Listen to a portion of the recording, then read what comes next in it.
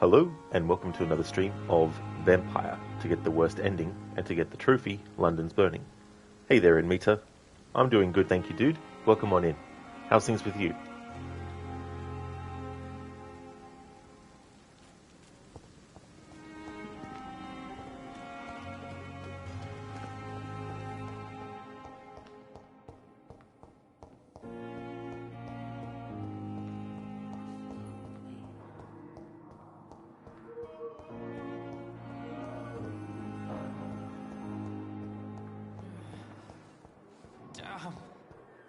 The pain. It's here again. What on earth happened here?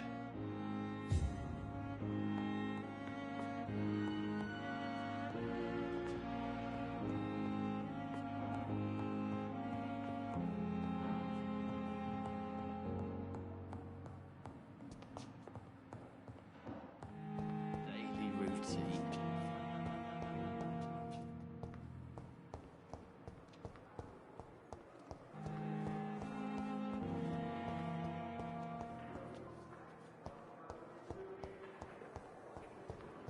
Hey there, Sona.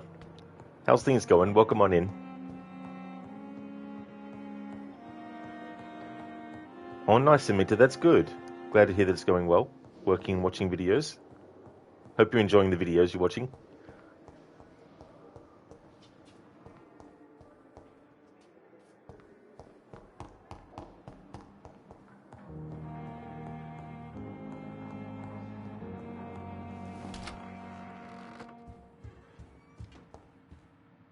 If you don't mind, I have a few questions. I'd be delighted to help you if I'm able.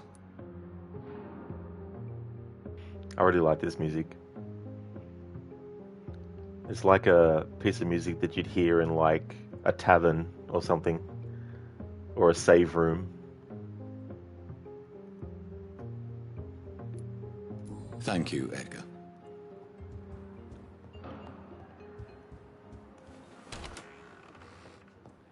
Oh, really, Sona? Sorry to hear about that. I hope that you feel better soon. Hope the moving's going well. It means you're watching a podcast while waiting for the stream to start. Very nice.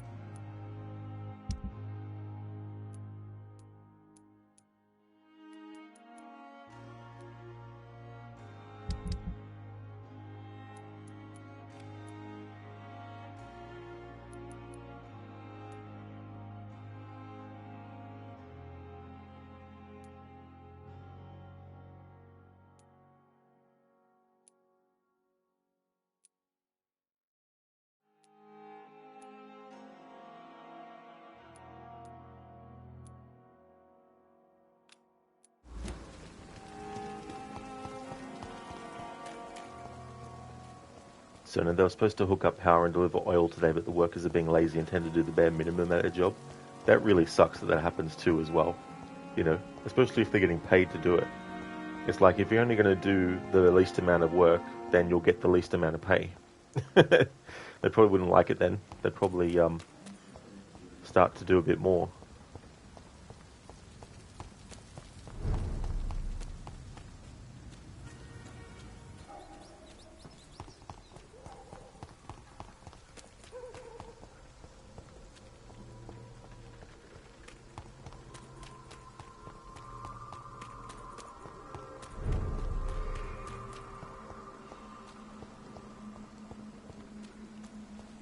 So good to be able to use my first PlayStation controller again without the stick drift issue. I'm just glad that the issue I was having with this controller was fixed by just resetting the controller. Whereas I tried to reset the second controller I have that has the stick drift, but it didn't fix it. How's it going, Mr. Epic? Welcome on in.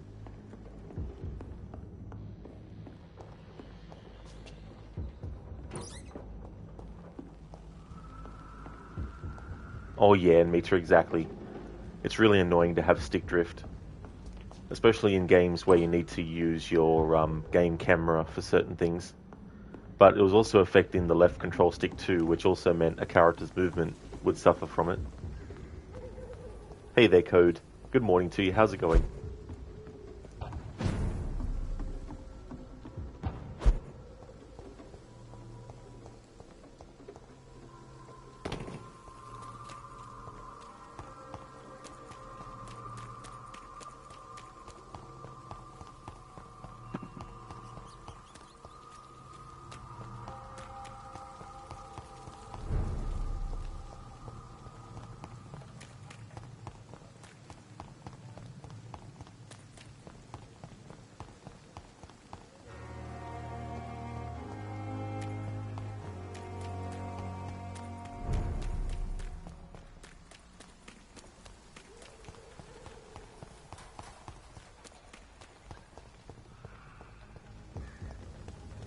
Hello, AC.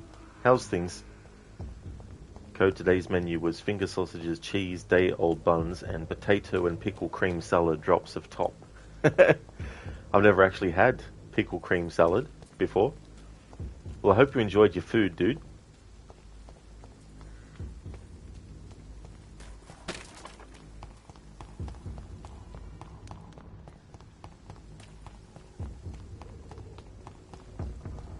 Best be on your way home. Stay back! There's one of them vermin! Christ, he's dead! The beast must die!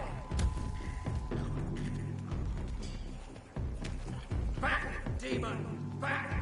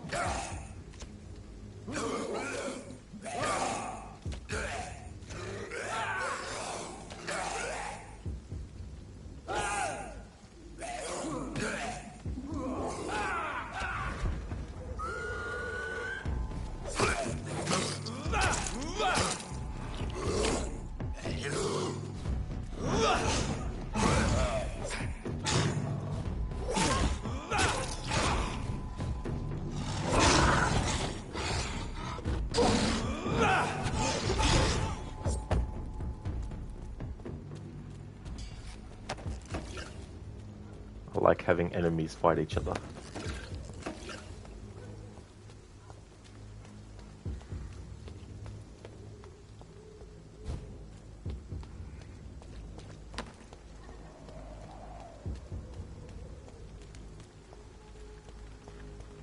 In Mita, that's a lot of things for breakfast. You only had toasted bread. Oh, that's fair in Mita too.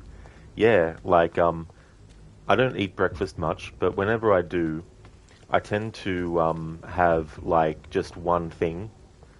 Like, I might have combinations where it's, like, scrambled eggs on toast, but that would probably be just all I have, plus a drink. I don't really have, like, a bowl of cereal, then have, like, some fruit, and then have, like, some, you know, toasted sandwich, and then have some, like, you know, apple pie or something. I don't have a big breakfast when I do have breakfast. Okay, the salad had a bit too much vinegar, so you had to limit the salad amount per bite and not drown to it. It sounds to me similar to eating Vegemite. Having too much at one time, it really causes the face to scrunch up and wince a lot from how bitter it is. So it's best to just have small amounts of it.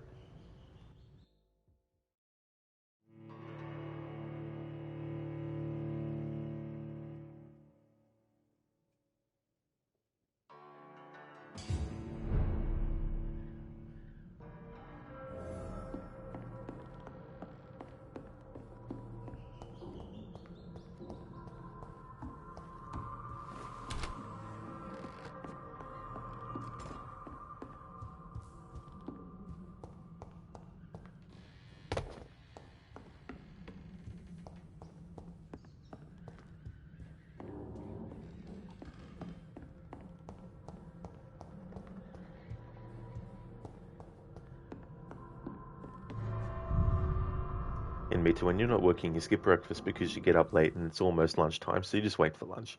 That's fair too as well. Yeah, there's no point in eating the breakfast if lunch is coming around soon. Best to just save the room in your stomach for it as well. Code, yeah, Vegemite. It tastes that well. It's for some and not for others. You have a few food items and they'll like the same. Yeah, like, you don't want to have too much of something like that. You just want to have like a little bit of it.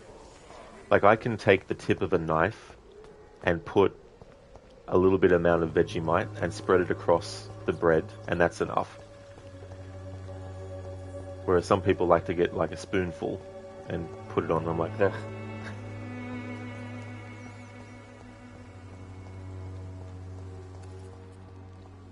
Pain has made me blind. There are so many people who could use my help. As long as you have the money.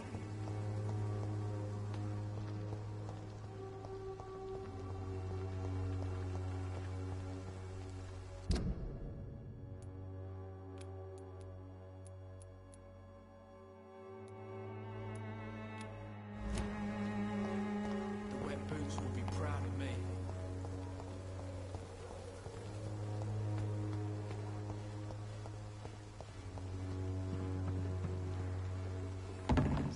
The thing about Vegemite on some toast that's really good is how it melts and mixes in with the butter.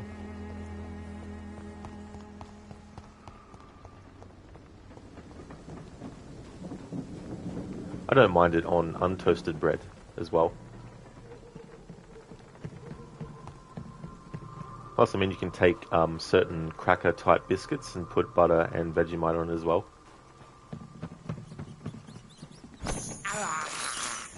I can't believe I'm doing this. I can't believe I'm doing this. A vampire's got to eat. Them rats is good at blood sucking. No.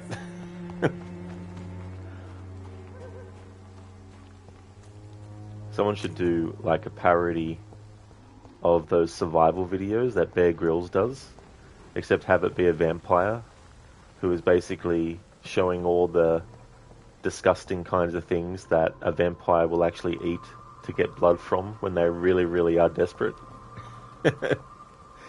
It's like, and then one night I found myself with a leech on the ground, and it would be days before I could reach anywhere with something else with blood in it.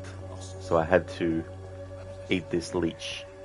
You know, and then you have a close-up of this leech being bitten and the blood and everything going into the mouth of the vampire. Kind of like the close-up shot of Gollum when it shows how Smeagol became Gollum and he takes a bite out of the fish in Return of the King. Like, do a similar kind of thing like that. Except it's a vampire's mouth with fangs eating a leech that is big because it's gorged in a lot of blood.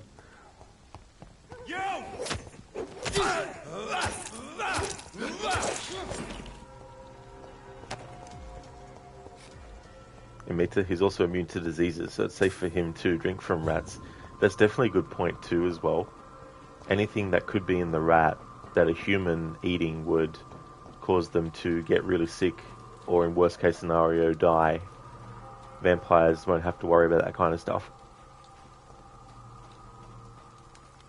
Code like the dish at Easter, which is very, very long cooked and caramelized rye flour porridge, which literally looks like somebody took a number 2, usually eaten with sugar and cream or milk, to disguise like the taste.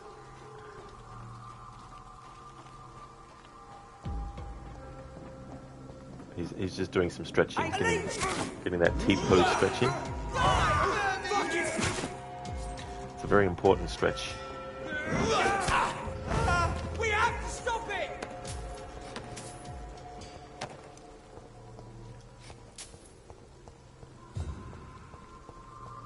Actually, there's something interesting in Interview with the Vampire where Claudia tries to kill Lestat, and one of the things that she does is she basically kills 2 humans, but she doesn't drain them of blood, and then she waits for a few days but does them up so that they look fresh. And so when Lestat actually bites into it, he gets poisoned, because vampires, in the lore at least of Anne Rice's vampires, they can't consume blood from something that's actually dead, you know what I mean? Like dead blood will actually poison them. So I thought that was quite interesting.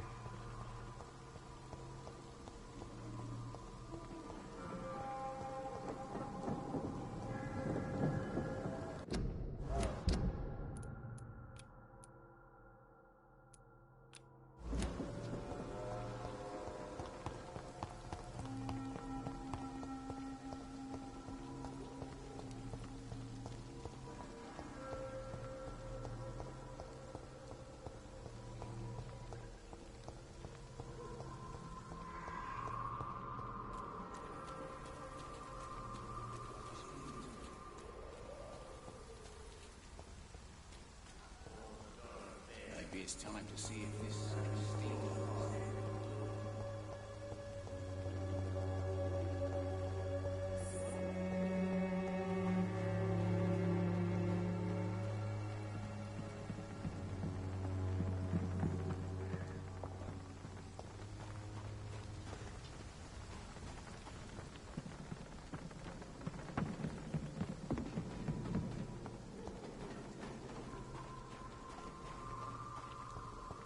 Its effectiveness has been proven by many. Even the flu is no match for the Swanborough cordial.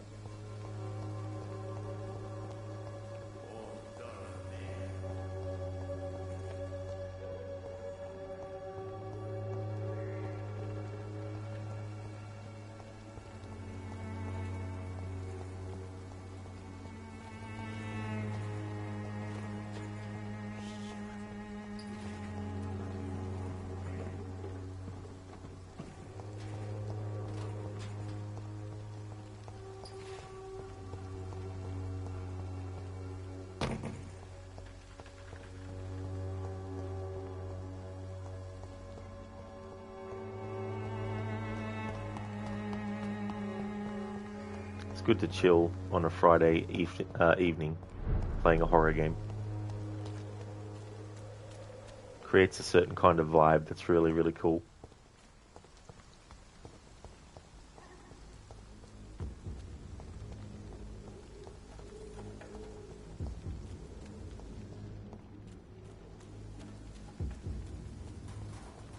I'm not going to reveal yet what will be replacing Vampyr, but it'll be a horror game, of course, because for a while I want to have Fridays be for horror games. And I'm looking forward to doing it because it's been a very long time since I've done a marathon with the franchise that I want to do. So I'm very much looking forward to that.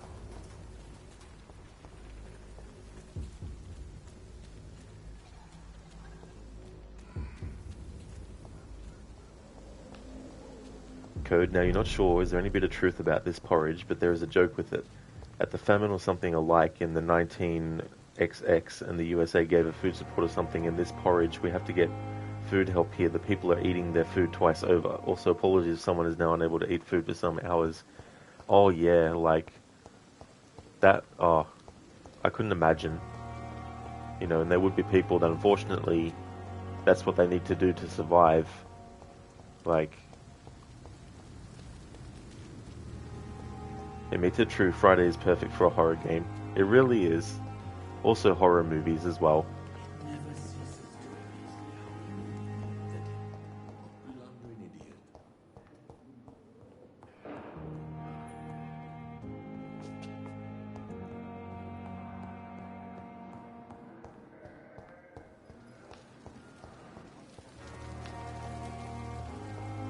A movie I haven't seen for a while that I'd like to watch is The Others with Nicole Kidman. It's a really good ghost movie.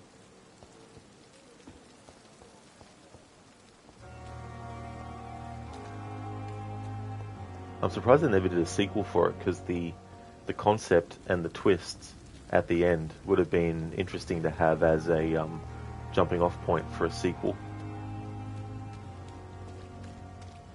It seems the Priwen are redoubling their patrols in the district.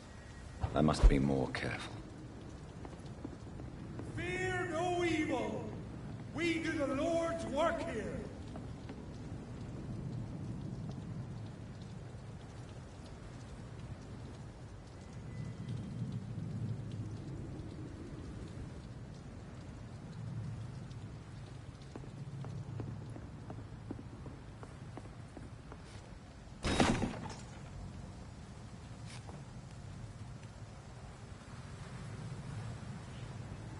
Please, sir. To get them weapons ready!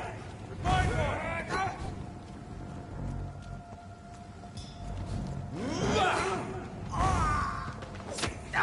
Crush this beast! Oh, Christ!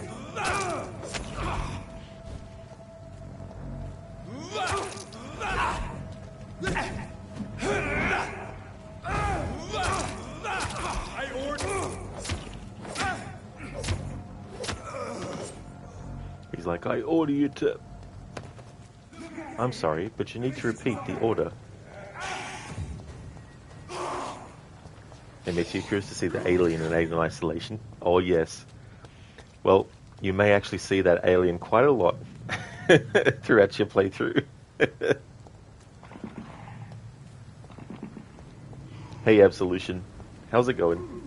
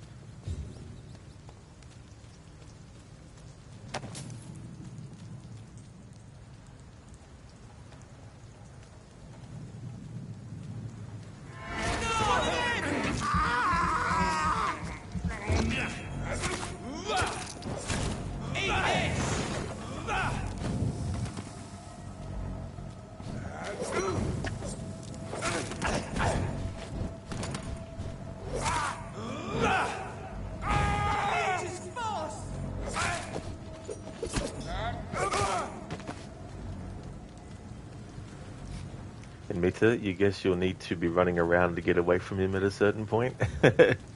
Yeah, I like the AI in that game. It's quite well done. Absolution, it's sad you can't use a pistol here. Well, you actually can. I've got a pistol and a shotgun.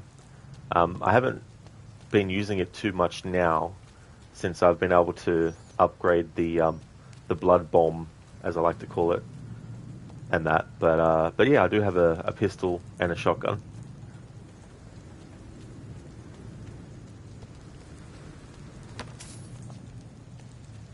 Oh, that's okay, Absolution. That's no worries. Code, fun fact, well, supposedly by Wiki, the said porridge has been eaten here from the 13th century. Ah, so the 13th century.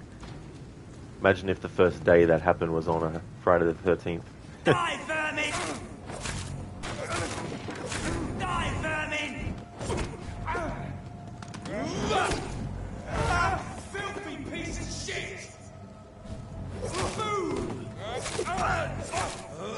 Filthy piece of shit. Are you implying that Jonathan hasn't had a bath?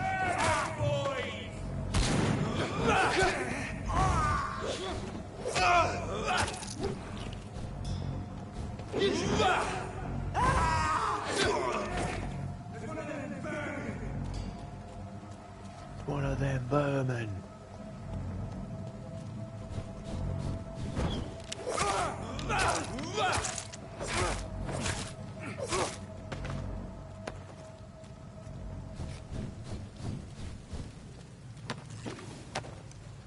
Thank you, Enmita, for redeeming the random vampire movie quote. Excellent.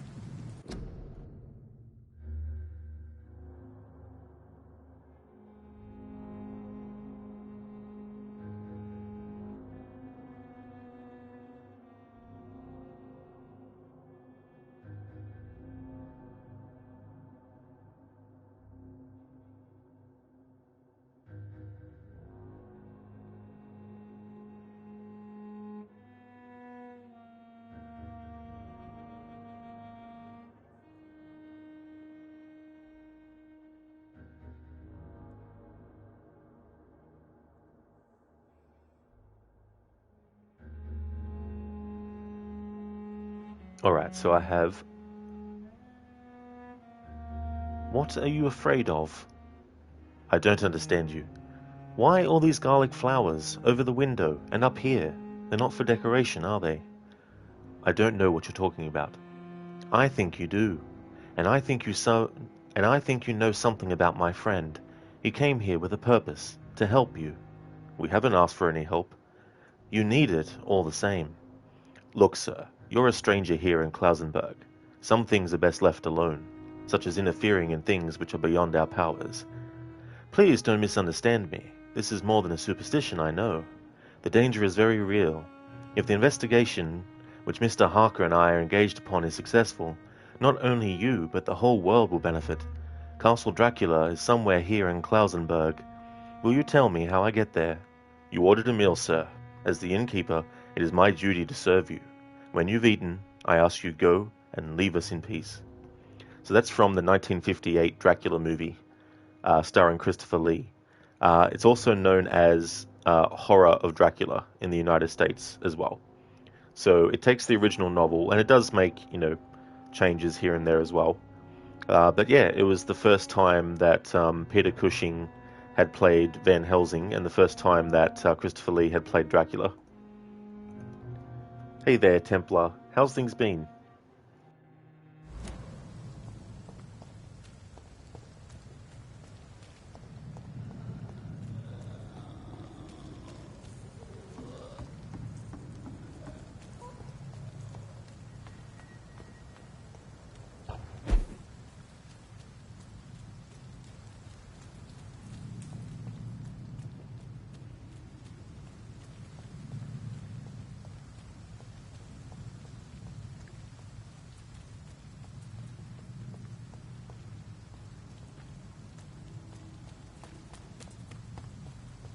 Templar, good. You've been playing For Honor since they added the Prince from Prince of Persia as a skin?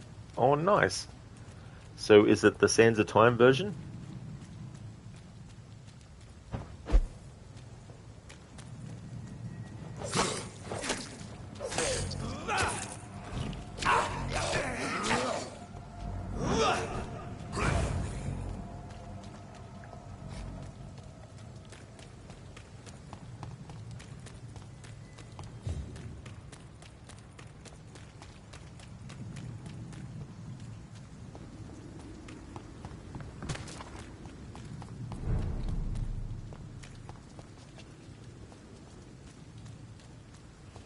Ah, his Warrior Within version, since the two blades match the character his skin was made for. That's definitely understandable, if the character has the twin blades. He's really pissed me off.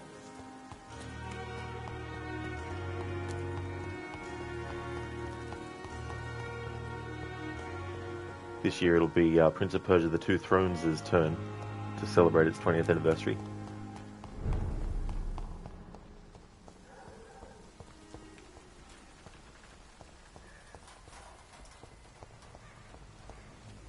Temple, I honestly like his 2008 look more.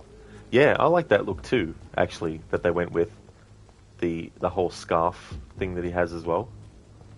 And that claw. I like that game. Originally, Nolan North wanted to do an accent for the character, and I would have liked him to be able to. It's just that Ubisoft told him that they just wanted him to have the American Han Solo from Star Wars type feel to his voice.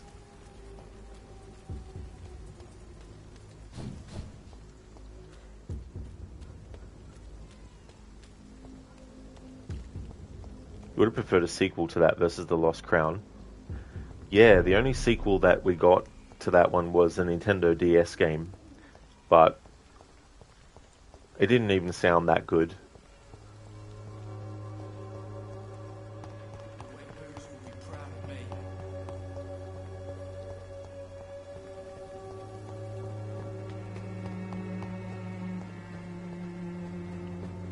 Alright, so I'm back here again. Okay, so I think I will actually do the next main story mission. I wanted to go to a certain location, but I'm taking too much time to get there, so we'll just do the next part of the story. Template, still waiting for the Sands of Time remake. It's supposed to come out next year, but you never know, it might get delayed yet again.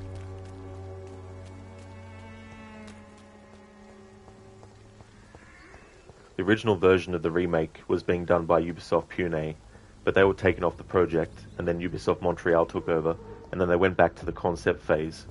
And I don't know the reasoning, but Yuri Lowenthal had actually returned and played the role again for the original version of the remake when Ubisoft Pune were doing it. But now that Ubisoft Montreal took over and they restarted the project, he's not actually doing the role anymore. So that's a bit of a shame. So I don't know what they're doing now with the character and that.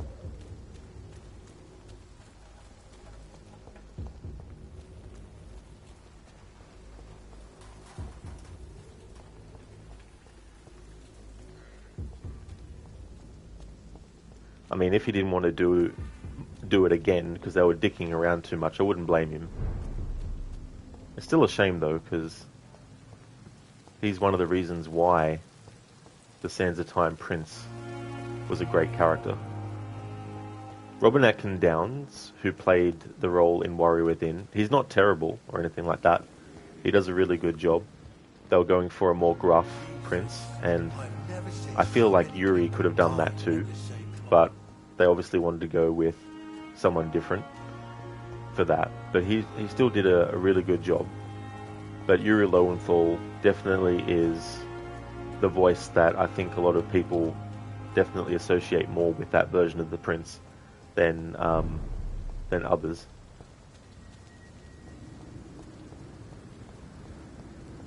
Templar, Ezio was added for honor, but you never got the stuff for him, so you don't see the reason to pay $15 for his outfit.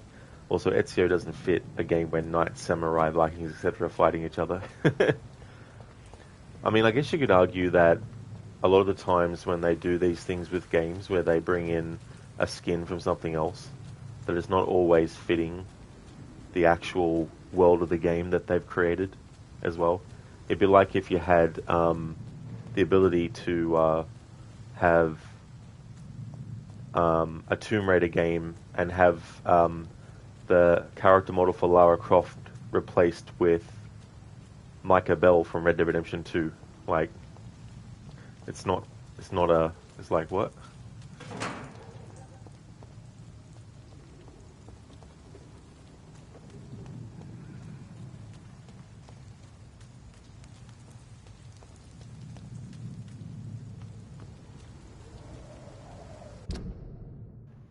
Templar, For Honor is owned by Ubisoft, which is insane why he's so much extra. That's true, yeah, it's one of their franchises.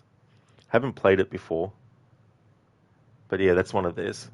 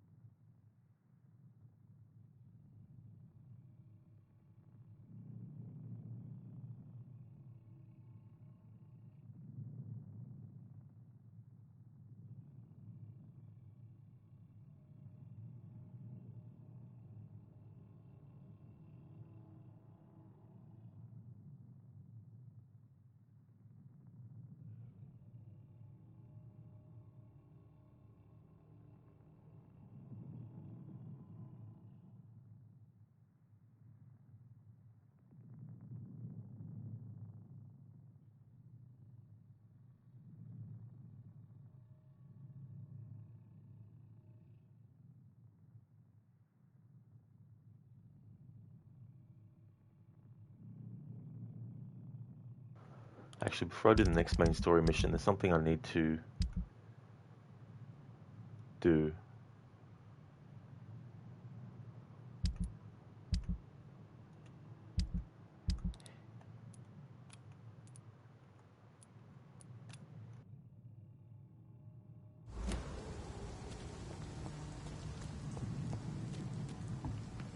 Templar, like when Sam Fisher's Elite came out in Rainbow Six Siege, and they charged extra because he's from a separate series. Why did they swap studios for the Sands of Time remake? Yeah, as we know, Ubisoft is definitely in the habit of trying to come up with any excuse possible to charge people extra money for something.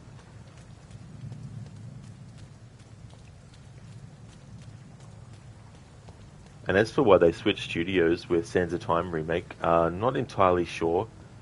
I think maybe they just weren't happy with the work that was being done, so they wanted to put a major Ubisoft studio in charge of it. I mean, Ubisoft Montreal is the studio that did the original, but I wouldn't imagine anyone is still there who worked on the original. It ain't human! One of them vermin! Watch it!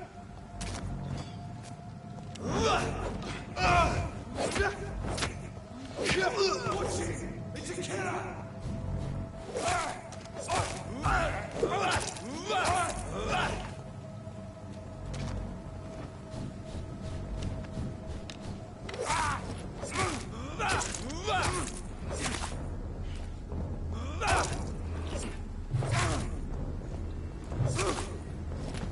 Templar, I mean, the release trailer didn't look amazing, but it didn't look that bad. Yeah, I mean, I didn't really have a problem with it. Like, it seemed like they were going for a certain stylized look more than anything.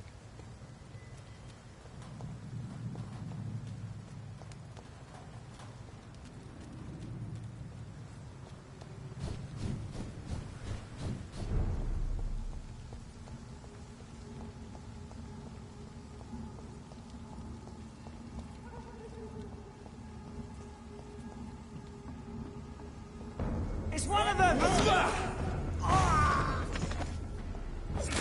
Over there!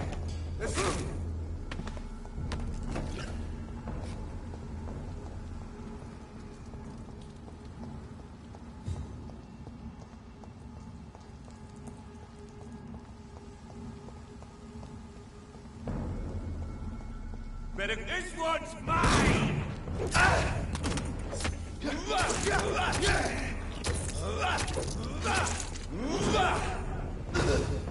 Fuck, it's fast!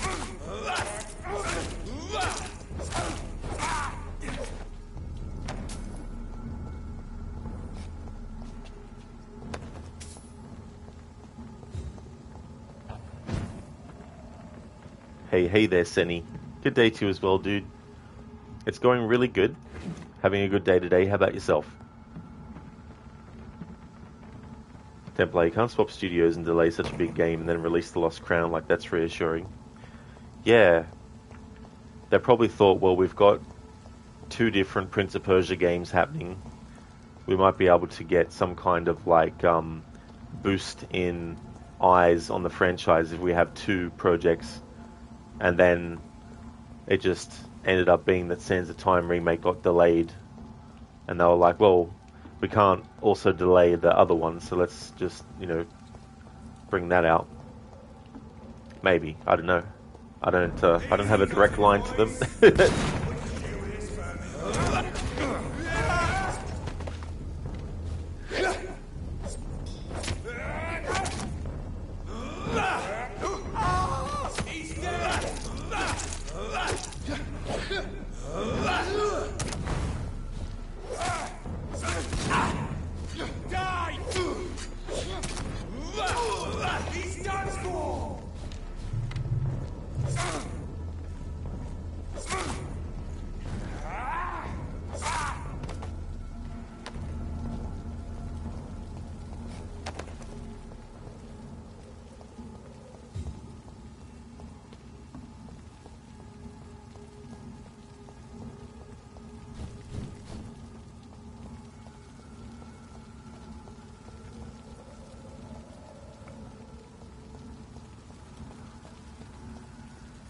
Crooked, glad to hear. Hope Vampyr is going well today too. You're doing well. You'll be lurking while running some errands.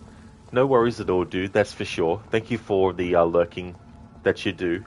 Really appreciate it. Glad to hear that you're doing well. As for Vampyr, it's going good.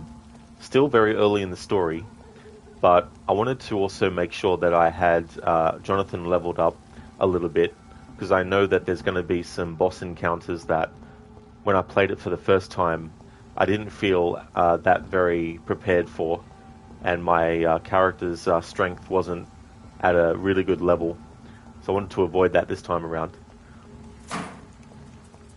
Templar, the Lost Crown isn't bad per se, but you would have preferred literally anything else in a side scroller for $60. It's crazy to hear people in here are running errands like it's a regular day, meanwhile it's 2 in the morning where you are.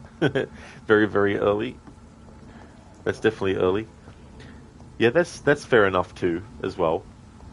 I can't remember how much it was here in Australia, but it was definitely around $70, $80, I think. Something like that. Crooked, that's going to make the main boss encounters a lot easier, hopefully. I hope so too, as well, dude, because, yeah, all right. They can really kick your ass in this game. Especially when you get enemies that gang up on you. Like, human enemies can actually do very, very devastating moves against you, using like Molotov cocktails and like flamethrower stuff.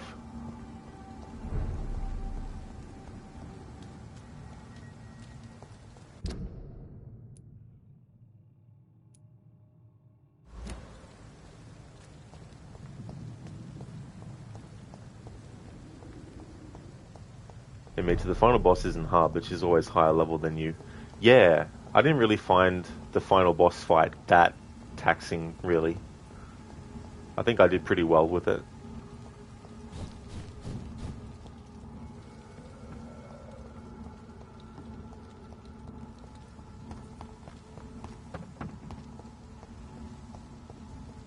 Templar, where are people in Whitechapel in the 1800s getting a flamethrower? Who knows?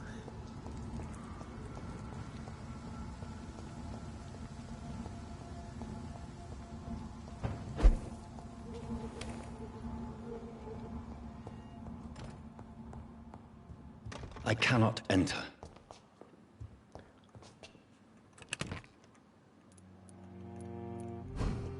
Templar, I don't have the money to eat, but enough for a flamethrower and fuel to kill one guy.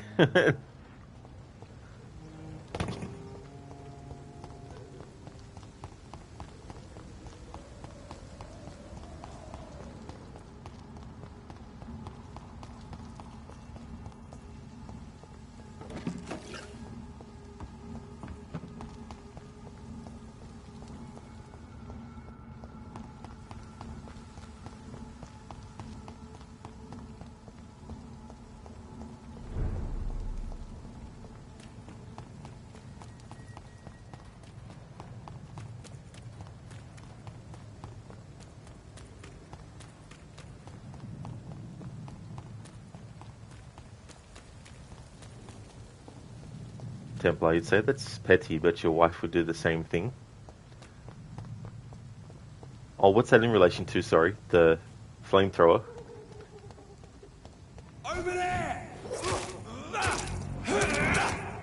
that fancy clothes? Bastards!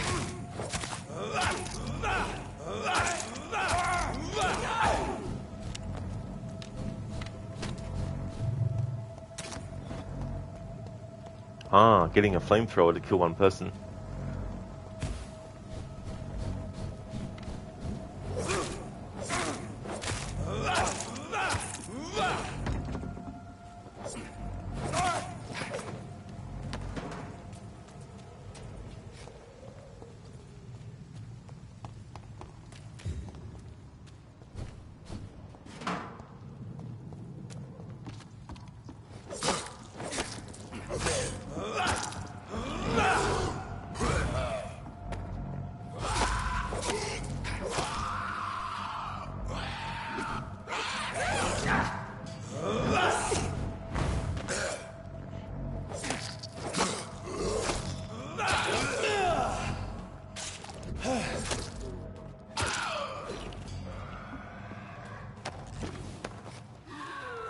Been watching some panels with actors from Red Dead Redemption 2 recently, which was pretty cool.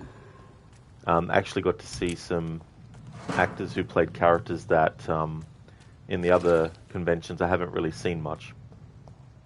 But that's only me not having seen them much. But it was cool to get more insight about certain things.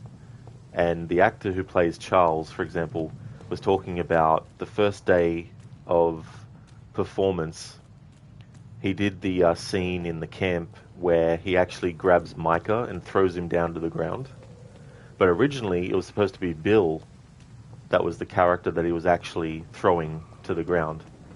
And he was talking about how the gear that they had to wear when they were recording their performances, the helmets that they had to wear with the tusks, as they called it, on it. He was told, you know, we want you to grab this character and you're going to throw them down on the ground. And he was sort of like concerned about the equipment and all that, because he was like, you know, I'm really going to let loose. And they're like, yeah, it's fine, you know, just do it. And he's like, no, you're sure? I'm really going to destroy stuff, you know. So anyway, he did the scene and he grabbed the guy and threw him almost past the mat that he had to throw him onto. But he also, their tusks on their helmet collided with each other and got really, really damaged as well as a result. But I mean, if you've seen the event happen in the game, when he takes Micah and just throws him down on the ground, like, it definitely can tell that there was a bit of force that was being used to get the performance.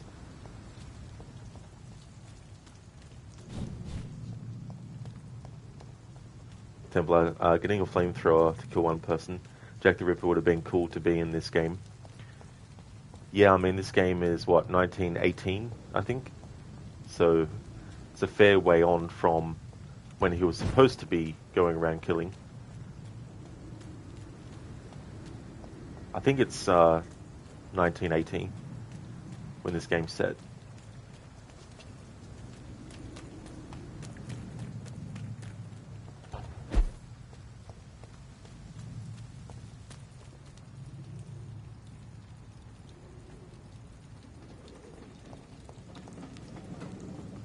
Alright, my controller's doing the weird thing again now with the button that mutes stuff on the controller.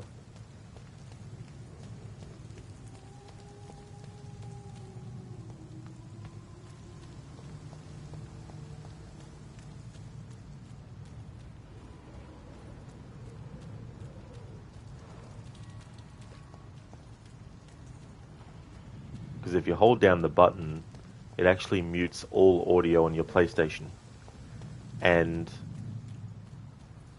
it came up with a message saying that all audio except the microphone is now unmuted, but I didn't press anything for that to happen.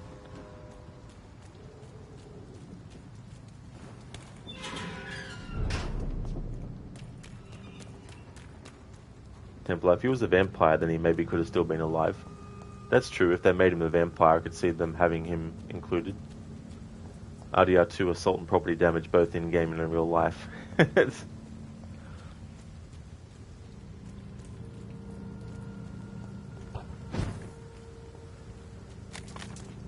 I'll tell you what though, there was one convention that I watched on YouTube, and some of the questions were just, I'm like, look, I understand being nervous and everything, like, you know, you're putting yourself on the spot, you're going up to the microphone, there's a whole crowd of people that are watching you and listening to you, then you've got the actors themselves on stage, and all that kind of stuff. But, all that aside, some of the questions were just sort of like one person asked a question about what is their favourite mod that they've seen in the game. Expecting that all the actors know what mods for video games are and that they're well versed in all the mods that are available, or that they have a keen interest in the mods. It's like, could have at least, you know, said something like, fans have modified the game in sometimes hilarious ways. Have you seen any of these things? You know, that'd be one thing to ask that. Because at least you're adding some extra information like, you know, funny things as well. They may not all have an answer, but it might make it a bit easier, because then it might spark them to think of something that was funny that they saw. Because it could, you know, they might have seen an image on the internet that was posted that was funny about the game or something.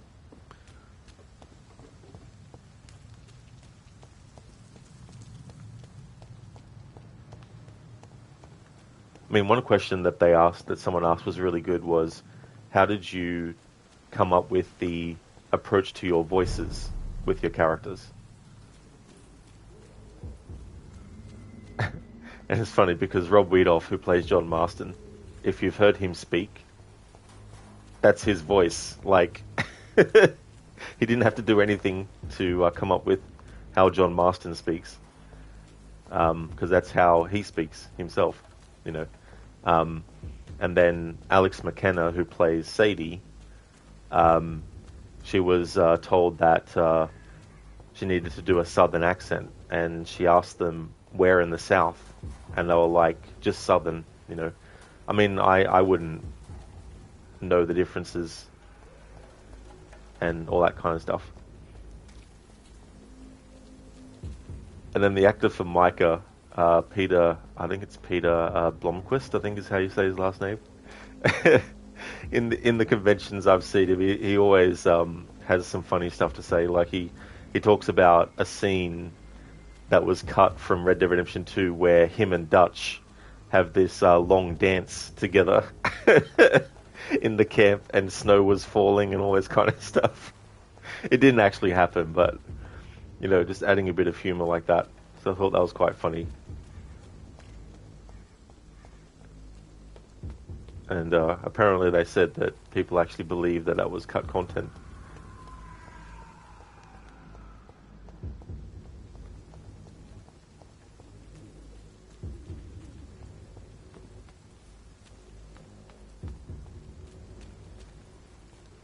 And the actor for Sean Maguire, he's pretty funny too. Like, one convention I saw, they asked him, if your character existed in modern times, what would their job be? And in one convention he said, helmet tester. Now, if you've played Red Dead 2, and you know what happens to Sean in the game, then in another convention he was asked the same question, and he said a brain surgeon.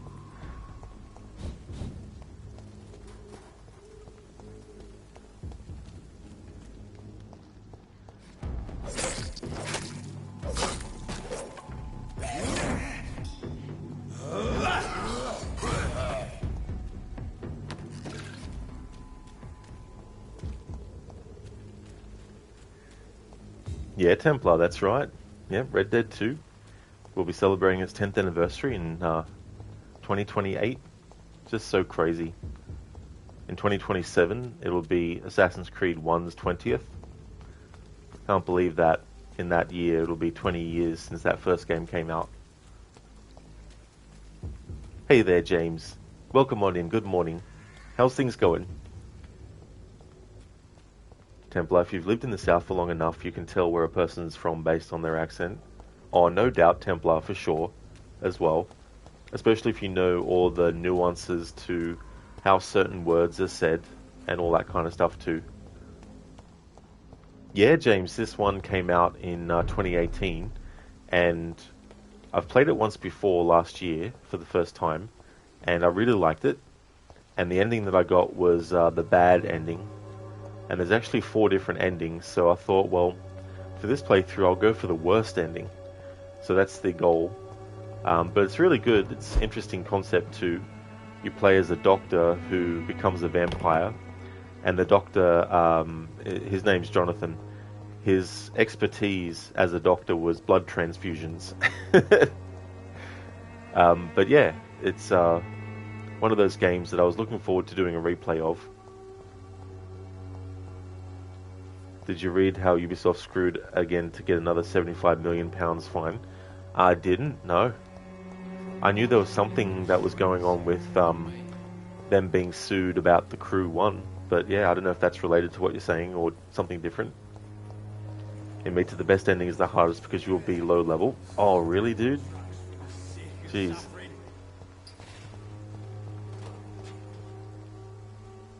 How are you, boy? I'm not your boy, all right? Now piss off.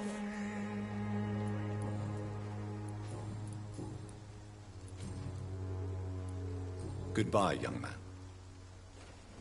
Someday you'll understand. You've wasted your life away.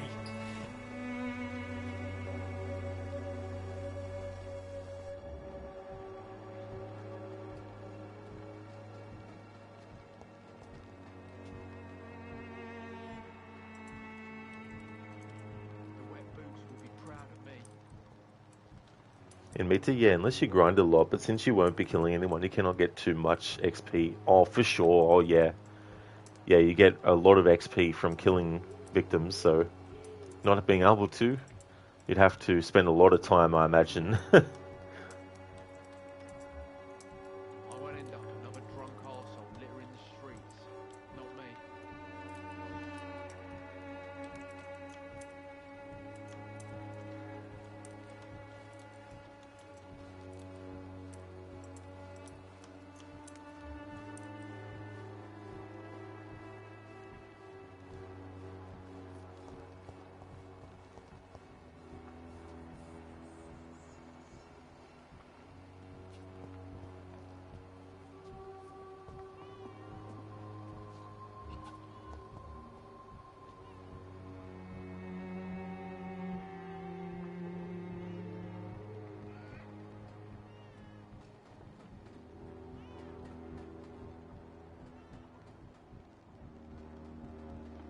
You look and smell worse than the shit in the gutter, old man. It's all a bloody joke to you, isn't it?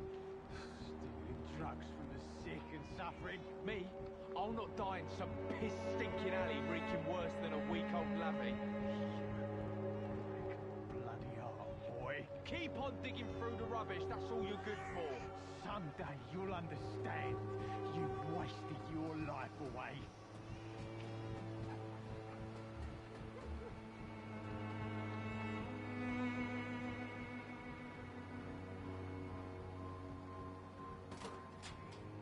Someday you'll understand. You've wasted your life away.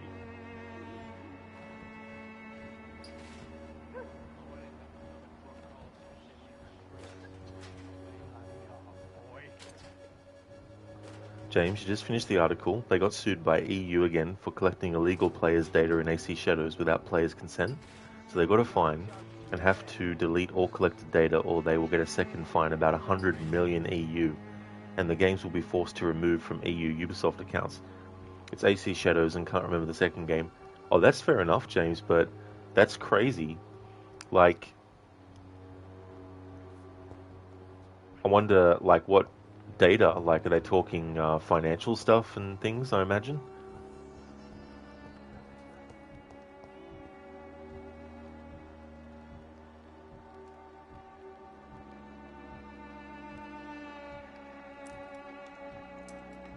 I won't end up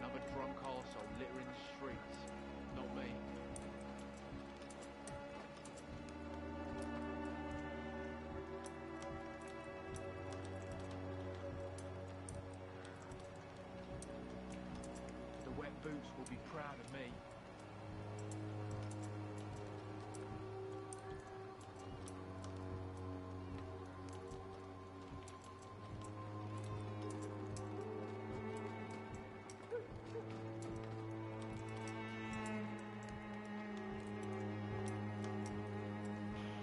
I wonder, because I got that hint about Albert. This guide I'm looking at talks about follow him and spy on Albert to learn a new hint.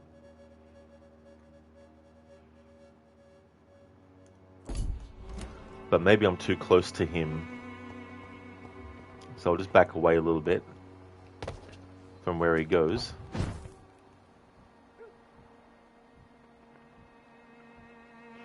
Templar, one of your favourite fan videos for Red Dead 2 is when somebody swapped the song during Arthur's Last Ride with Ain't No Grey by Johnny Cash. You think that should have played during the low honour version of his last ride? Never actually heard that song before, or if I have, I didn't know that's what it was called. But yeah, it's interesting. I saw a music video someone did of Red Dead 2 taking the footage from it and doing the song Hurt by Johnny Cash.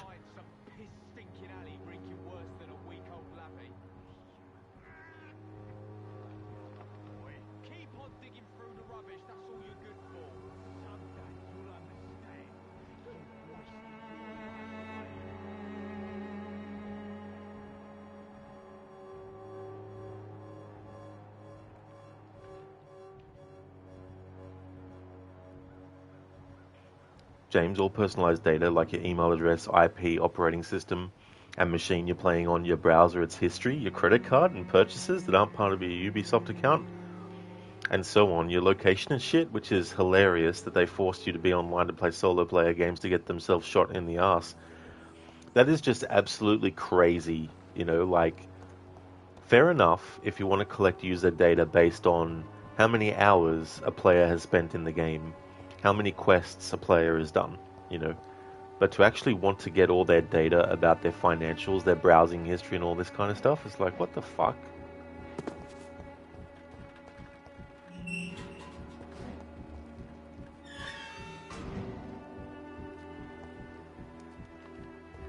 It's locked, all right.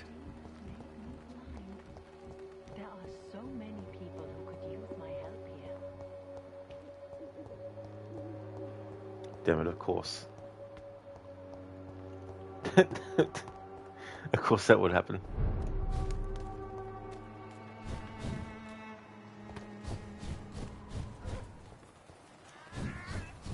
I cannot enter.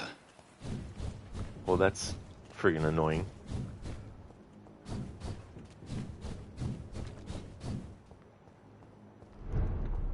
The thing I needed to stand in to eavesdrop. Not able to get to it. At least not that I think. Oh no, I can. Here we go. Or not. Here we not go.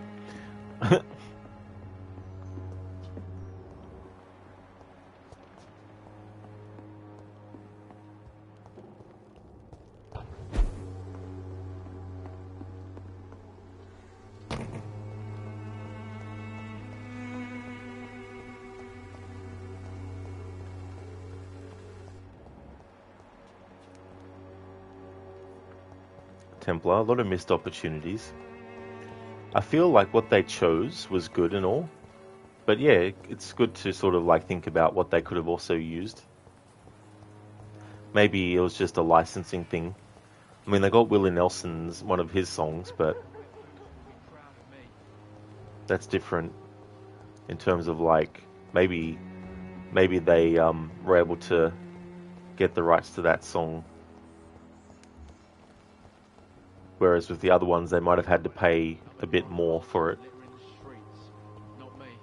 Because I imagine that the estate of people who are long dead, they would not allow the use of something for the whole, like for the same price as someone else would for other stuff.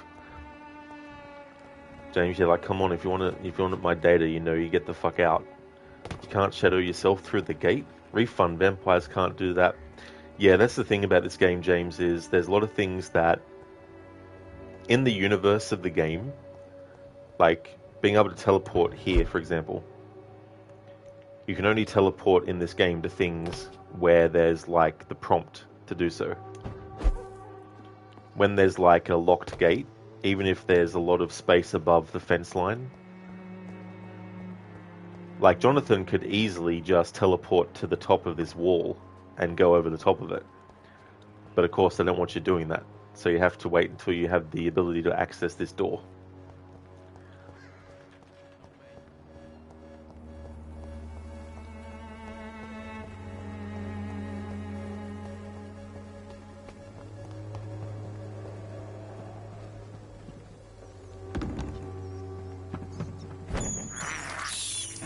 I can't believe I'm doing this.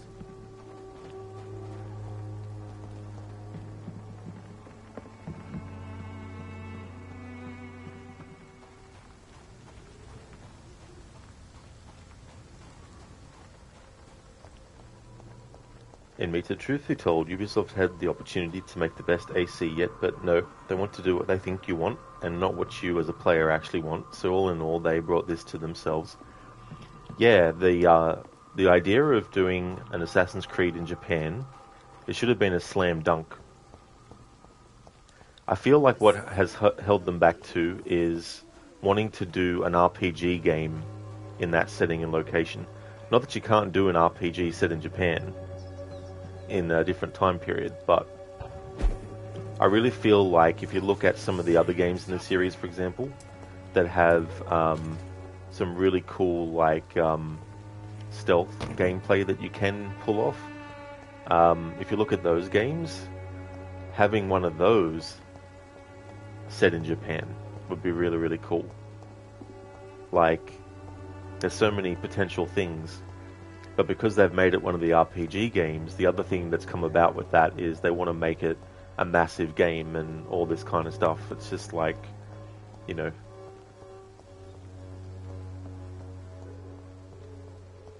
Like, imagine Assassin's Creed Unity parkour, but you're playing as an assassin who is very agile in similar ways to Arno, but even extra stuff on top as well.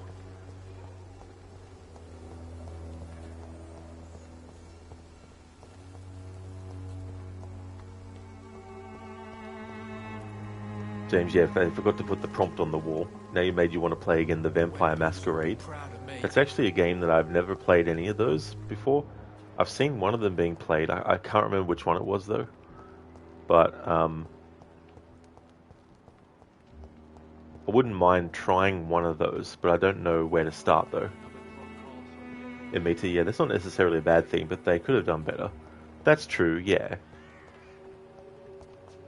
I think they announced some DLC or something for it. Hey there, Pedro. Welcome on in. Vampire in this early morning, you love it? Yeah, it's getting towards, well, it's already dark outside for me.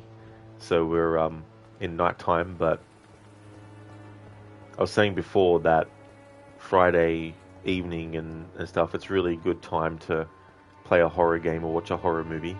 But also, like, when it's really early in the morning, you could get the same vibe too.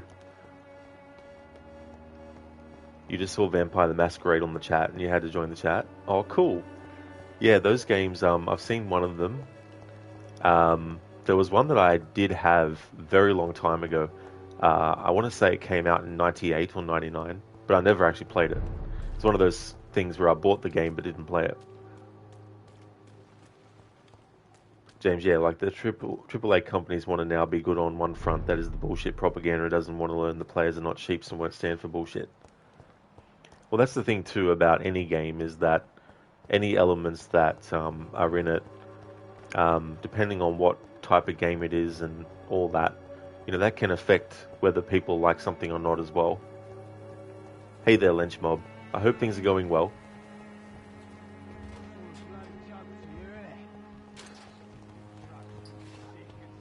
Okay, so I'm going to wait until later to get this hint from that guy.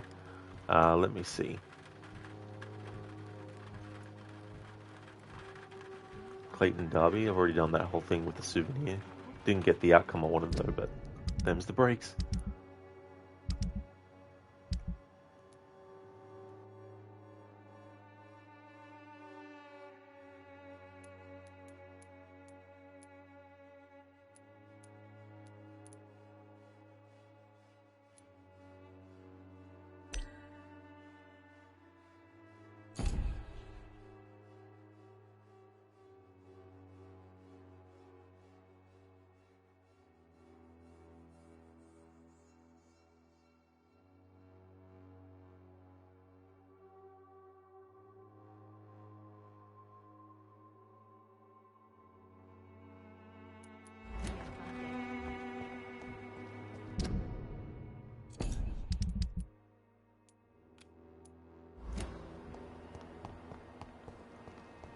Pedro, the Masquerade, you always advise to start on Bloodlines since it's the most accessible and better game. Oh yes, the Bloodlines one? Maybe that was one I saw being played one time.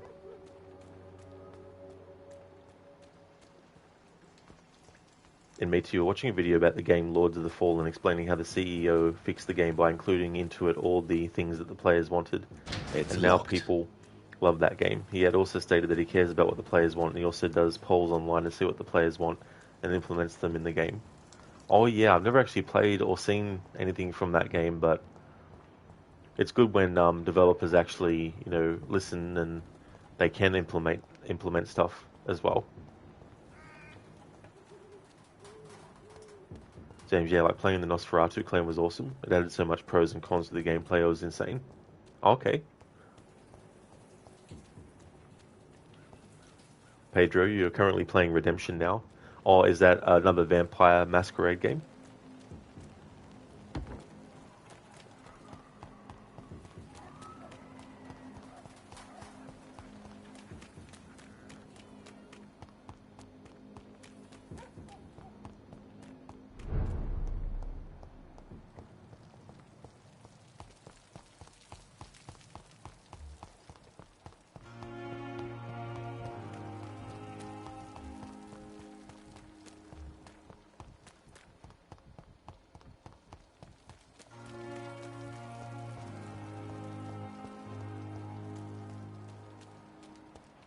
In Meta, it's a Souls-like game. You also haven't played it, but you found it interesting that the CEO himself went online to talk to the players and ask them what they want. Yeah. It's not something that a lot would do. Pedro, yeah, it came out in 2000, but very interesting still. Oh, cool. James, yeah, because if you're playing Nosferatu, you can't be seen as openly as other vampire clans, so you're mostly playing hide and seek, but you get bonus to rats consuming and sneaking. Oh, interesting. Yeah, I mean, that's totally fair too as well, because obviously those kinds of vampires, they have a very distinctive look that a human would be able to spot a mile away, whereas more traditional vampires can really blend in really well to their environment, and from a distance, you look at them and you can't necessarily tell straight away.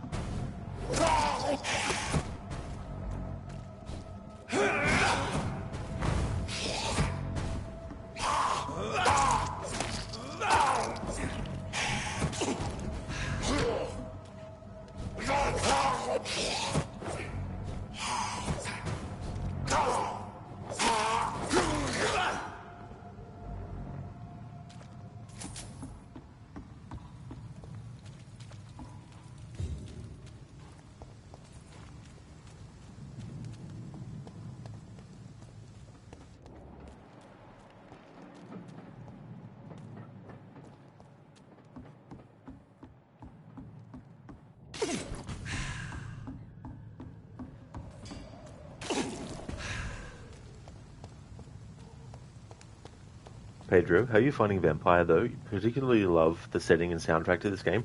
Oh yeah, that's all really good stuff about this game. I really like the atmosphere and the soundtrack as well. And I really like Anthony Howell as Jonathan. There's been a few games that I've played where he plays either the main character or one of the characters where I've really liked his performances. There's a whole lot of games that he's in that I haven't actually heard him in yet, though.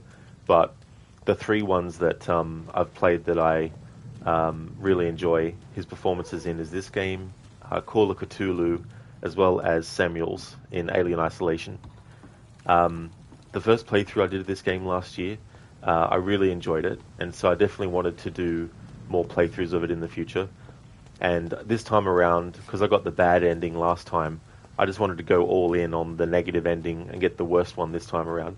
So yeah, all the NPCs are not going to survive. James, what your favourite clan were Brujas, pure muscle and brawlers. You can enhance your physics by blood strength and shit.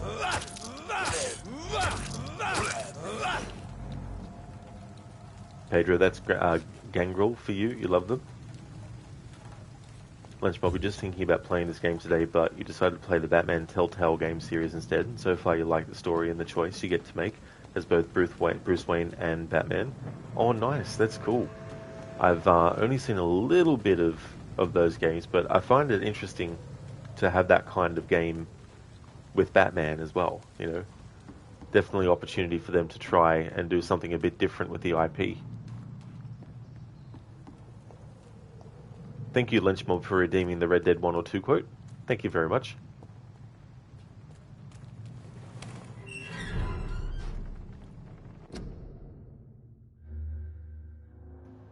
James, yeah, those have been pretty cool too, but most fun being when you played the ones that has been cursed the worst, the ones with the voices in their heads. Oh, yeah. That'd be quite trippy as well. Thank you so much for the follow, Pedro. I really do appreciate that a lot. Thank you.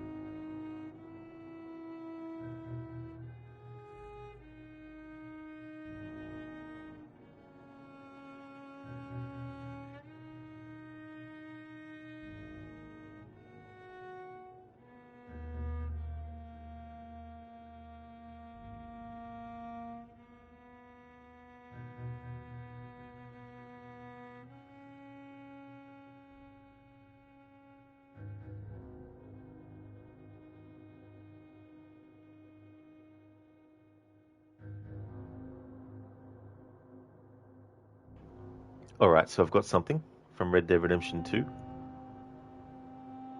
You good? Sure. Let's go. Boy, why couldn't you have done that? Done what? Bought that gun. I had a run-in with that fella earlier. We ain't on the best of terms. You had a run-in. I had a run-in with half that town. Calm down, it's done now, ain't it? Why are you being so cagey about all this? Always playing some goddamn game.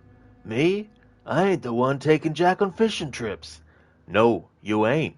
If you say the boy ain't yours, what's the difference? You probably only run off again. Why are you so interested in my life? Ain't you got one of your own? Just do one thing or another, not be two people at once. That's all I'm saying. It ain't that simple. You know that as well as anyone. Same as with you and that girl. What was her name, Mary? That was different. No, it ain't. Just to say. Anyway, for the love of God, will you tell me what you got me doing here before I turn around and hit the breeze? That's from Red Dead Redemption 2. Thanks for redeeming that, Lunchbob. James, well, they had some insane insight shit to shit, honestly. You can get hidden clues and shit.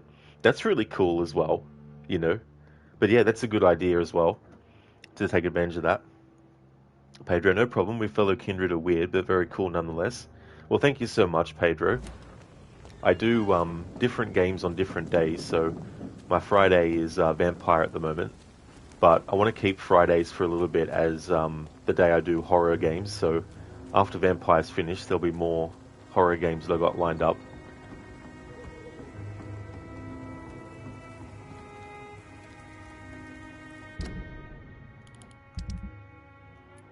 So we're in chapter 3 of the story. So the things that have happened so far. Causes and effects. My recent trip to Whitechapel proved to me how desperate the situation is for Londoners, and how they all must cope with this threat the best way they can. Causes and effects seem irremediably intertwined. Dorothy Crane chose to steal and blackmail to gather enough money to illegally heal the poor, but I also saw her desperately try to save a dying patient in her rudimentary dispensary. In the end, we both failed saving the poor man, but I am now convinced the Spanish flu must be linked to the vampire epidemic, for my analysis of Razvan's blood revealed the same highly unstable blood I have already observed on William Bishop. I shall report all these events to Dr. Swansea and ask for his medical and vampire expertise. So we did that. And then we had the eye was in the tomb. I've just informed Edgar Swansea that Nurse Crane will not be working at the Pembroke Hospital anymore. I also informed him of what I found in Whitechapel. Razvan Vasily, the patient I was unable to save in Nurse Crane's illegal dispensary, was not only inflicted by the Spanish flu, but also had the highly unstable blood of the skulls. Could the London vampire epidemic be transmitted through the flu? It is now a plausible hypothesis. Unfortunately, this news is no match for what Edgar just told me. My sister Mary is to be buried at the Stonebridge Cemetery. I feel compelled to go there for the ceremony, and at the same time, I'm terrified to stand in front of the grave of my first victim as a vampire. Pedro, you're currently streaming Dragon Age games and Vampire the Masquerade.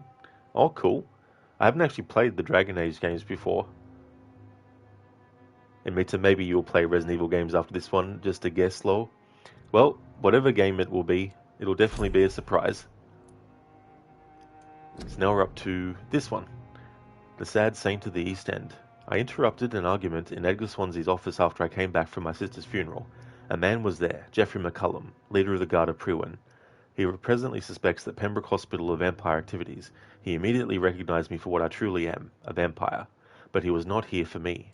Sean Hampton, the man I saved from William Bishop's appetite, has turned into a skull and escaped the hospital after killing another patient. As the current administrator, Dr. Swansea fears for the sanctity of this hospital. Since I was the one who let the murderer, Sean Hampton, enter the hospital, I will retrieve him and restore the Pembroke's reputation. I must act quickly if I want to protect any mortal who may cross Sean Hampton's path to the East End docks.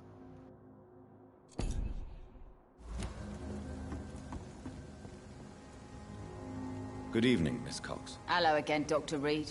What do you want?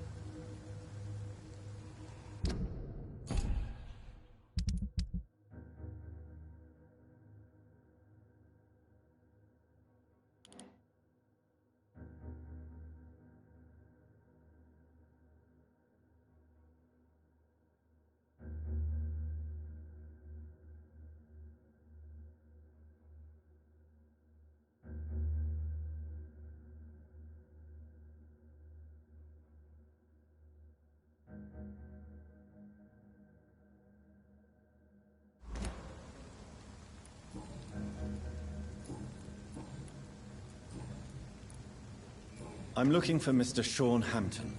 Do you know where I could find him? The sad saint? I heard he was mugged or something. Yes, he was. But he left hospital recently. You don't say. Well, I suppose it's good news for the homeless and the useless. Ask them, they must know something. Goodbye, Miss Cox.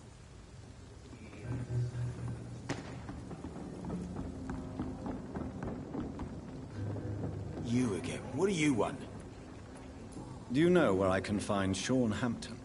I need to talk to him. The sad saint. Why on earth do you want to talk to him? He was one of my patients at the Pembroke Hospital. Oh, yeah. I heard the poor bastard had been abducted by some cunt. You better ask Tom Watts. He knows Sean Hampton well. Goodbye, Mr. Digby.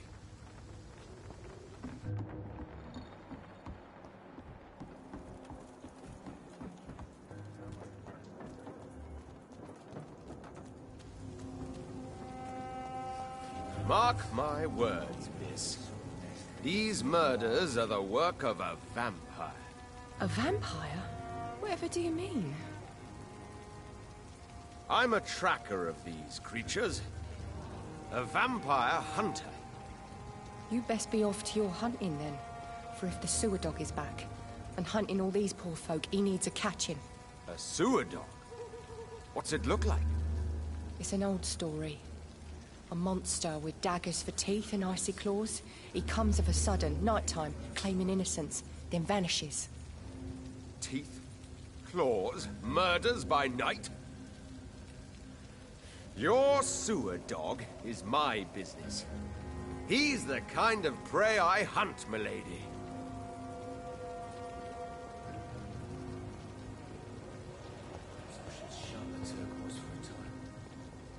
You still working at this hour? That's what I call dedication. Miss Cavendish, would you be willing to help me locate Sean Hampton? You better ask Tom, sir. Why not answer me directly? We respect the privacy of our customers here, sir. Only Tom can decide who to speak to and what he'll say to them. That's fair enough, James. Absolutely no trouble at all, dude. I hope that you enjoy. Thank you so much for being here and chatting. I really hope that you have a good one. And no worries at all for the stream, dude. In Mita, the professional vampire hunter who has killed so many vampires. Oh yeah, and Mita and Pedro, like he's just the expert. Like he's the only one that has ever killed like a vampire. He's just like Van Helsing. Pfft. Goodbye, Miss Cavendish.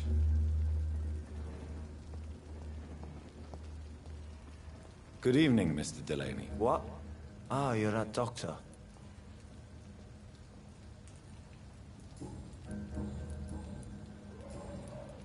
I'm looking for Mr. Sean Hampton. Do you know where I could find him? I really don't know. I heard he'd been abducted. I don't know if he's back. Who could tell me then? About the sad saint.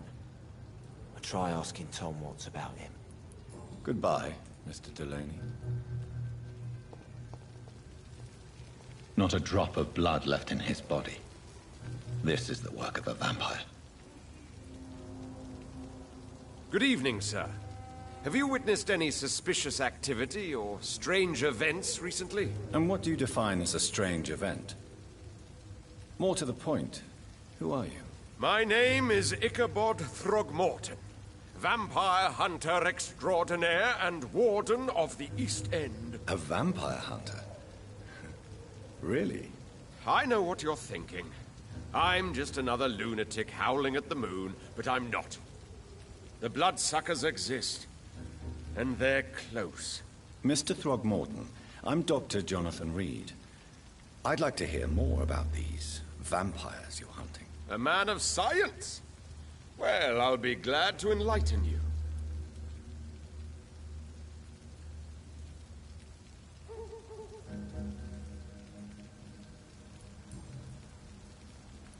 What can you tell me about this neighborhood? Did you hear about what happened to Jack Gillingham? Poor boy. It's a shame I wasn't around to protect him. It's impossible to protect everyone. The violence seems endemic in this part of town. But it's my duty. I am convinced Jack Gillingham was killed by a vampire. These evil rodents are spreading like a plague. So, how exactly are you protecting these people? I'm curious. I patrol late at night, investigating anything unusual. I try and encourage people to stay indoors, but people are careless. Lucas, when are you doing Red Dead 1? That'll be the weekend game. Can I help in any way? Actually, yes. I plan to put up posters to alert the population to the vampire threat. Are you asking me to paste posters about vampires around the docks? If you wouldn't mind. If you did that, then I can focus on my patrols. How do you identify a vampire? It's simple, really.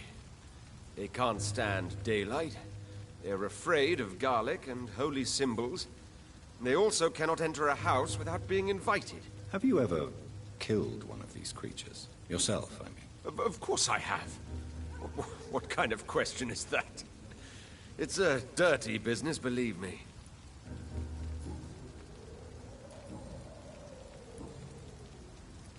Have you heard of the Guard of Priwen? Of course.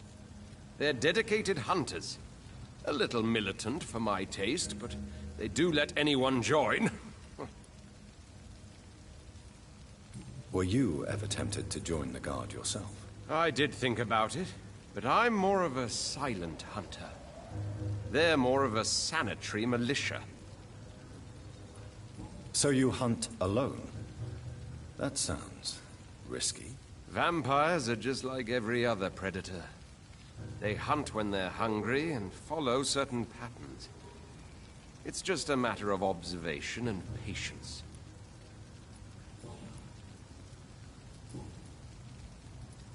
I'm looking for Sean Hampton. Can you help me, Mr. Throgmorton? The sad saint? He should be at his night asylum at this hour. But I cannot tell you how to find it, sorry. Really? Why is that? It's nothing personal, Doctor. I'm sure your intentions are good, but people who sleep there, they have plenty of reasons to hide. Oh yeah, Pedro, that's all good. I actually have a command for my current time. So there it is. Inmeter, thank you so very much for the 1 month, 1 day, and 2 hours of watch time. Thank you, Inmeter. I really appreciate that, dude. I could make you tell me, but I respect your refusal. You really believe Sean is a saint, don't you? All I will say is this. Gossip has it that when he was a child, he was molested. By a priest of all people. Funny thing is, though, it only strengthened his faith. Maybe at least you can tell me who could help me find him. Tell you what, go and chat with Tom Watts. He's a bartender and good judge of character. If he talks to you, then it's fine by me.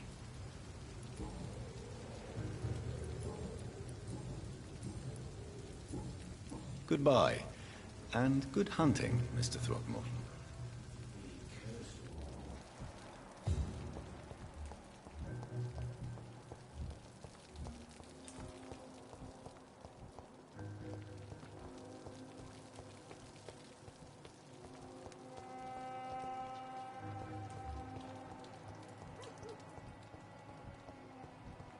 Hypocrites, all of them. Maggots and liars. Good evening, Mr. Fishburne. Yeah. Any chance you can help me find Sean Hampton? The sad saint. Why would you talk to that cunt? Actually, that's confidential. Really? Well, go ask someone else then. I'm sure Tom Watts will gladly answer you. Goodbye, Mr. Fishburne.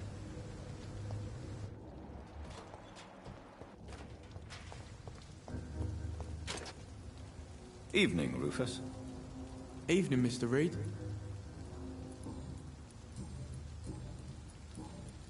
Do you know a man who lives in this part of town? A man named Sean Hampton. I'm looking for him. Sorry, sir. I don't know a lot of folks around here. Most prefer to avoid me. Well, I don't think you should talk to him. He may be very sick. Thanks for the tip. You might want to check the Turquoise Turtle. It's a pub not far from here. The barkeep knows everyone in these parts. So long, Rufus. Be careful. Take care.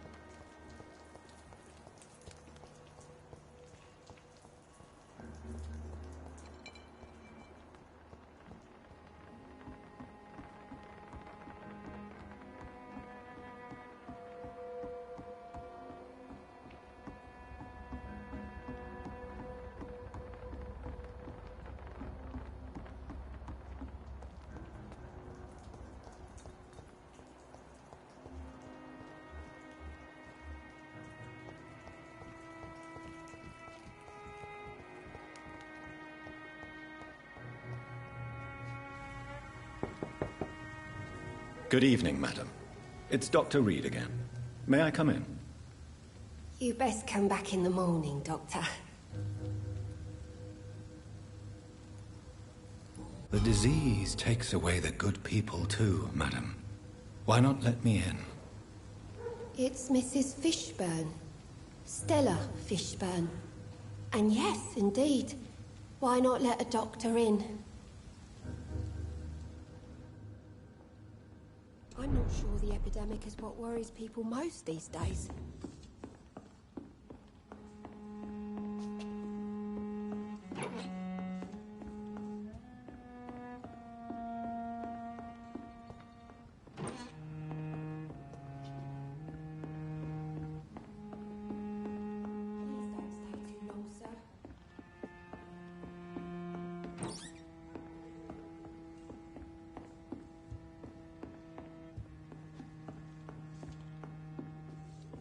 I can't remember the last time I had a good sleep. It's I've been locked. nothing but worry. So you have questions about the flu, then? Yes, among other things. Forgive my rudeness at the door. It's just my son doesn't like strangers coming in the house.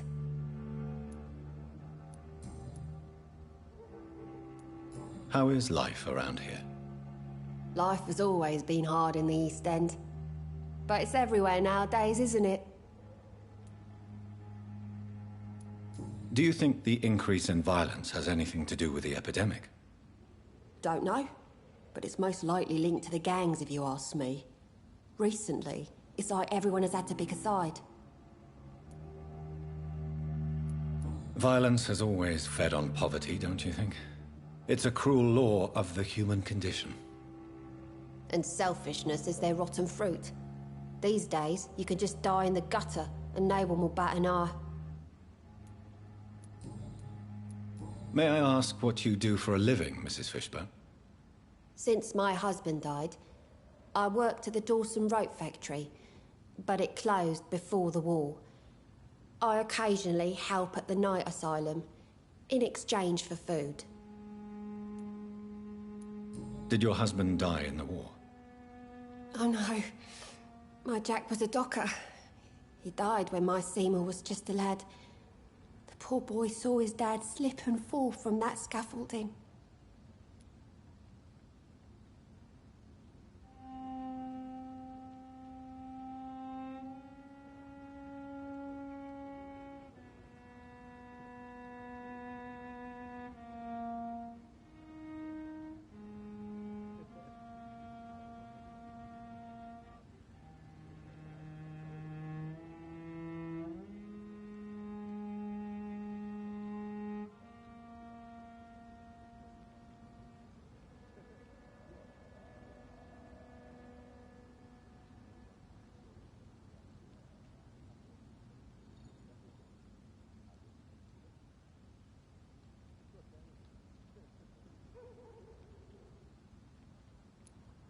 How do you pay the rent, then? My Seymour works at the docks, just like his dad. He's very attached to the house he grew up in. It's not always easy, but we get by all right.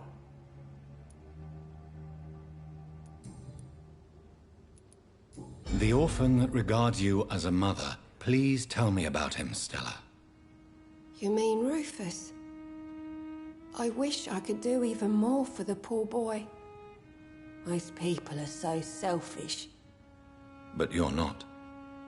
Years may have passed, but I haven't forgotten how it feels to go through days with nothing but an empty stomach.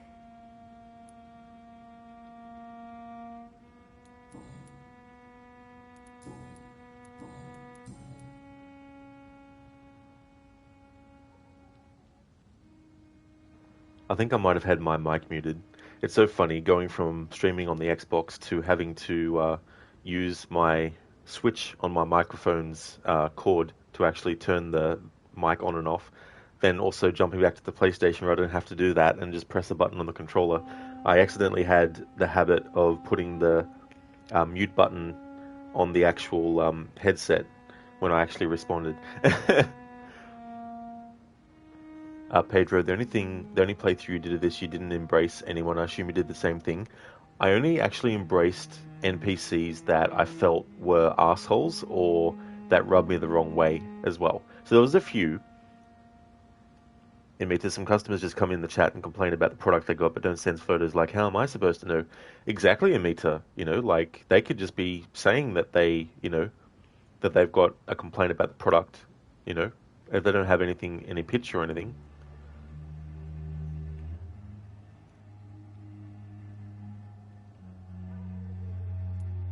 Tell me about these demons Seymour needs your help to fight. Seymour used to be such a happy child. And he is still a helping son most of the time. But when he gets angry, he can hardly contain his rage. All men and women are born innocent, Mrs. Fishburne. But there can be a monster within any of us. Do you think he can be cured, Doctor? Do you think something can extinguish this rage inside my Seymour?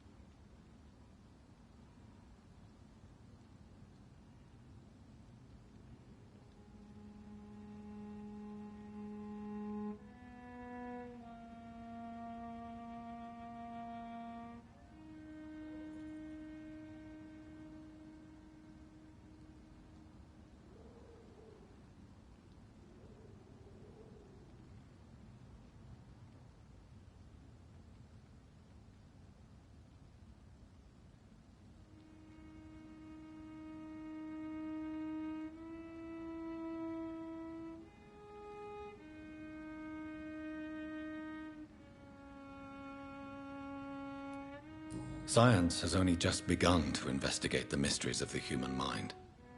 Currently, we have more assumptions than fact. There ain't no hope then. Somehow, somewhere, my son has turned into a monster, and nothing will bring him back.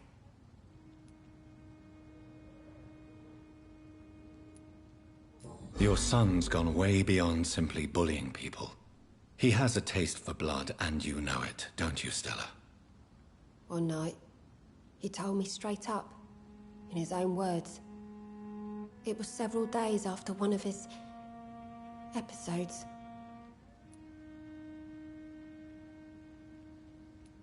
Why did he confess? Did you suspect something? No. I guess he wanted his old mum to help him fight his, demons. Did Seymour tell you everything that night? More than I could stand. The words he used to describe his hate, his rage, how he feels when he's done it. Stella, I know you are ashamed of your son's crimes. So why do you protect Seymour? I can't report my own son, can I? Not a burden I could bear. Burden? How do you mean? They'd hang him for sure. I won't send my only son to his death.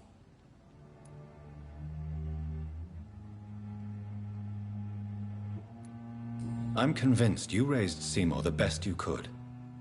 You're not responsible for what he became. If someone ever found the courage to speak to the police, I will take my share.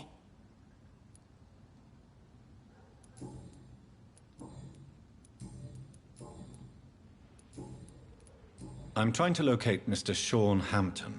Do you know where he could be? You talking about the one everyone calls the Sad Saint? The man who takes care of the homeless? The very same, Miss Fishburne. I'm sorry. I don't know where his shelter is. But if you ask around, I'm sure you'll get your answer. Goodbye, Miss Fishburne. Take care of yourself.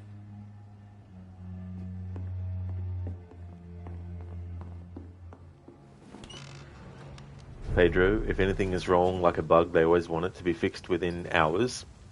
Yeah. Like, there's just some things that just can't be like an instant fix. It needs to, wait a bit. in me today be like, oh, I thought I didn't have to take a photo. Oh yeah, sure, I'm supposed to give you a refund without any proof and get fired, lol. Yeah, that's the other thing too, you know, like, it's the person's job that's on the line as well. If they decide to take an action that then leads to a discovery that the person requesting the refund actually scammed, you know. Pedro, you work with a testing tool, they should know that is not how it works. Yeah.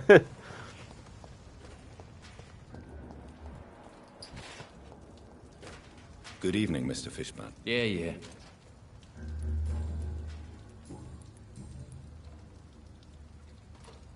Why is your mother protecting you, Seymour? I'm her son. She's the only one who knows me. Sometimes I think she knows me better than I know myself. I understand you love her, but can't you see the awful situation you've put her in? Do you think my mum would have a better life if I were dead? She seems so sad to know me sometimes. Death is an appropriate punishment for your crimes, Seymour Fishburne. Cherish every day that you spend as a free man. It might be my mum's wish that I end up swinging from a hangman's noose, but she wouldn't want to be the one who ties a knot round my neck. Alright, so I'd already gotten that hint from this guy. Goodbye, Mr. Fishburne. Which means I chose the right option without realizing at the time that you could fail hints. So that was a point in time where my instinct for what to choose ended up being right.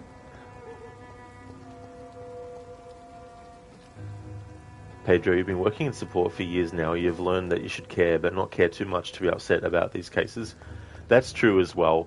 Sometimes it can be hard if you're working in a job where there's a lot of negative kind of reactions of people that, customers and all that kind of stuff.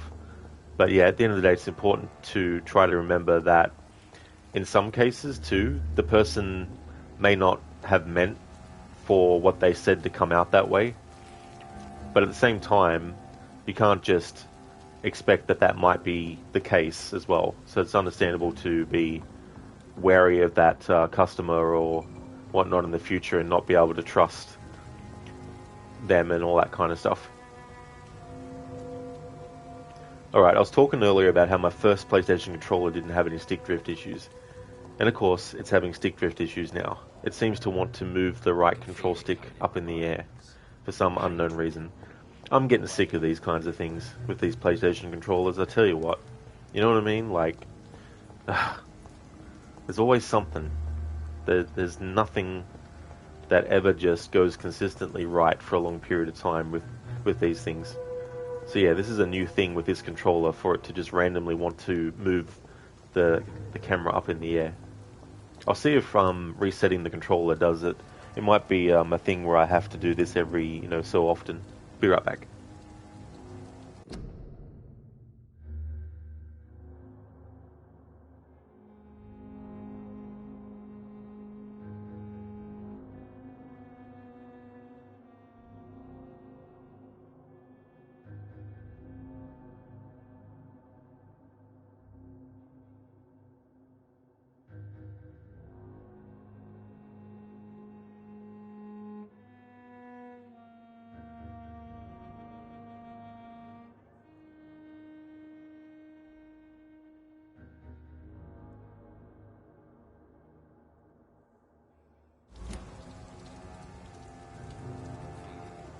Oh, on the PS5, Pedro, this controller I'm using...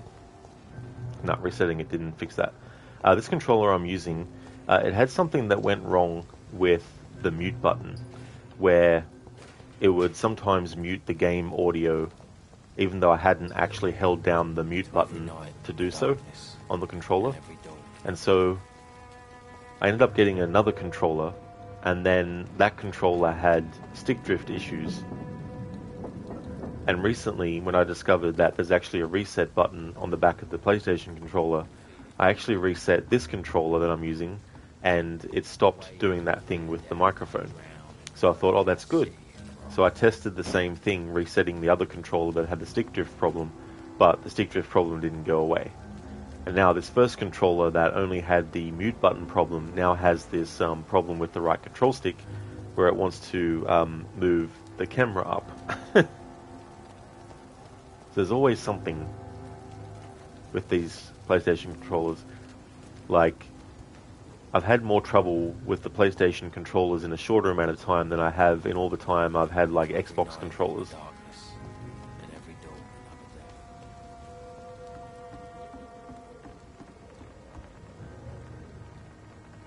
But yeah, I don't know what is actually causing it to do with this controller. But yeah, it wasn't doing it with this controller before. Just the second controller I bought. It's going to be annoying if I'm playing Red Dead Redemption 1 on the PlayStation. Because I'll be aiming to shoot and then all of a sudden the camera will go whoop. I'm doing it on purpose now, just to show an example of what it could do if I'm playing Red Dead 1 and I'm aiming. Pedro, you just need to buy the PlayStation Controller Pro Edition so you don't get stick drift.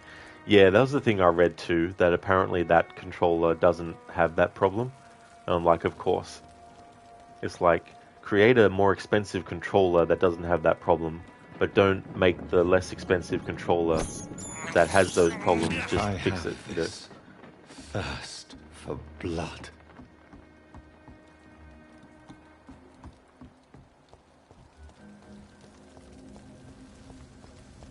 To every night, the darkness.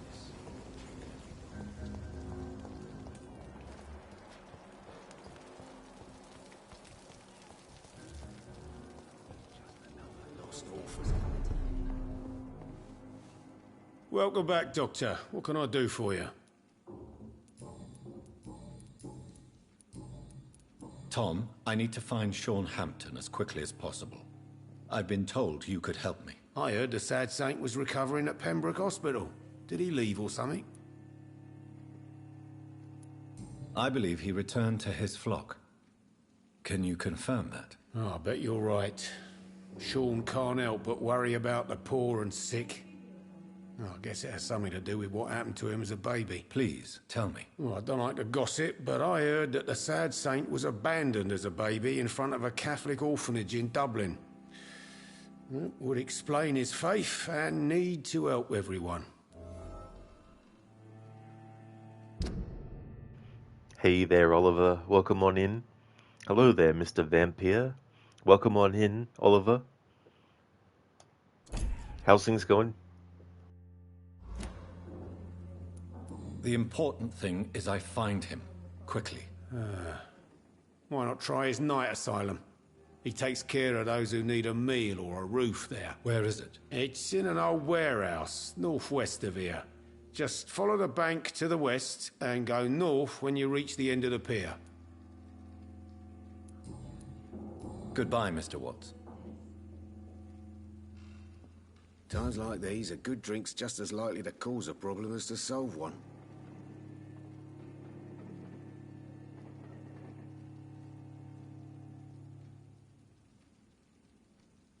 I hope I live long enough to see them wet boots. So few clients. What with the epidemic, no one dares go outside.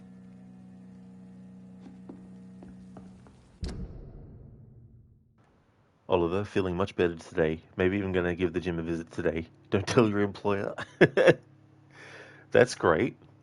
That's good that you're feeling much better, Oliver. That's for sure. I hope that you get 100% soon as well.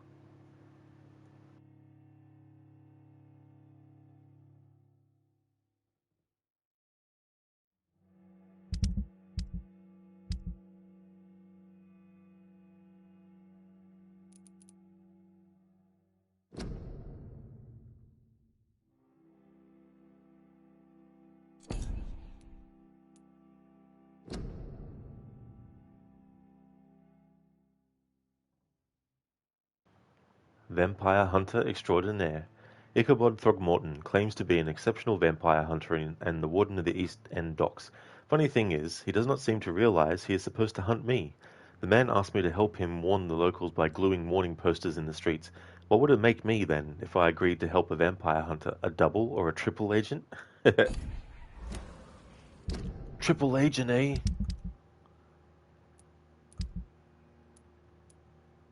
Instead of 007, 007.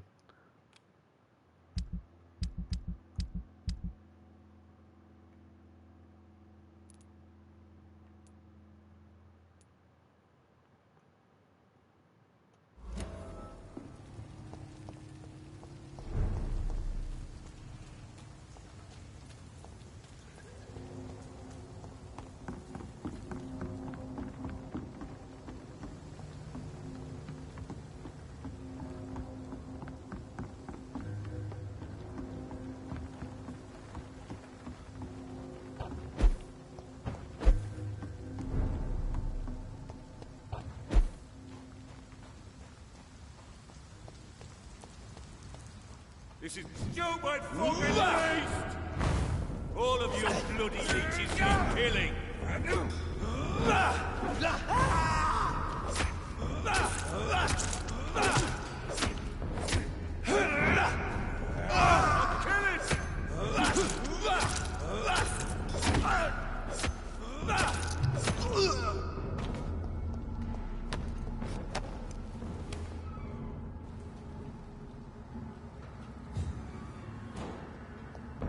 Burn it, boys!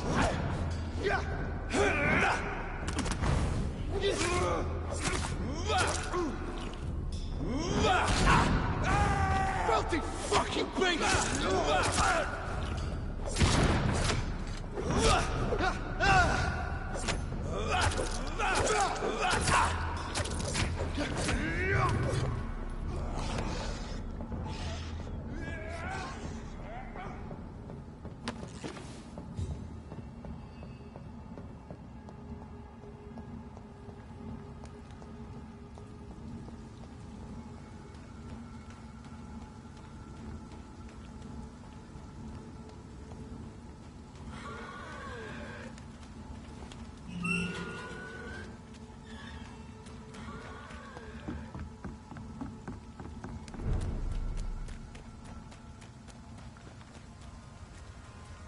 And of course, I also can't do this investigation yet because we can't get through this door.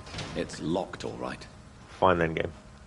Alright, I'll abandon doing that investigation for now.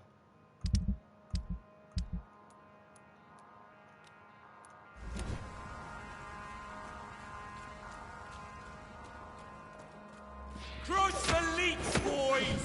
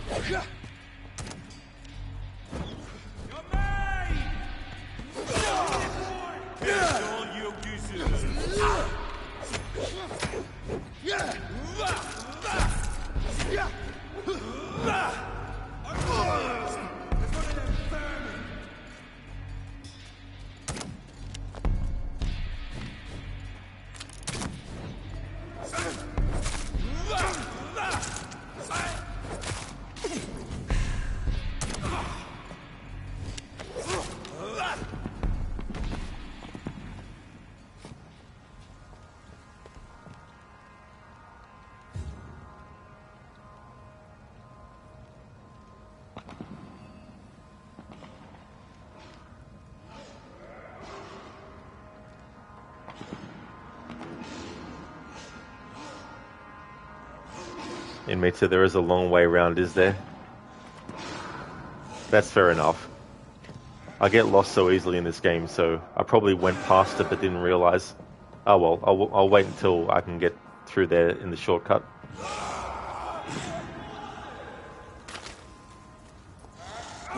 Oliver, no, we like to take shortcuts.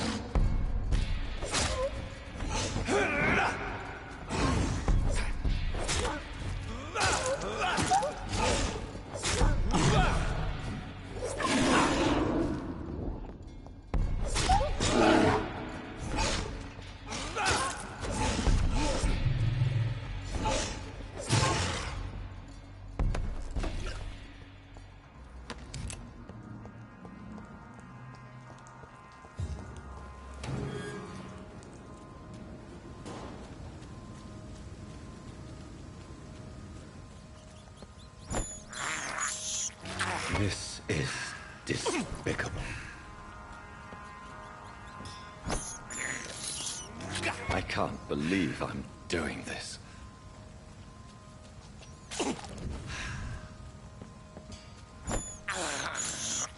I have this thirst for blood.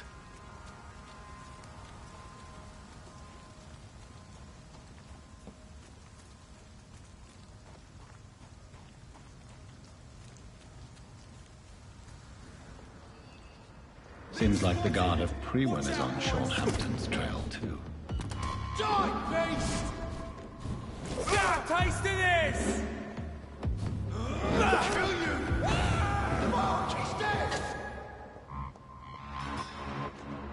Killing's all you deserve!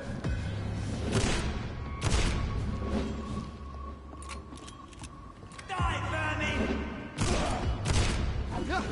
Bloody monster!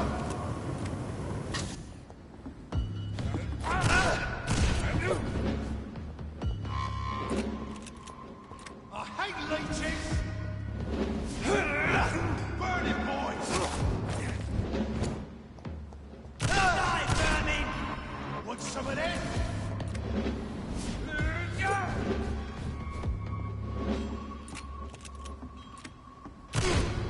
Crush the leech, boys!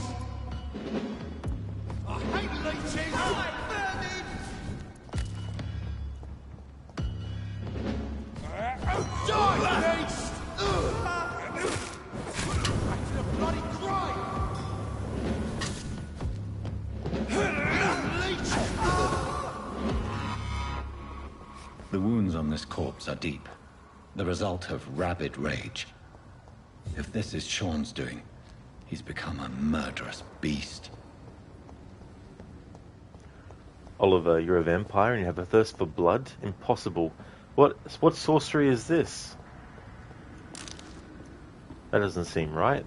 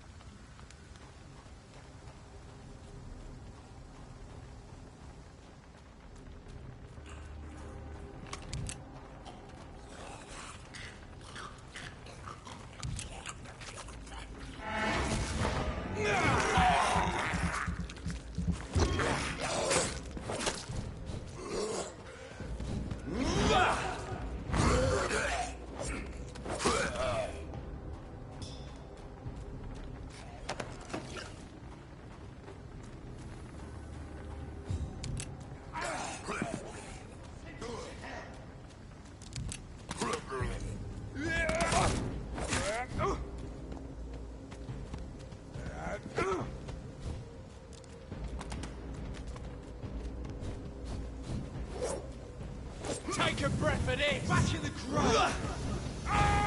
Shit, that bloody fast! Die, beast!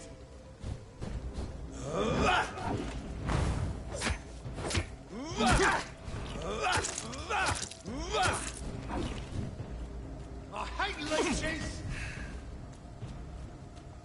Killing's all you deserve!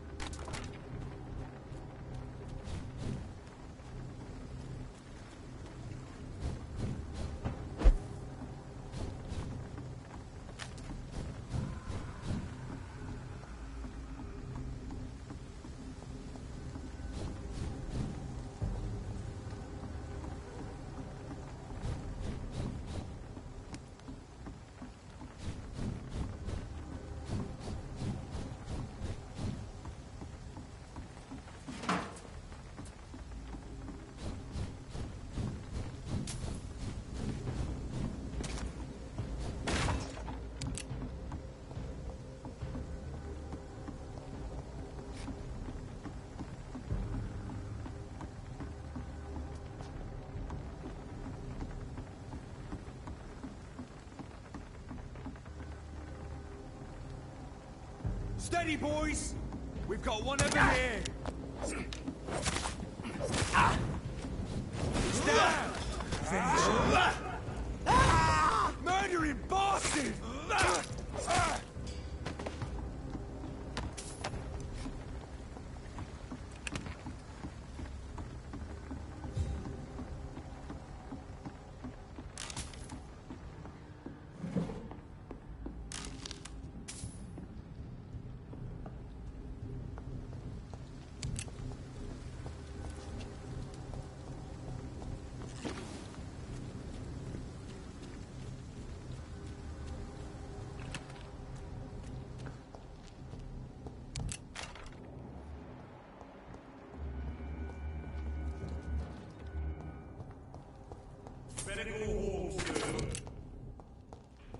Better go home, sir. Okay, we'll go back home then.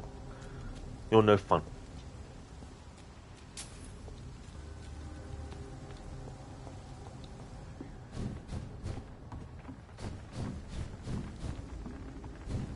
Back in the grave,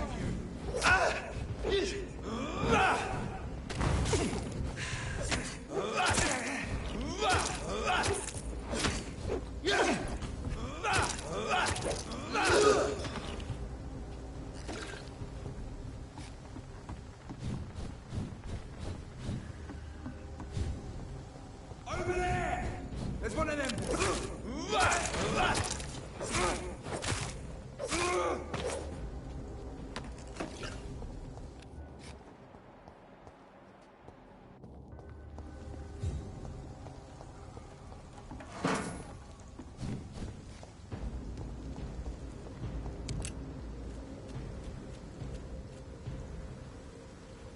Hey there, Schiller. Welcome on in, dude. It's going really good. Things are going well. How about yourself? I'm having a good Friday. I hope things are going well.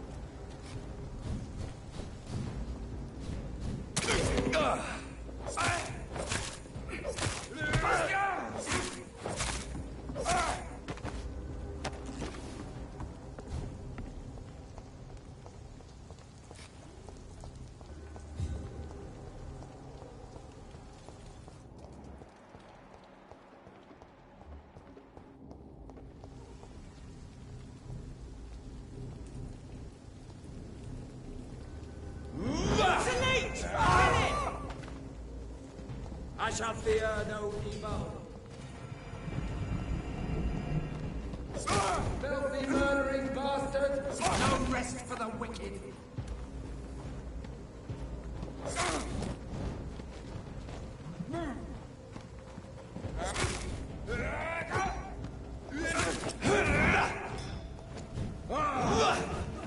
I ought to step back!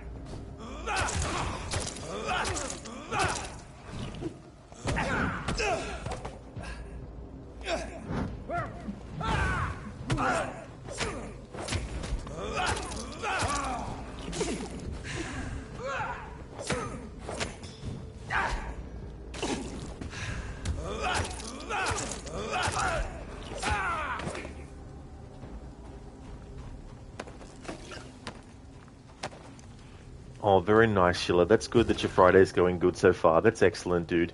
You can't wait for the rest of the day. You can't wait for the end of the day. That's totally fair, too, as well. You get those days sometimes where you're just like, can't wait till it gets to the end. Some days you really wish the day would just end very quickly.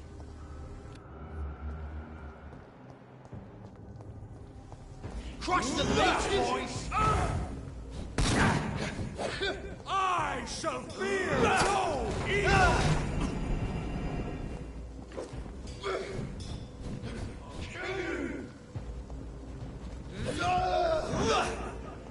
Rewind shall prevail! Back, demon!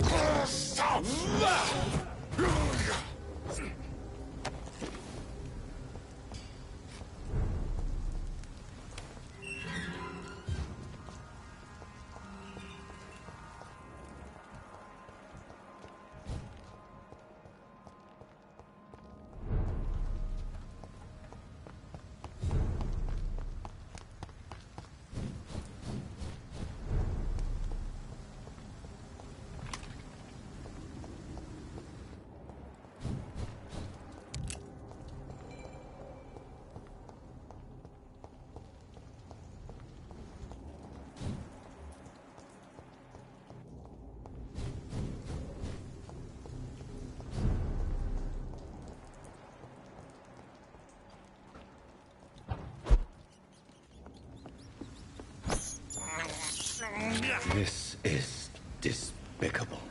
Daffy Duck would also say that if he was a vampire.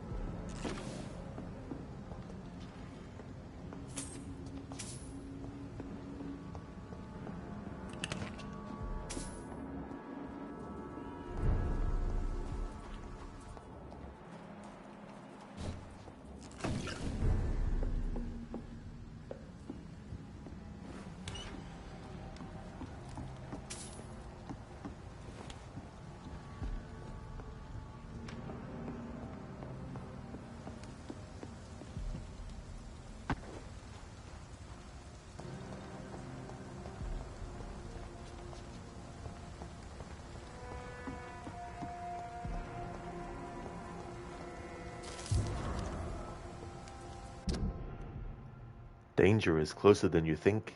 They are already here. Do not let them take the kingdom. See a vampire? Seek for help.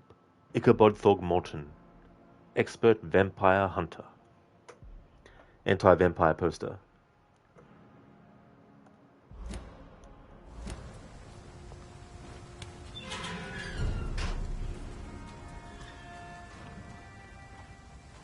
Right. Now to do this investigation while we've got it. Stick 5 posters in the... okay, so we can actually make a choice here. We can stick 5 posters in the streets of the East End docks, or we can burn all the posters.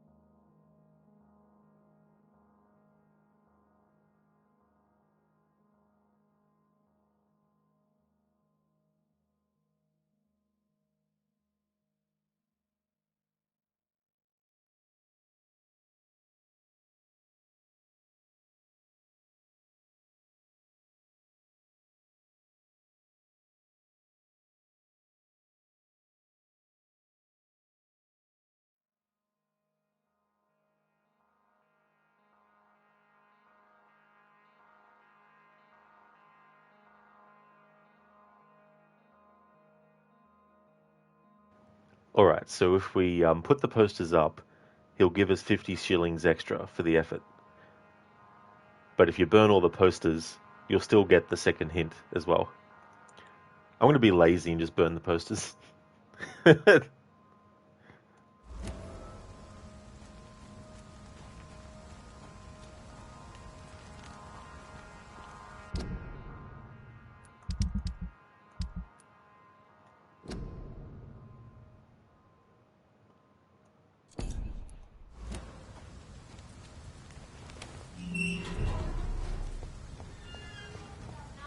Or are you just out of your mind? Okay. This one looks like it will be the option to burn the posters. Yeah, here we go. Hey there, Keone. Welcome on in. How's it going?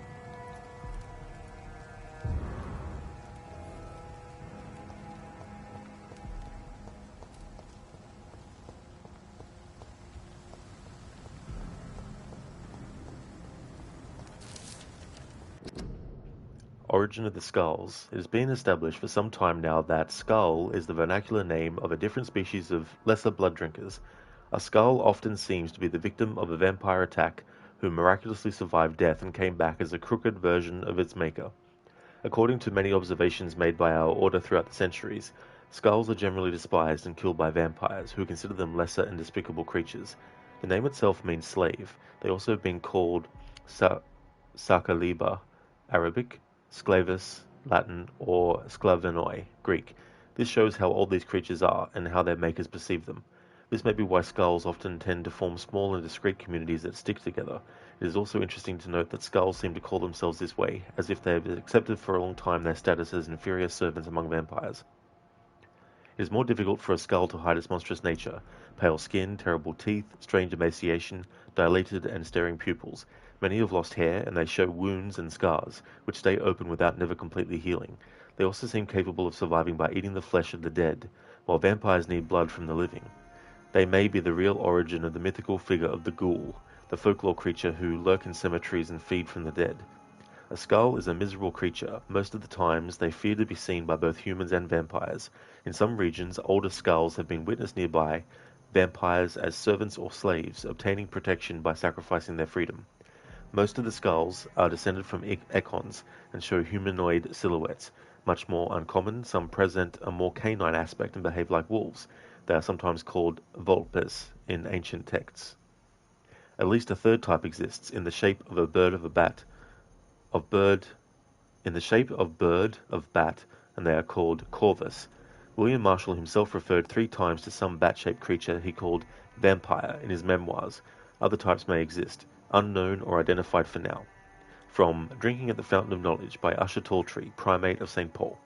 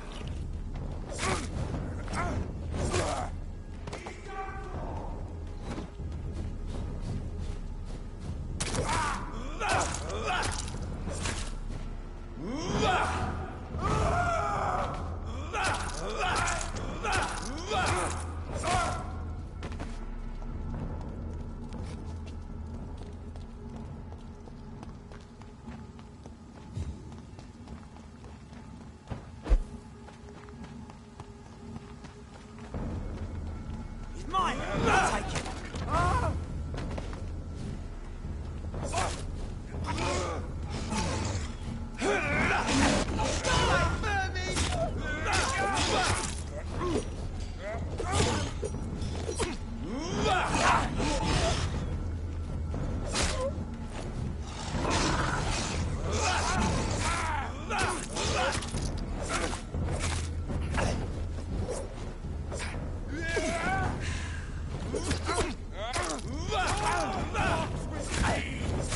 The power of the Lord commands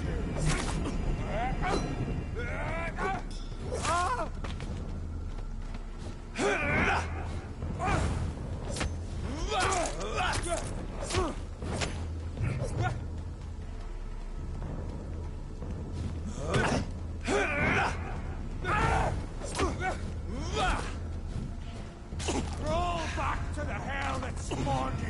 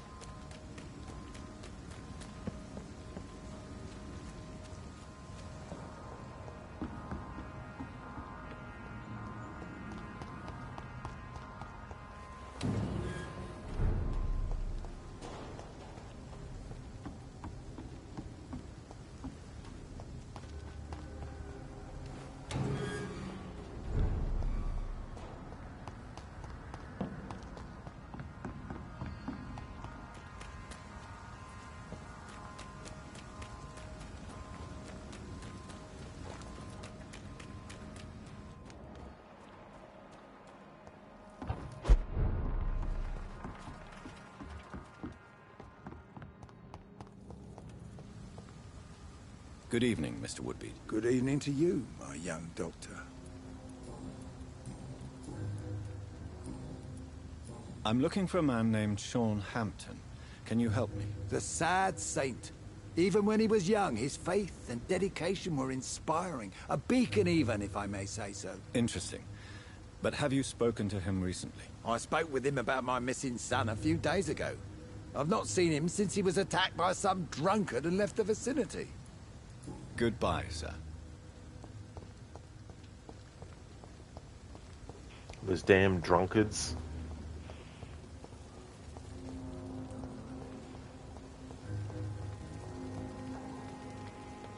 A drunk vampire. I like how vampires, by some NPCs, they get attacked by vampires. I mean, to be fair, they're getting attacked too by skulls, who their features are more prominently grotesque, and yet they still get referred to as like, oh, it's just some crazy person, some drunkard.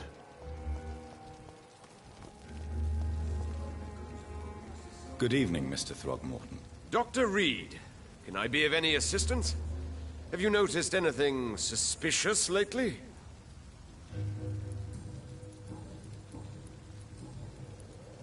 I'm afraid your posters were destroyed. It cost me good money to print those posters. Such a pity people don't take the vampire menace seriously. Did you really think the posters would be useful? See the sad saint of the East End? How a single man can help so many people? I consider myself the discreet protector of these men and women. Discreet? You talk about how you're a vampire hunter to every friggin' Tom, Dick and Harry that comes across you.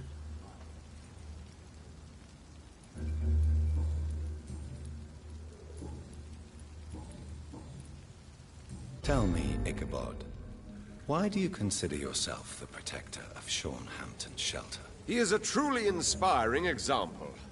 Dedicated, pious. His shelter is open to all, whoever they are. Most admirable. Goodbye, and good hunting, Mr. Throgmorton. Yeah, and Mita, it's like, imagine if you were saying that you were a discreet detective, and you just kept on going around to people saying, yeah, I'm a discreet detective, you know. I'm a detective, I do this, I detect this, you know. My profession is being a detective.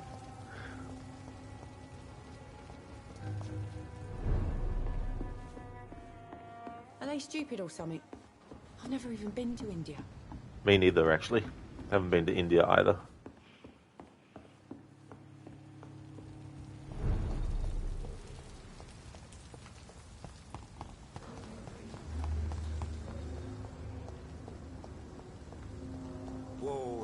Wars never really end. Wars never really end. For what is peace but a confusion between two wars?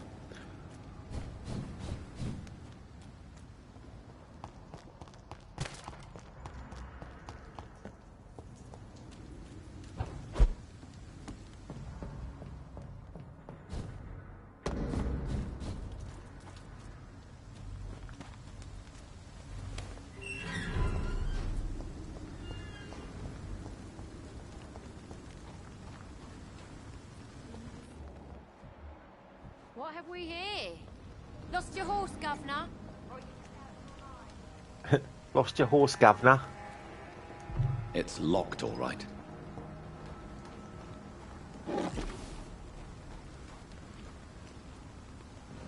Good evening, miss. I'm Dr. Jonathan Reed. May I have your attention for a minute? Good evening, sir. My name is Giselle Paxton, but I don't have time for men like you. Have we met before? No, but I just need to look at your fancy clothes to know that you must be desperate to visit the docks at night. That's quite judgmental of you. Sir, I've led enough strikes when I had a job to identify you as an enemy of the working class. Well, if you need some help medically, goodbye.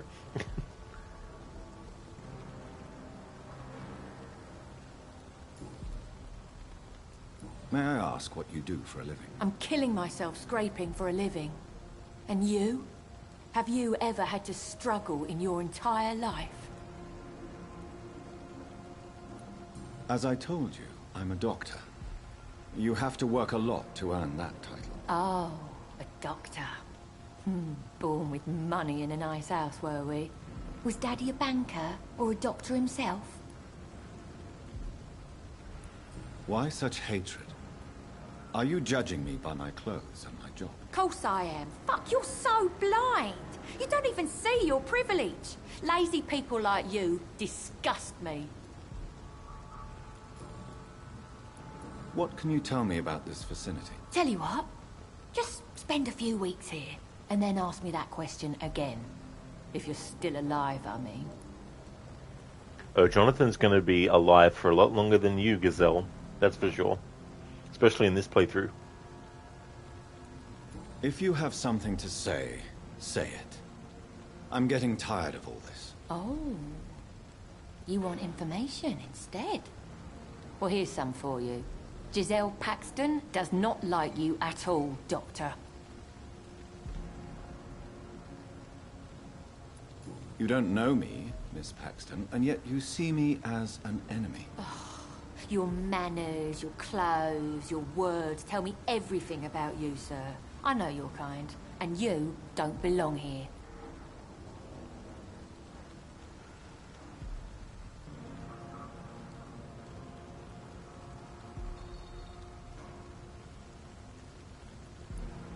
Oh no, Miss Paxton, you really don't know my kind.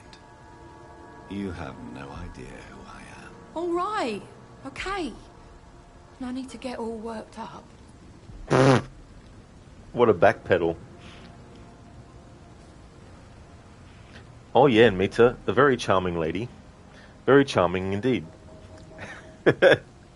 Oliver, she belongs to the slums. I can't remember now. I think I might have embraced this character in my last playthrough.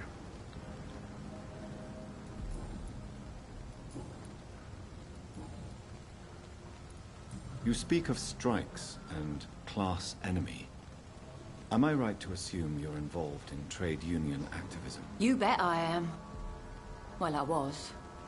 Nowadays, I'm just another worker blacklisted by the big companies.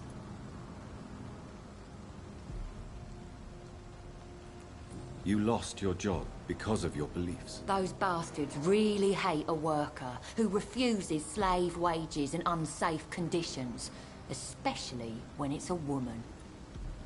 Isn't the whole point of trade unions to help workers in need? Why don't they support you? A few nights back, I lost the money my companions had asked me to hide. With me and my sister being penniless, they thought I stole it. What really happened? I drank too much that night. Strange men saw me count the money in that bar. Some sort of militia in uniform. I'm sure they robbed me.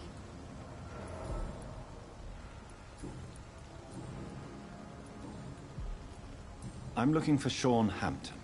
Can you help me? What is it you want? Does he owe you money? Has he displeased your Royal Highness? I'm no snitch, Mr. Fancy Pants. Mr. Fancy Pants. Well, I'll leave you for now. Goodbye, Miss Paxton. It's locked.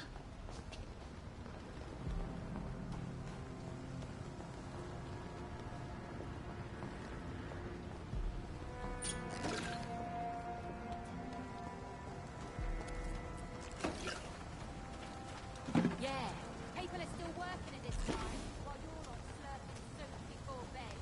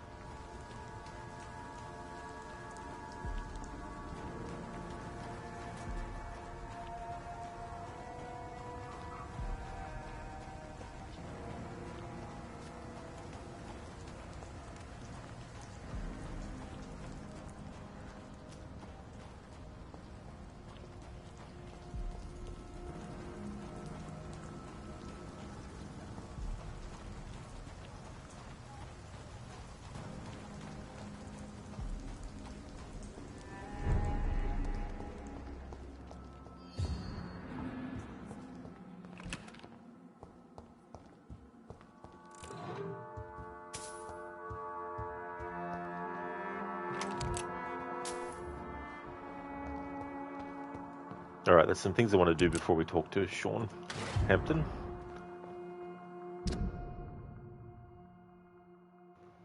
Folded paper.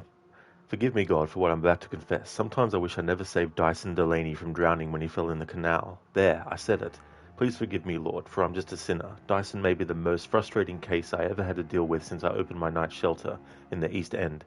For years I have tried to understand why this man regularly makes me so irritated, and I think I recently found why. Dyson has stopped fighting, for good and forever. I've met so many heavy drinkers in my life, men and women, rich and poor, young and old. I've witnessed their fight with their demons, their past, their guilt, and their failures. Sometimes they can put a name on this inner evil of theirs. Sometimes they have never been able to identify the real cause of their despair. But, in most cases, for these men and women, to drink is a way to keep fighting. Of course, it is a useless and destructive form of struggle, but at least this self-destruction means that something makes them suffer, and they still fight against this pain they feel so deep inside. Even a severe alcoholic like William Bishop keeps struggling with his addiction and asking for a salvation, for the light of Christ, and as long as they wish to see this light, there is a place for hope. Dyson Delaney has no hope left. He does not drink to smother his pain. No. I'm now convinced he conscientiously drinks for the sadist joy of smothering all hope. I really don't know what is a worse sin, to deliberately cast away hope from your own heart or complacently bask in self-destruction.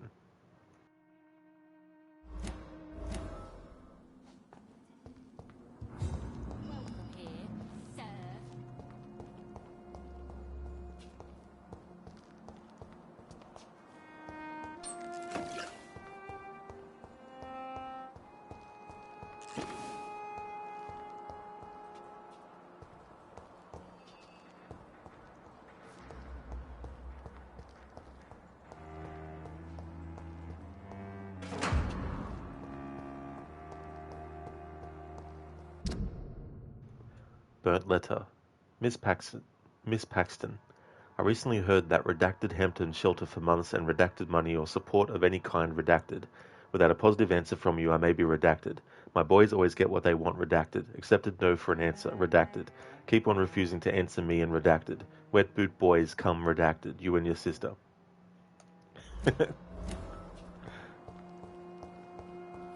Exactly, Anmita. Redacted indeed. Orange peel. Old newspaper. The bomb exploded just after dawn in front of the Dawson & Dawson munitions factory, the largest employer in the district. The detonation smashed the windows of all the factories in North Southwark. It's a miracle only 2 people died in the attack, confirmed Chief Superintendent Alexander Brighton.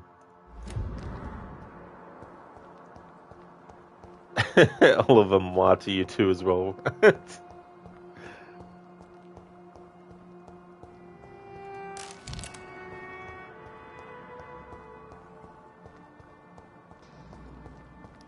Redacted, redacted, redacted. Redacted, redacted. Handwritten prayer. Dear Lord, this is my prayer for my beloved mother, Gertrude Paxton, who now awaits her daughters in heaven. Until that day, I thank you for allowing me to wake up and go through each new day, in honest poverty and modesty. Please protect the good Mr. Hampton, who let us sleep in his night shelter.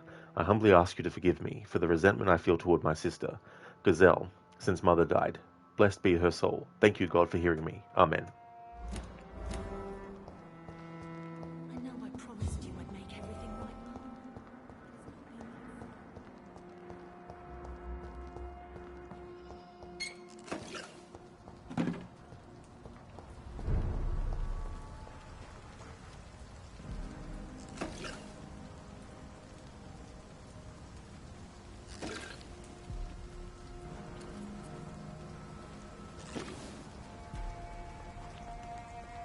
You again?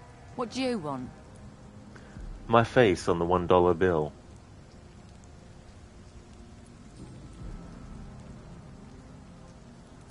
Giselle, I know you sleep at Sean Hampton's shelter. What can you tell me about him? He provided a roof for me and my sister. I am grateful, of course, but he gives me the creeps. Why is that? He's always sad, like he's about to cry. He's always asking us to get closer to God, to give ourselves to the Lord. Creepy. AC, what goes up a chimney down, but won't go down a chimney up?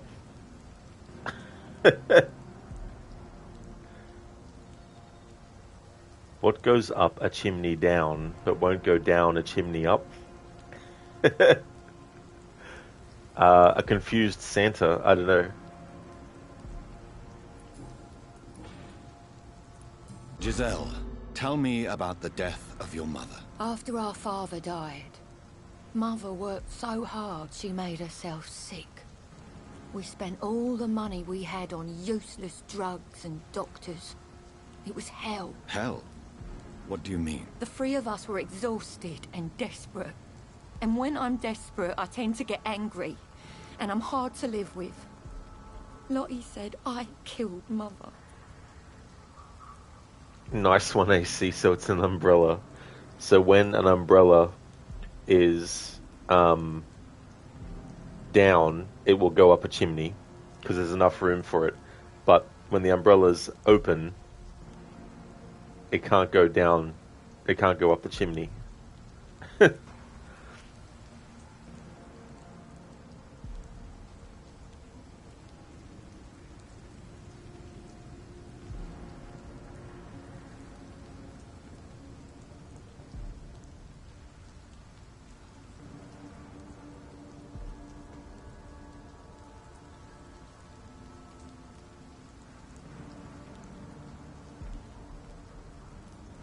You should talk to your sister.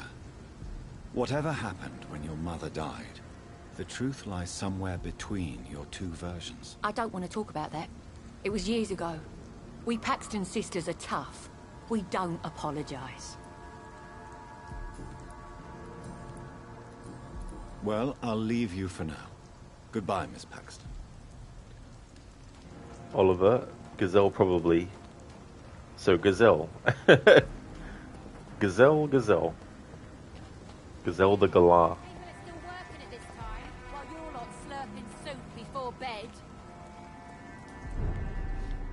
Good evening, miss. I'm Dr. Jonathan Reed. Can I help you? A fancy doctor lurking at night by the docks? Not fishy at all. And what about you? Working outside at night in this dangerous part of town? You want to know my secret? I'm trying to earn money. And I'm Lottie Paxton, by the way. Is it not dangerous to work here at night? As long as I have good legs, I can run away from trouble. The sad saint now provides me and my sister a bed and a roof. I don't want to lose that. Are you homeless, Miss Paxton? Mr. Hampton's night asylum is our new home now. It's a safe place for me and my sister. What can you tell me about the Sad Saint? It's just the nickname of Sean Hampton, the sad saint of the East End. He gave me shelter, and he's not always sad. What can you tell me about this place? How are things here? It may be okay for a strong girl like me, but a dandy doctor from the city like yourself, you better watch your back, Mr. Reed. You really think I should go back to a safer place, miss? No. I think you had better stay and help as many people as you can. Just avoid the wet boot boys. Those bastards are worse than the epidemic. Me neither, and Mita for sure. Would have never guessed it. Hey there, Rosie. Welcome. Are you an evil vampire? In this playthrough, yeah. Yeah, we're going to basically kill all the NPCs in this game that you can embrace, as they call it. I'm going for the worst ending of the game as well. So I need to make sure that all the districts in the game fail, and as part of that, I'm also killing all the NPCs. Which local dangers must I avoid? Well, the gangs, the thieves, the drunks, the jobless. A man with your fancy clothes will attract a lot of attention. Well, I am not someone so easily intimidated. Glad to hear that. And if you get into trouble, you can always seek help at Sean Hampton's shelter. No one would dare to be violent there. What can you tell me about this place? How are things here? It may be okay for a strong girl like me.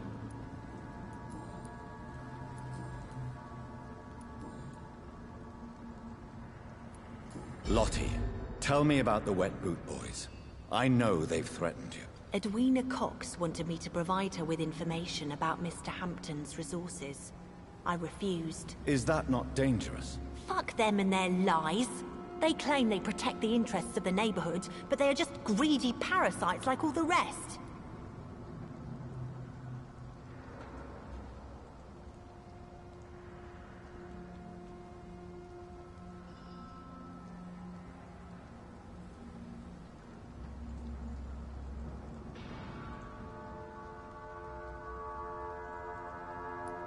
I respect your courage, Miss Paxton, and I hope life will never wear you down. Dr. Reed, you know how to make a girl blush. I am glad you came to the docks, whatever your real reasons are. Lottie, tell me about the death of your mother. Giselle killed her, plain and simple. She killed her with her daily whims, her laziness, and her complaints. That's quite a statement. You can't kill someone because you're fickle. Mother was very ill, but I forgave Giselle. What I couldn't stand was how she cried at her funeral like she was the one left alone. Perhaps your sister is not as tough as you are. I know that, and I don't blame her. It just makes me sad that my own sister is the person I understand the least. Giselle is the only family you have left.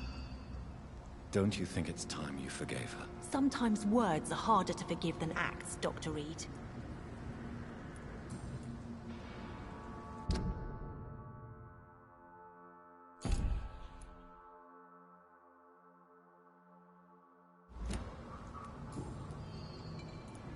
I'm looking for Sean Hampton. Can you help me? Mr. Hampton must be in his office at the night asylum he manages, I suppose. Why do you want to see him? He was a patient of mine at the Pembroke Hospital, but he left abruptly. I see. Well, Mr. Hampton is a discreet and dedicated man. I'm sure you'll find him soon enough. Yes, he left abruptly. That's definitely one way to describe how he left the hospital. Goodbye, Miss Paxton. This Seymour worries me.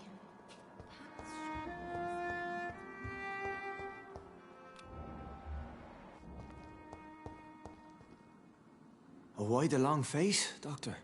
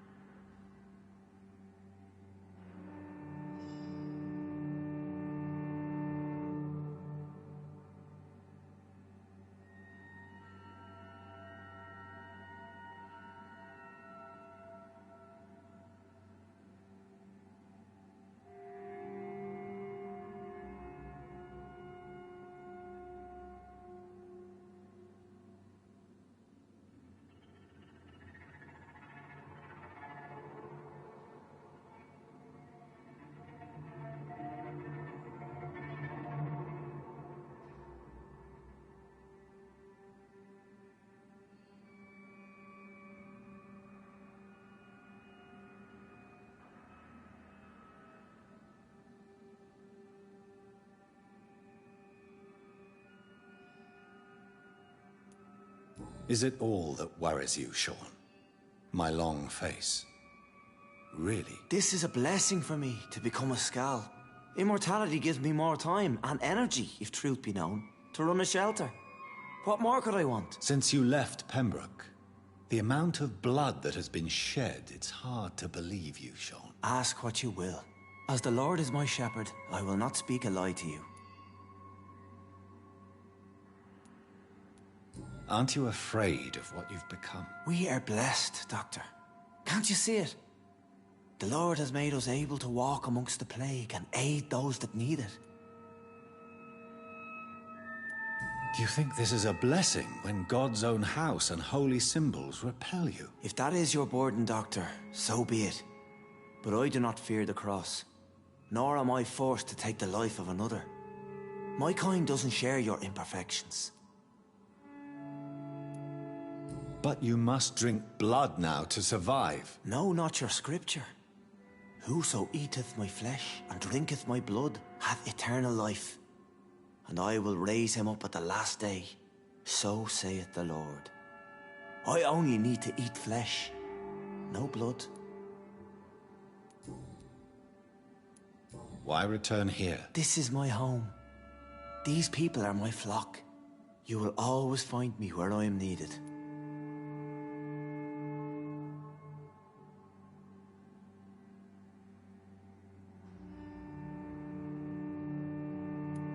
And what about William Bishop? He tried to take care of you. But this hunger, this thirst, cannot be restrained. Alas, poor William. He had a good soul, but was weak in spirit. He could not shake the thirst for booze, never mind blood. But have faith. My will is far stronger than his. Wonders never cease. Skal managing an asylum. And what of you? A vampire doctor? Meals laid out before you. Yet you restrain?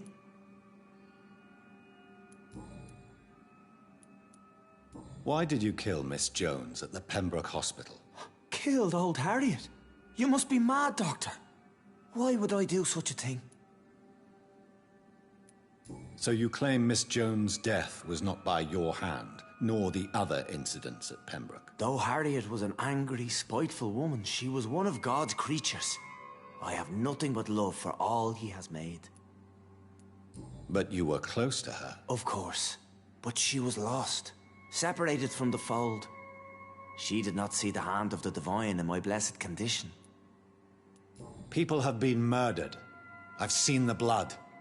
I don't believe you can be trusted. Have a little faith, Doctor. If you will follow, I will guide you to the light. How do you plan to do that? Take this key of the old sewers. The entrance is by the riverbank, south from here. There you'll find all the proof you need.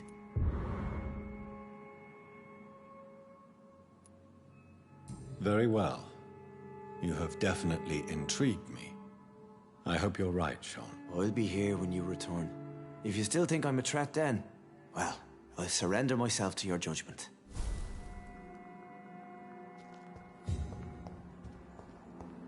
Come now, Lottie. There is still much work to do. Glad to see you again, Mr. Reed.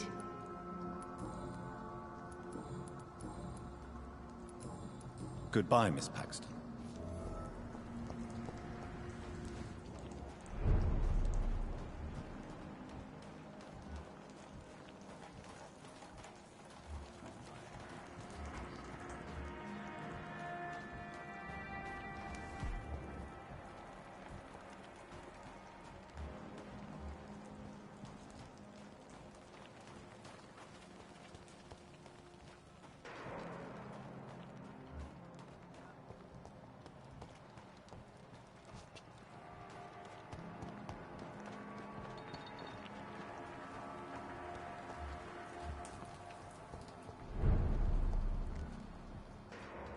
You again? What do you want?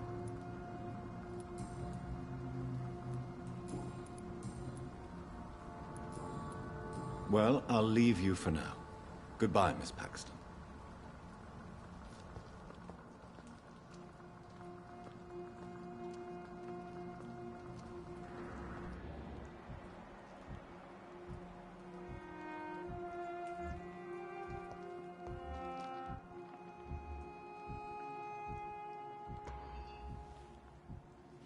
This Seymour worries me. Perhaps Sean knows something about him.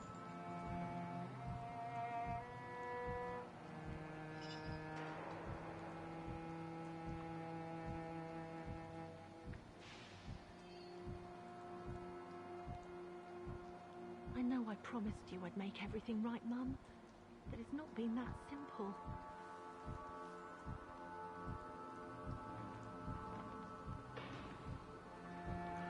So there's an eavesdrop event with these two characters, so just need to wait until they both go into the spot where they need to be in order to do the eavesdropping.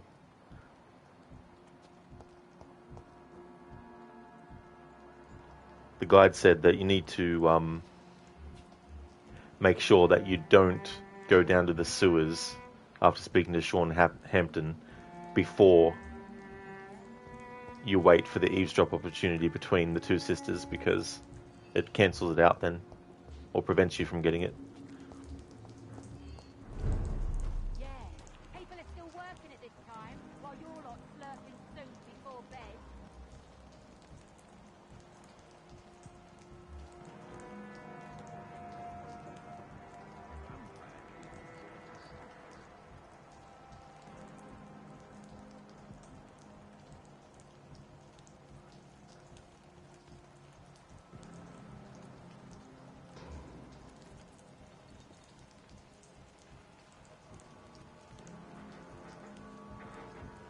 Are you wearing meter? Oh, that's good then. It's good when that kind of stuff happens. I'm not going to push my luck though.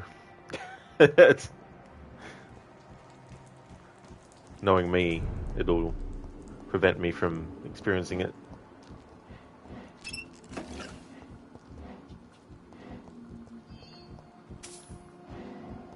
Exactly, meter, yeah. Better safe than sorry for sure. There's been so many games where I've gone to do something and it hasn't happened, and then I've looked up and some people have said, oh, it happened for me, and then other people are like, no, it didn't happen for me either. So it's like, who knows what the variables are. Still drunk at this hour of night? Leave me alone, damn it! Where have you been? Answer me! Spare me the Good Samaritan act. Piss off! Mother's looking at you from heaven, she said. Have you no one else to care for? Leave me be.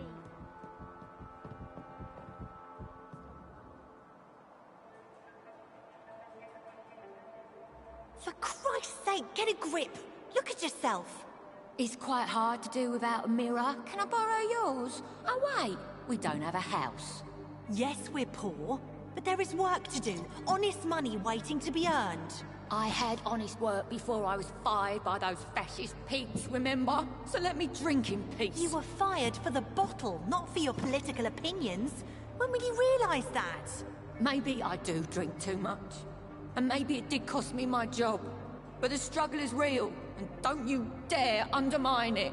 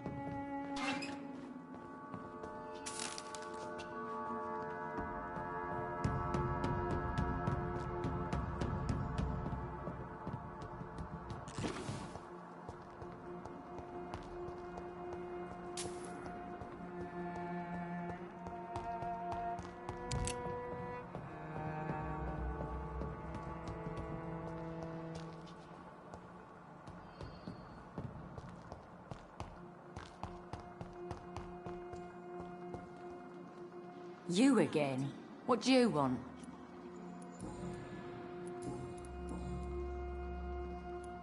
Tell me why there is such resentment between you and your sister, Lottie. She recently fell under the sad saint's influence. Like she's an angel, and I'm the bad, drinking sister. Lottie sees herself as an angel. What do you mean? These days, Lottie feels compelled to help people and follow Sean Hampton's example. What does that make me look like? It sounds like you may be jealous of your sister. Of course I am. It's me who fought for our family. It's me who got fired because I led these strikes, and now I'm the bad seed and she's the good angel. Why would you be the bad sister? I'm not a bad woman, you know. I'm tough. I get things done. but I have this rage. It makes me do things. What kind of things? I don't know, Dr. Reed. It's like, since I can't change this world, I'd rather destroy myself before the world destroys me.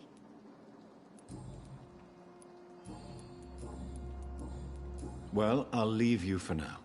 Goodbye, Miss Paxton.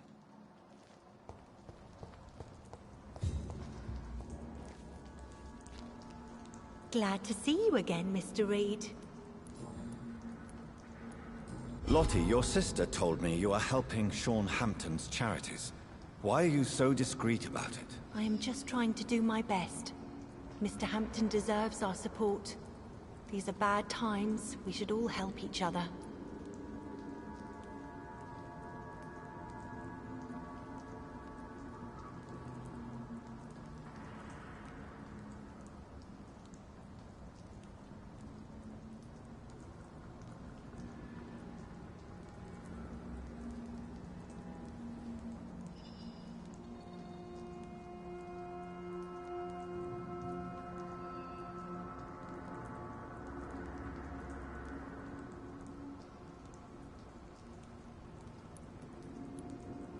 Your sister seems annoyed by your attitude.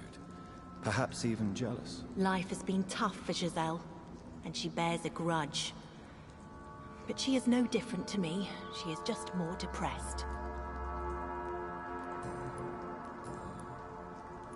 Why do you and your sister Giselle have such opposing views, Lottie? Giselle whines she lost her job due to her unionist activities, which started her drinking. Truth is, she got fired because she's an alcoholic. Perhaps your sister's addiction to alcohol is the result of her despair, but not the cause. Perhaps you're right. But I'm tired of her playing the outraged and martyred social fighter while I earn money for both of us. Don't you think she wants to get better? I believe she knows her alcoholism is a worry to me. And that's another reason why she continues to drink so much. Oliver, you think we are all annoyed by Giselle? It's like, Giselle, what are you doing? Come on. And you don't share your sister's views? On the contrary, I totally believe that workers need to unite to fight. I just disagree with Giselle's hatred for all wealth and riches. What do you mean? I don't believe that you were an automatic arsehole because you were born into a good family. In Mita, I guess you learnt the lesson from Witcher 1 as well. Oh, absolutely, in Mita, for sure. You know what I mean? Like, that was just so annoying. An item that you need at the end of the chapter that goes towards a set is at the start of the chapter, but it can actually be missed, and then the game gets rid of it, so you can't get it again.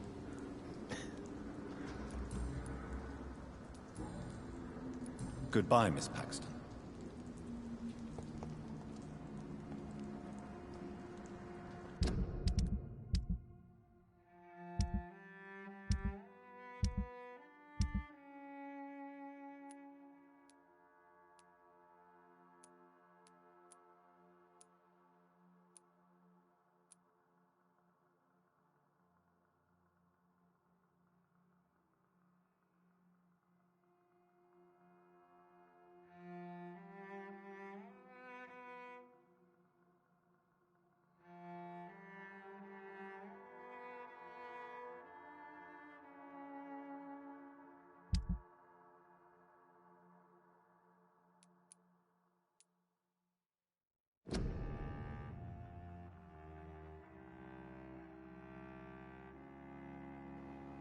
Spoils of war. The vindictive Giselle Paxton says she lost the trust of her trade union comrades when the money she had pledged to look after of theirs was stolen. She also claims some men in uniforms observed her while she was drunk and foolishly counting the money in a bar. Is it a lie? Were these men from the Guard of Prewin? Anyway, it may help Giselle Paxton calm down if she could get this money back.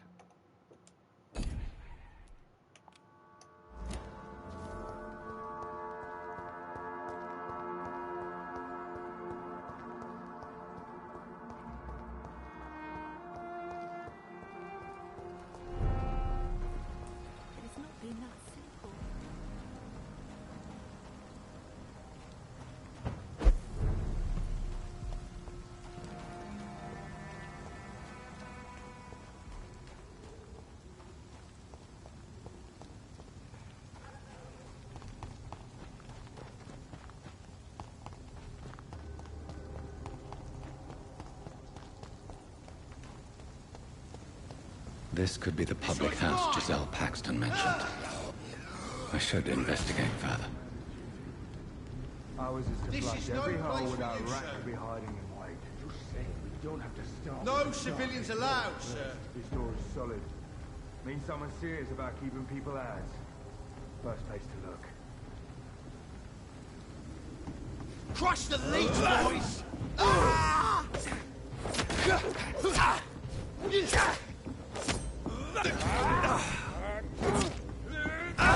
I'll kill it!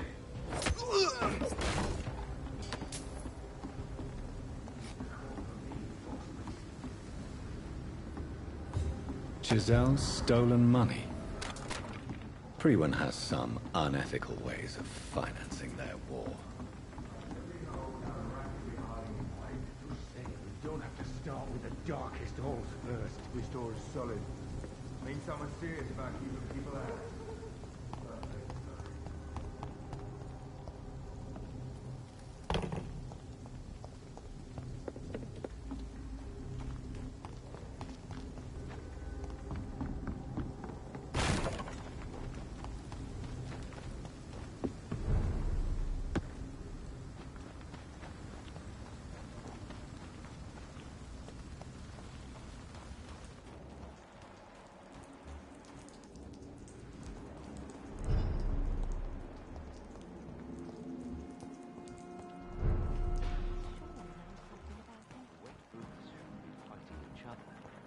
They've got bigger problems elsewhere.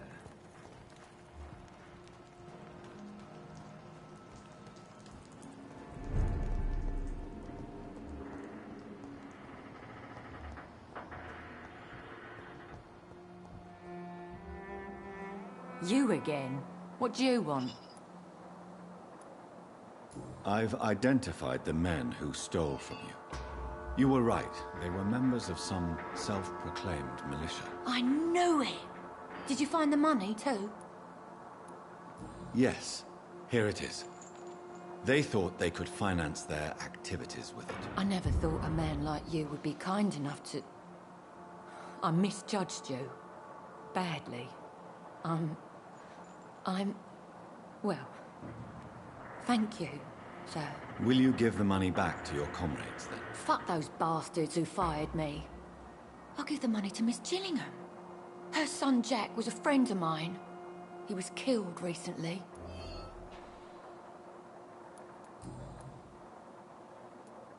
I know you were friends with Miss Gillingham's son, Jack. Tell me about his death. Jack's murder has been a shock to the neighborhood. A sign that the situation is now out of control. Why is that? There has always been tension between the Wet Boot Boys and members of the trade union. But a murder? That's a first. Who killed him? No one will ever know. One thing is certain. While Jack was alive, I had one less reason to drink. Why does that upset you so much? I wish I had found the time and words to tell him how important he was to me before it was too late. Another failure for Giselle Paxton.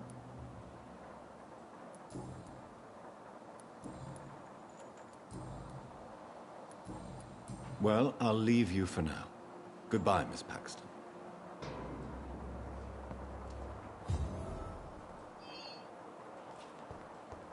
It's locked, all right. Spoils of war succeeded. We sought Giselle Paxton's thieves. We retrieved the stolen money, and we brought the money back to Giselle. If you lie to her about having not gotten the money, you'll lose one of the hints. So if you're trying to get all the hints for the character, you need to make sure you give her the money back.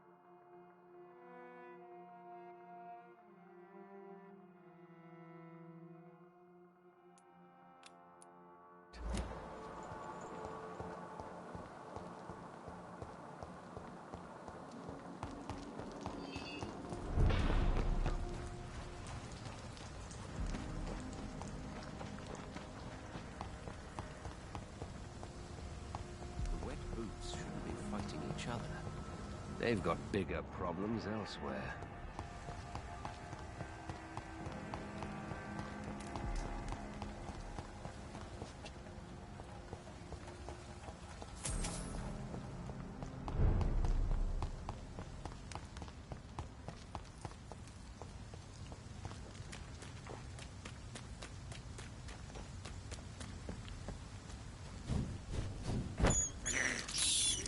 I have this thirst for blood.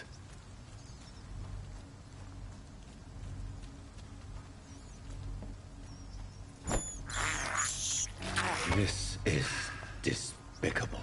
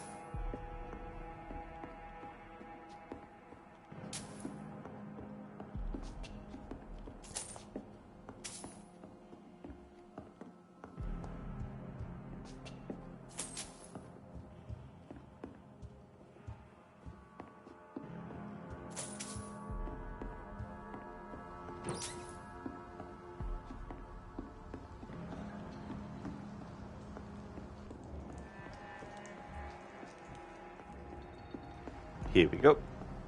This is where I wanted to get to. Hey, Dr. Darling.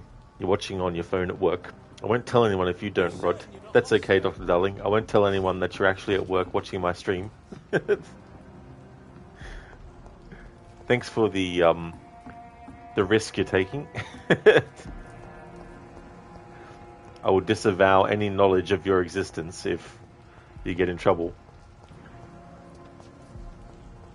Please, sir.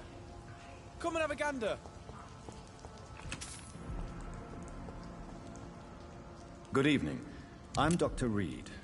Do you need any help? Rest assured, I will help you, sir. Martin Nightingale, at your service. Please, take a look at my wares. Your merchandise. I don't really see anything worth having. No offense. None taken, sir. But please, I need to eat. Perhaps if you keep looking, you'd see something that takes your fancy.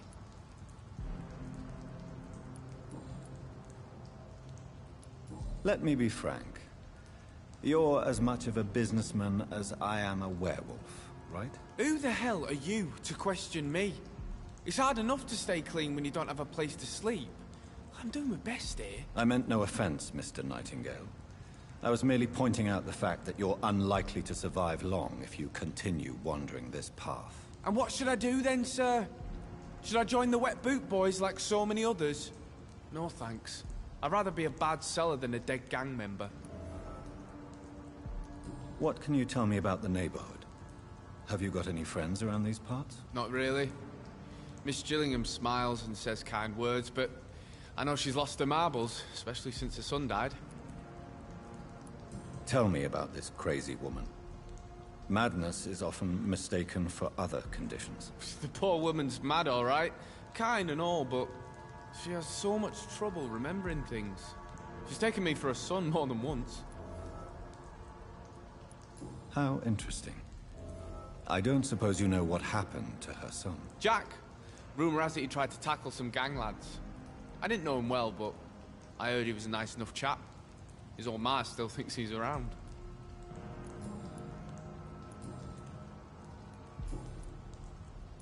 Why not try seeking help instead of peddling your wares?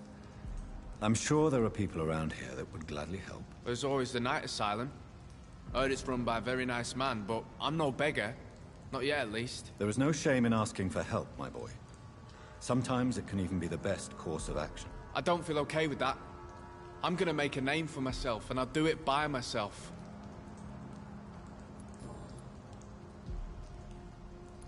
Goodbye.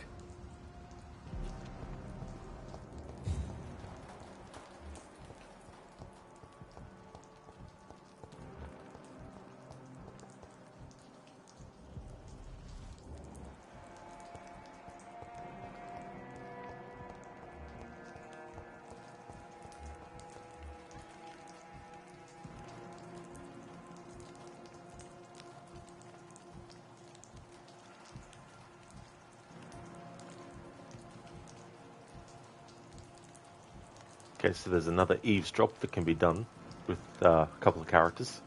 Need to wait for Martin Nightingale to go in and speak to Enid.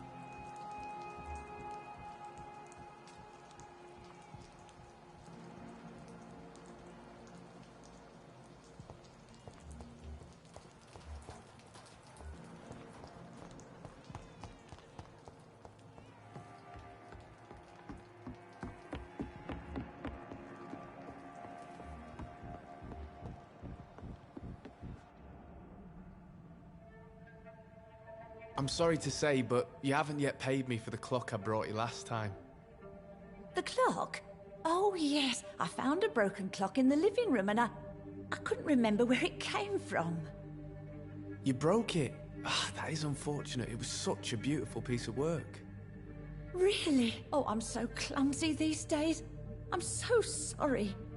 How much was it?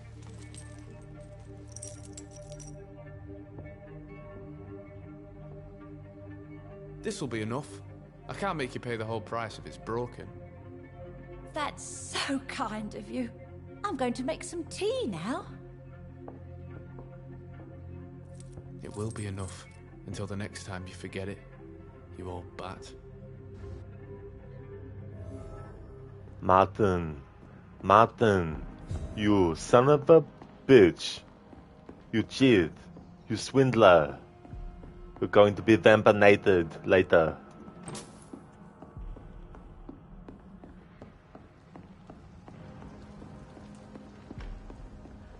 Hey Mita, you always watch from work on your phone. You're such a bad employee.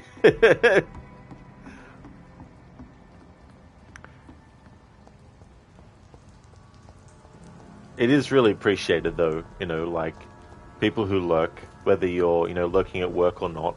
It's definitely appreciated, and you know, it's good to be able to provide some kind of distraction or some kind of like something to listen to while you're doing other things, you know.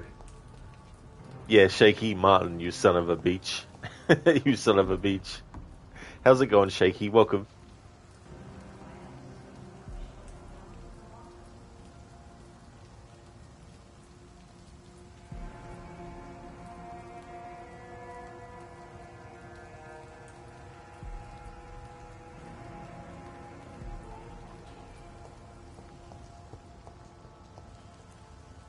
Good evening, young man. There's no need to call me that, Dr. Reed.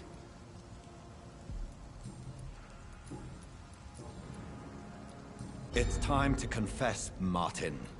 You've exploited Miss Gillingham's weakness to your own advantage, have you not? All I've done is smile at her and be kind to her. I've done no other harm than giving her what she needed. This is no crime.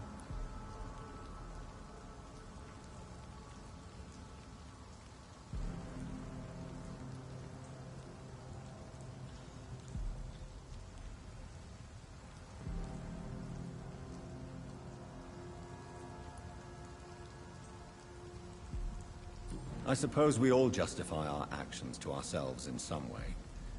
So come, tell me what your excuse is. You can blame my folks for that.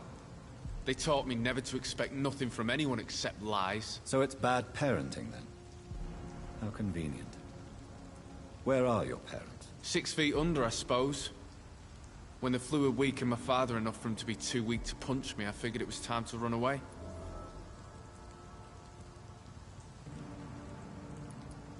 Is that why you let them die of the flu?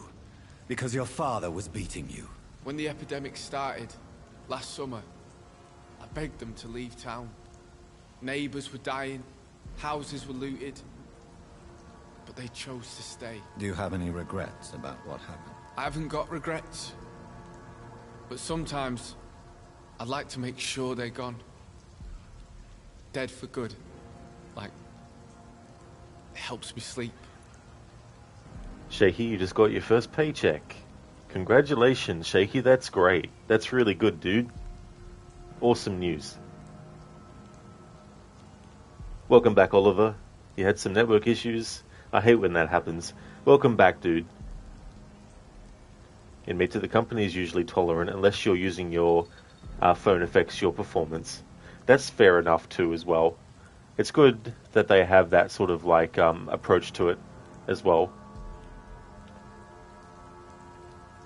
Oliver, you got to get a proper Wi-Fi connection at your apartment. This mobile hotspot stuff, ain't it? Oh, dude, yeah. I've only had to use it for like, you know, emergency situations where home internet is down and I might need it to be able to, you know, do certain things, and that alone can be annoying too, depending on, you know, also what the limitations are with your plan if you've got one.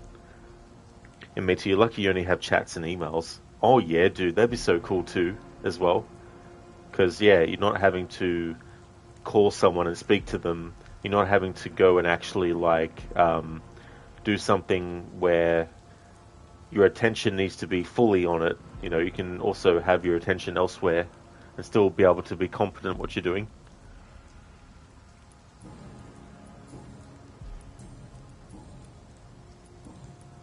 Goodbye.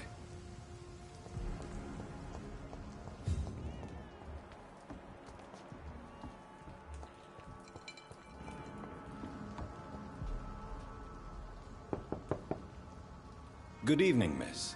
I'm Dr. Jonathan Reed. May I come in? I already took my medication, Doctor.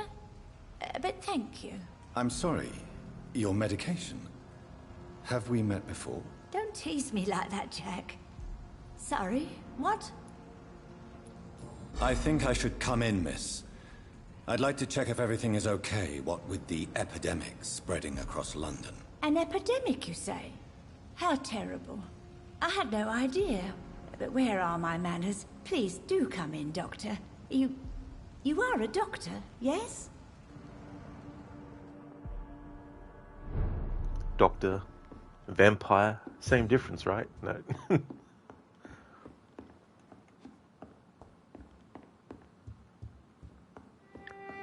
It's like go to give blood, and the doctor is like, thank you for giving this blood. That will in no way, shape, or form be consumed by me because I'm a vampire, really.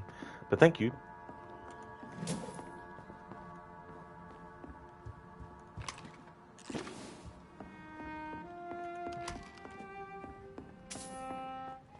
In Meta, if you were receiving phone calls, that would make it difficult to watch or chat on stream. Oh, absolutely, dude. That's for sure. It's locked. I was abducted by aliens.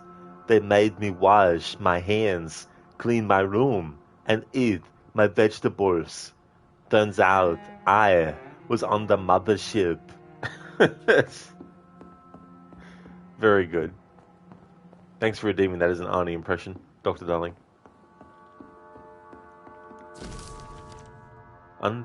Unfinished letter. Rodney. It's addressed to me. I just heard what happened tonight. I ran to your house, but you were already gone. So now I am writing this note. Is it true you killed him? I can't believe it. Why? What happened? I really need to talk to you now. Please find a way to contact me when you receive this message. Since I know you can be very cautious, and to prove to you this is not a trap, let's use a code when we meet. I'll whistle my name, Jack, in Morse code, and you'll whistle yours, okay? This way, you'll know it's really me. For now, it's a good thing you are hiding. The Wet Boot boys are all over the neighborhood claiming they will punish the man who murdered one of them. I'm sure we could make an arrangement to settle things once the heat dies down.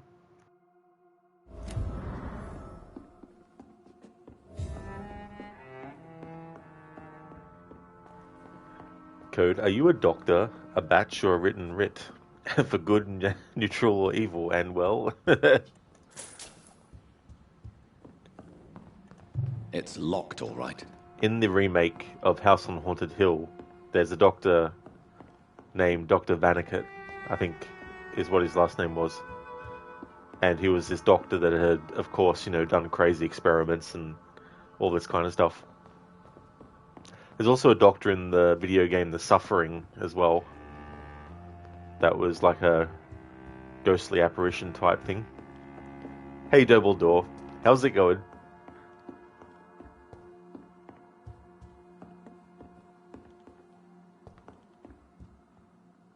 So, Dr. Tippett, what brings you back here? I heard whispers you had a job at that fancy hospital. I told you my name is Jonathan Reed. Don't you remember? Of course I do. I remember my name too. Gillingham. But you may call me Enid, Doctor. I'm very happy to see you again. Is anyone taking care of you, Miss Gillingham? My son is always here to take care of me. He's a good boy like that, but I do worry that he needs to start living his own life. Why, I would never say that to him, of course. What can you tell me about this part of town? Oh, no. I don't gossip. That would be most unbecoming of a lady such as myself. Who are the more influential figures on the docks? Well, I heard about some terrible illness going around. I would say in that case that it's you, Dr. Tippett. Shaky, surprised you never streamed The Fluffering. Well, I've never heard of The Fluffering. But I would like to actually stream The Suffering. It's been one of those games that it's been a very long time since I played it. I used to have it on PlayStation 2. I don't know if I still have the game or not yet, though. And I bought the sequel. But yeah, I would like to get to that eventually at some point and stream it. In Mitra, it's good to have something in the background to watch or listen to while working, and your streaming schedule is perfect. Well, that's cool too as well, when it works out like that too. Especially with, like, time zone differences and all that kind of stuff. And yeah, it is good to have something in the background because it can just, add some kind of like entertainment, or it might just be better than just having, pure silence,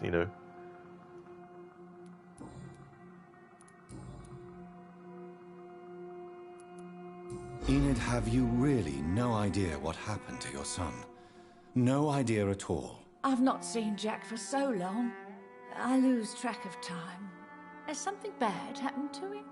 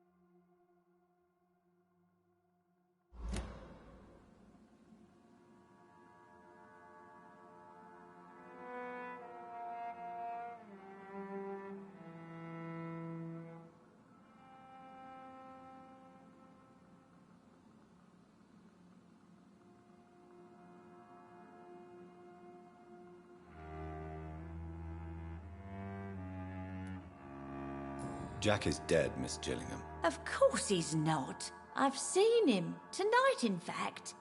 Ever the joker, Dr. Tippets. Yes, that's a very, very funny joke. Enid, listen to me. You must not trust Martin Nightingale. Do you understand? Martin reminds me so much of my Jack. I've not seen him here in quite some time. Martin is not your son, Miss Gillingham. He's taking advantage of you. No, Martin is not my son. My son's name is Jack. He always takes such good care of me. Who is this Martin you speak of? Please listen. Martin is a young man who extorts money from you. Because of your vulnerability, miss. What are you attempting, Dr. Tippets? If this is some kind of new experimental procedure, well, I do not like it one bit. Yeah, and Mita, absolutely, this character. And plus how that Martin is taking advantage of the fact that she thinks that it's Jack, her son.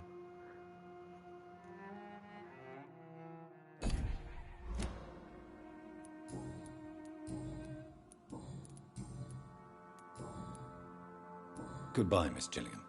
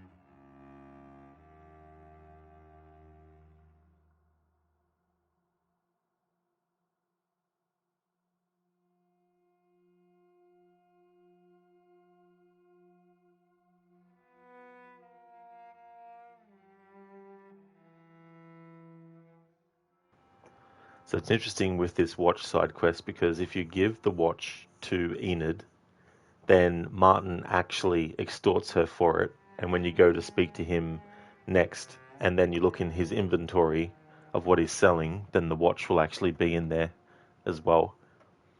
If you give it to Martin directly, he gives you money and a silver mirror as well.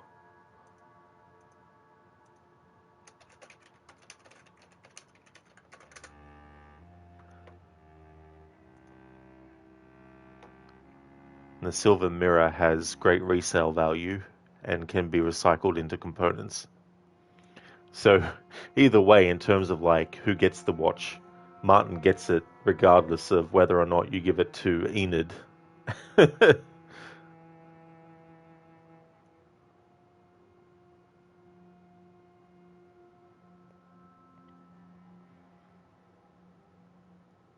going to give it to Enid, even though he's going to take it anyway. It just adds an extra reason to embrace Martin later. But then again, I'm embracing all the characters in this game, so even Enid, unfortunately, is going to be killed too. But that's the playthrough I've dedicated myself to do for this time around, so we've got to stick with that. But yeah, we'll give the watch to Enid. I found the corpse of a young man who seems to have been murdered, but not ripped apart by a skull or taken by the flu like so many other victims in the docks of the East End. Maybe I should inquire a little bit more about that case. So we found out how Jack Gillingham died, and now we need to choose what to do. We're going to give it to Enid. So, Dr. Tippets, what brings you back here? We haven't talked in quite some time. I found this watch. It was a gift from you to your boy, wasn't it? I think it should return to you now. Oh, I remember. Yes, I recall the day I offered Jack this watch. Oh, it was such a beautiful day. Thank you, sir. Trinkets and possessions help us remember our past. Promise me you'll not lose it. I would never lose anything that belonged to Jack.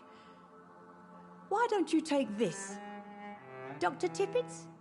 Please, for your charity.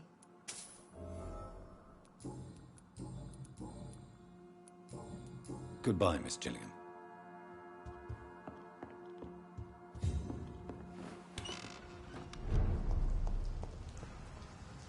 Good evening, young man. There's no need to call me that, Dr. Reed.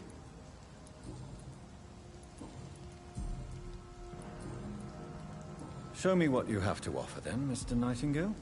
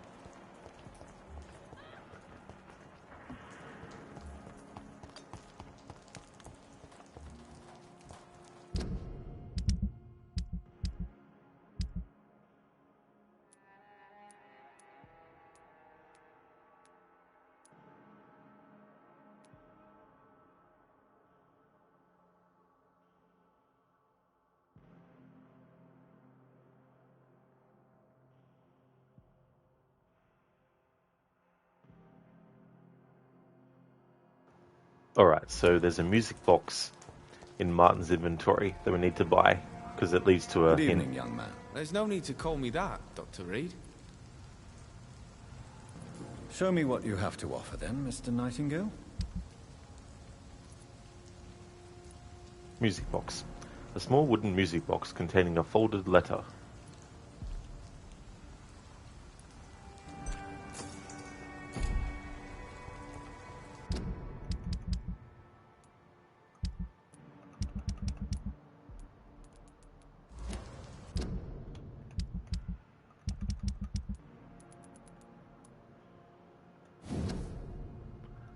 My dear Jack, I write this letter as long as I have the strength and the will, not that I have something to hide or to fear, except perhaps to forget what I want to tell you.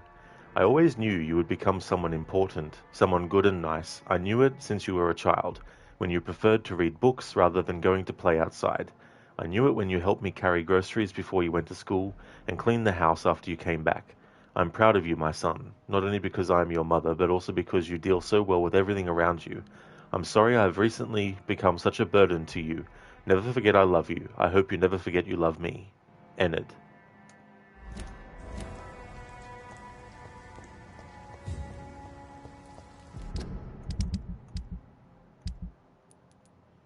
Alright, so that's all the hints for Enid. Absolution, are there any higher vampires here? There is in the game, but not right where we are at the moment, though. Hey there, Lucas. Sorry, you fell asleep? Man, why'd you fall asleep for? No, just kidding. It's all good. I hope you had a good sleep, Lucas. Welcome back. Hey there, Lucinda. Good morning to you. Welcome on in. How's things going? Vampire is going really good. Making some more progress. Been unlocking some more hints for characters and stuff like that. So that's been good. But yeah, it's going pretty good. We're still in Chapter 3. But soon I'll be moving on from Chapter 3. The plan is to at least finish Chapter 3 in the stream. But yeah, it's going good.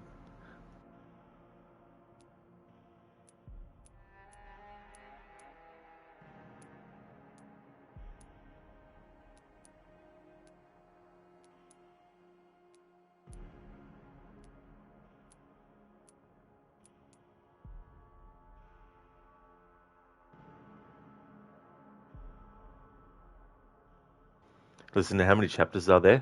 Don't actually know off the top of my head. Let's have a look.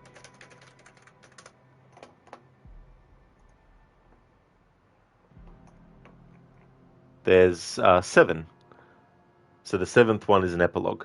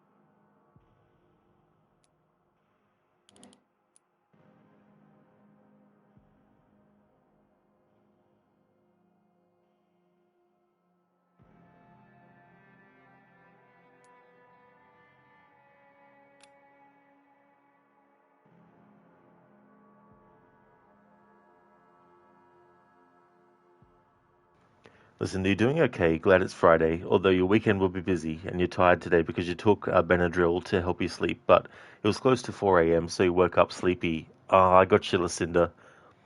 Definitely don't blame you for being glad it's Friday, you know. Hopefully you'll end up having a good day today. Don't really hate waking up sleepy. That is very annoying, for sure. Especially if there's things that you want to do too.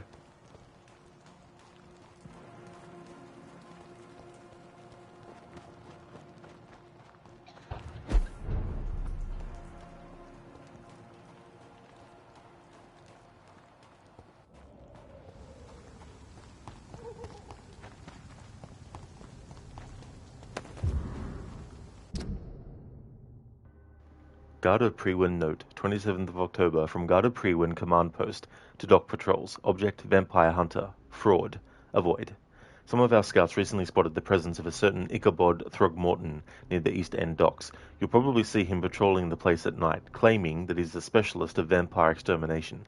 The man is a fraud, not even a real con man, for he does not charge anybody for the work, but he clearly has no clue what he's talking about. If he ever approaches you for some joined hunt or collaboration, refuse and let him go. In a leech fight, the man is nothing more than bait. Listen to your stream schedule keeps getting butchered every week. Always something. Yeah, you think to yourself, okay, this is the plan. And then a wrench comes flying and then hits the works and it's like, oh, okay, now I need to make a change.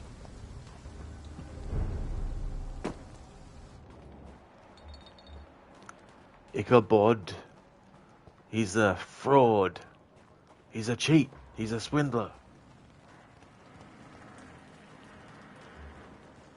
Wet boots shouldn't be fighting each other. They've got big... Good evening, Mr. Throgmorton. Dr. Reed, can I be of any assistance? Have you noticed anything suspicious lately? Speaking of things that are suspicious... You've never faced, let alone killed, a vampire, Ichabod. You're a fraud. No, I'm not. I may embellish the truth concerning my achievements, but I'm totally dedicated to my quest.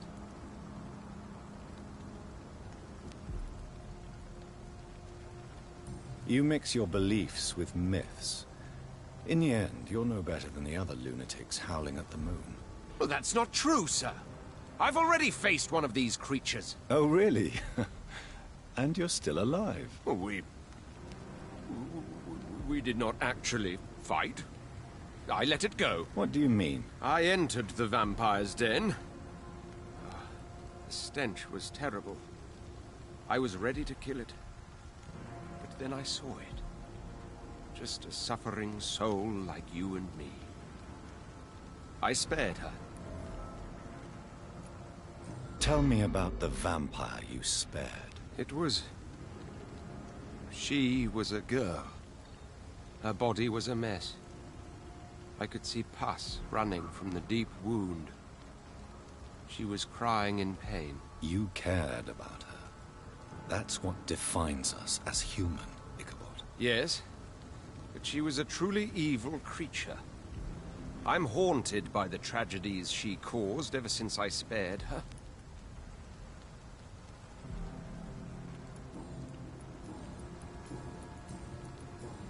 Goodbye, and good hunting, Mr. Throgmorton.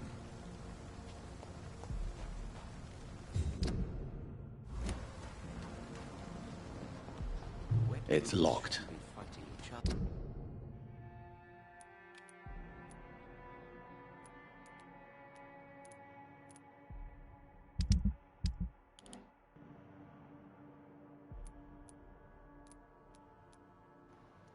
Alright, so we've got new dialogue available with Lady Ashbury and Dr. Swansea. So we're going to go back.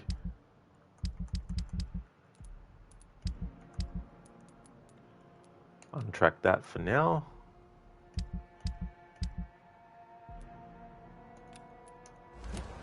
They've got bigger problems elsewhere. Got to speak to Dr. Swansea now, otherwise we'll lose one of the hints from him. Remove that marker so I don't get confused between which marker is the one that I'm actually wanting to follow.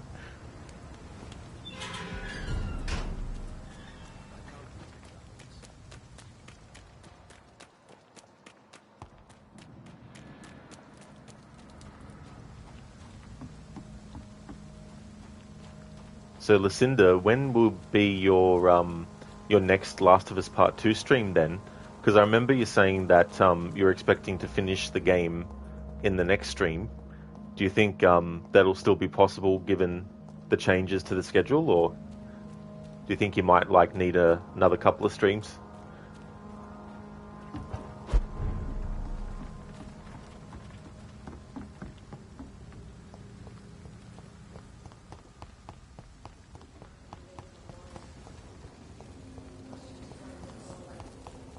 Hey there, Lizzie. Good morning to you. How's your day going? The sewer dog's fault, they say. Then the gangs, the epidemics, everyone's throwing the blame. Listener, yes, we'll only need one more stream for sure, and maybe not even a whole long one. It'll be on Sunday after you get back from your errands. Oh, cool then. That's good. That's good that you'll still be able to finish it in the next stream. It'll be good too to be able to get it done, you know, in that amount of time.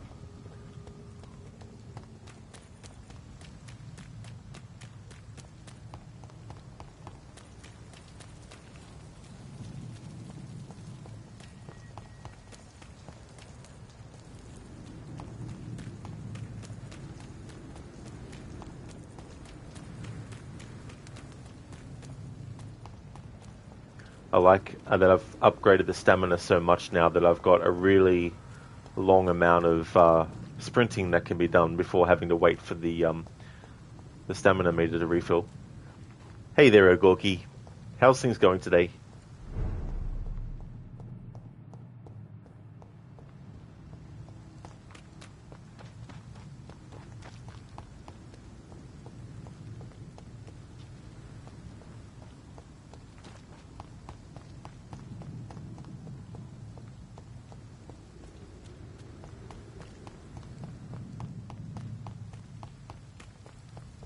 Lizzie, meh, you plan on getting your labs done today, so pray they don't have to draw blood from your foot.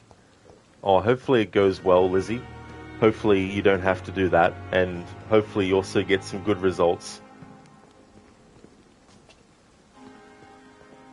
Oh, that's good, Ogorki. Glad to hear that you're doing well.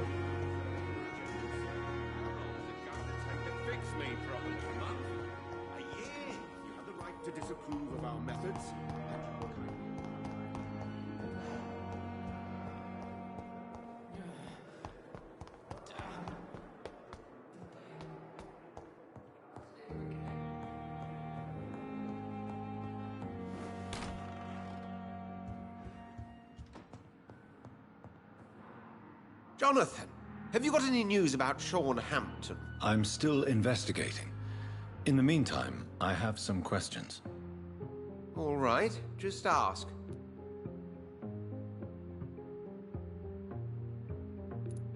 What is the antagonism between your Brotherhood of St. Paul's Stole and the Guard of Priwen? It is an old and sad story, Jonathan. The story of a betrayal and of a definitive schism. Who betrayed who? I suppose each side would tell you the fault lies with the other. This I know for sure. A long time ago, members of the Brotherhood chose to hunt down vampires. How many are you in the Brotherhood? You mean today? Not many. A dozen, perhaps even less since the war. We are scholars, Jonathan. We favor quality to quantity. Tell me, Edgar, have you ever heard about a vampire made of blood? I mean, without any physical form, but a shape of blood. What are you talking about? Have you seen such a phenomenon yourself? No. I was just daydreaming. Since blood seems to be the key of our existence, I imagined what could be the ultimate state of a vampire. I see. Well, too bad you didn't see such a creature. It could have been a fascinating subject of observation. Tell me, Edgar, how did you meet Lady Ashbury? I met her 9 years ago. I was working in Scotland at the time in a sanatorium the good lady visited from time to time. She subsequently offered me a position here, at the Pembroke Hospital. Why offer you this position? I'd already been experimenting with blood-borne diseases and transfusion methods. Without success, I'm afraid. How could I refuse such a fascinating creature? So, in 1911, I took charge of the Pembroke. Pembroke Hospital? Why that name? I'm not quite sure. I think it's meant to refer to the Earl of Pembroke. Perhaps it's someone she used to know? Tell me, Edgar, have you ever heard about a vampire made of blood? I mean, without any physical form, but a shape of blood. What game? That was an interesting glitch. It didn't say the audio for just saying goodbye to him. It repeated some other audio for a different option. Yes, Jonathan? I'm still investigating. All right. Tell me, Edgar, have you ever heard about a vampire made of blood? Here it is again. I mean, without any physical form.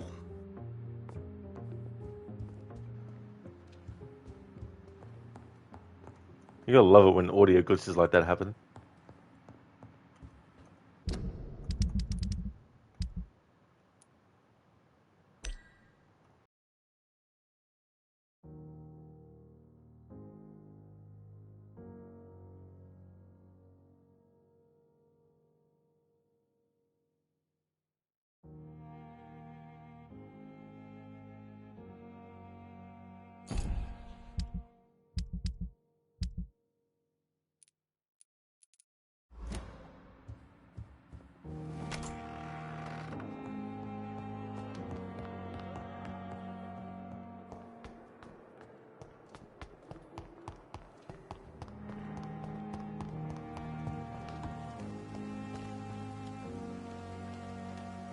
How are you this evening, Jonathan?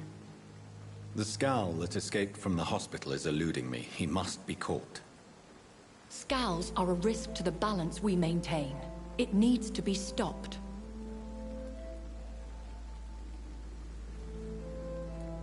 You certainly hate scowls. No, not hate. I pity them. Damaged and broken for eternity. Can you imagine, Jonathan? Can you imagine what they must be suffering?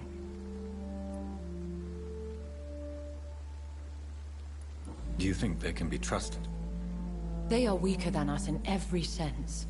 From their abilities to being able to control their hunger. There is a savagery in them. I would not have labeled them all the same. I've met some that are quite clever, in fact. Much like people. I am sorry. You should know scowl is derived from slave. Vampires have never looked kindly on their lesser progeny.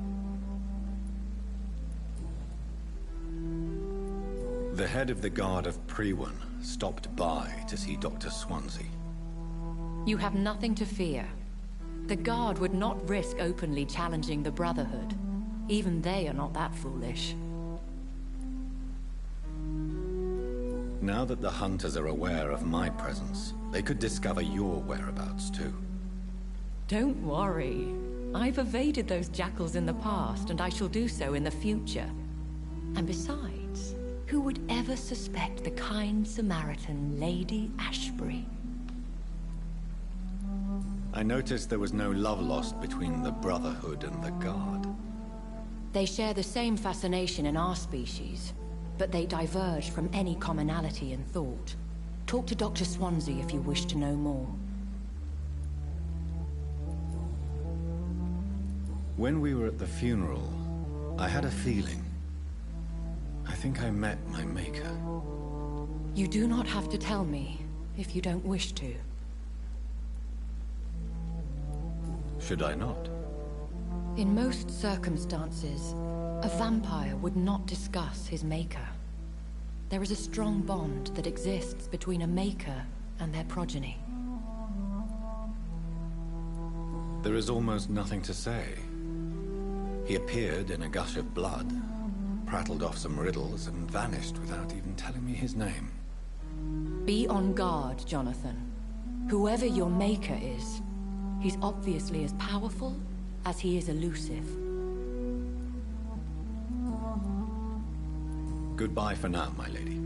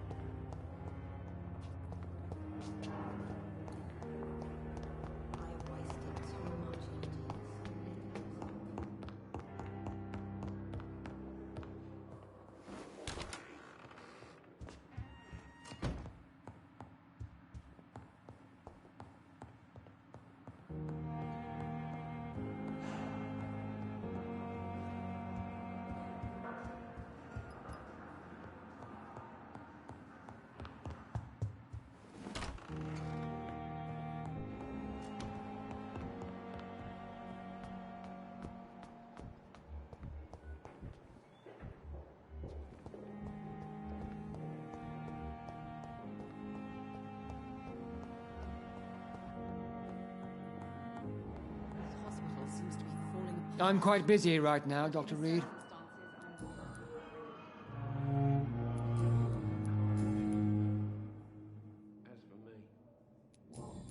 Thank you for your time. We'll talk later.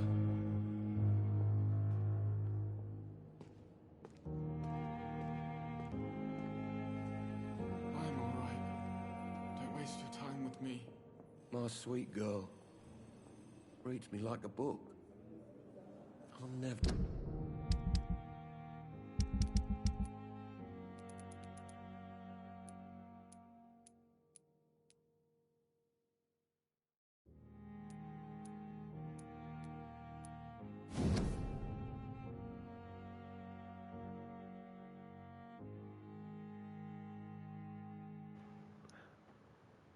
I don't remember if I've read this letter or not. Letter to Dr. Swansea, Pembroke Hospital, 14th of October. Dear Dr. Swansea, despite the actual urgency of the sanitary situation, I must inform you of a recent case of professional misconduct inside the Pembroke. Nurse Gwyneth Brannigan has been found guilty of undeniable, unprofessional conduct, and thus guilty of endangering a patient. Under no circumstances should a nurse diagnose and establish... Ah, yes, I have read this. Alright.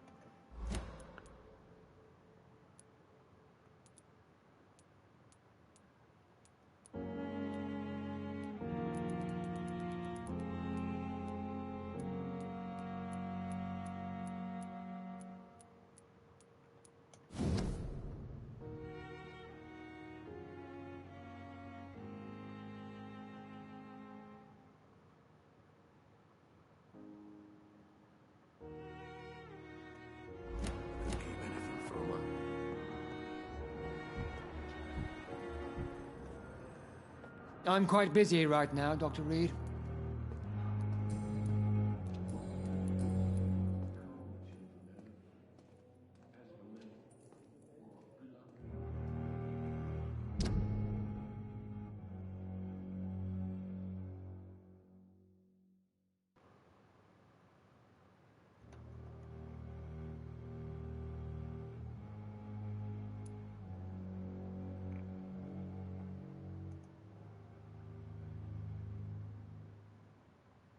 This is interesting. So these two hints, fair enough, I've gotten them.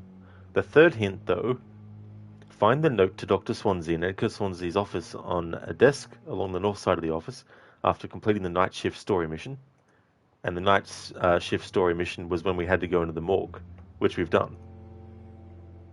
You will also receive the warning letter at the same time. Reading the note to Dr. Swansea will give you this hint. Well, we've already read the note to Dr. Swansea, and hasn't given us the hint.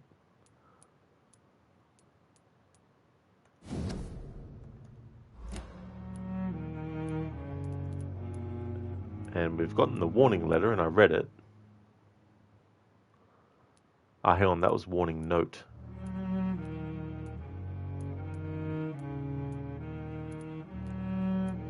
Warning letter. Okay.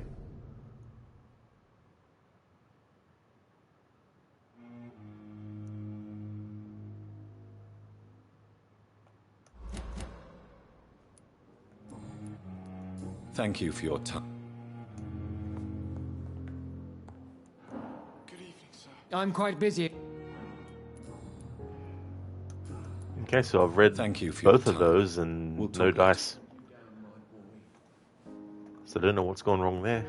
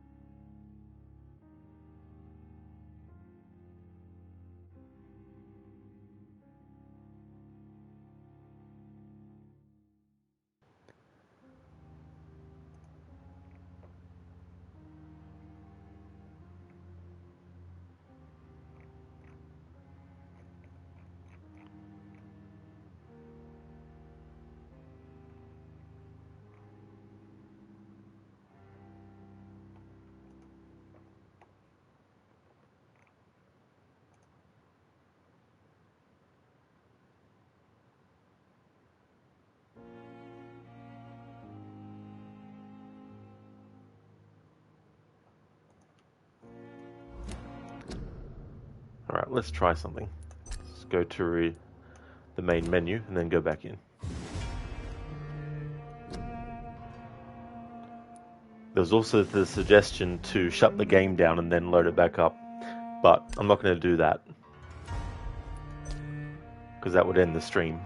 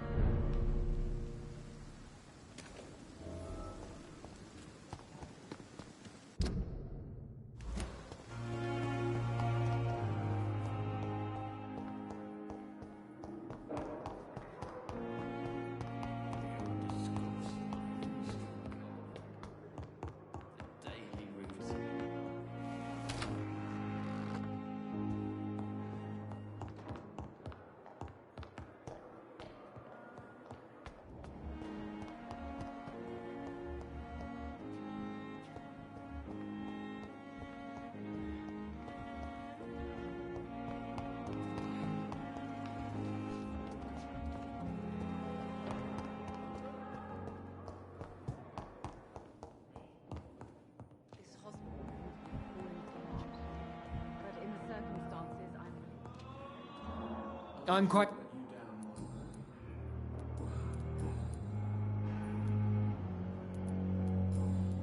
Thank you for your time.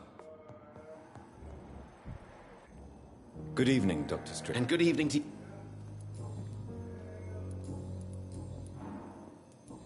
Goodbye, Doc.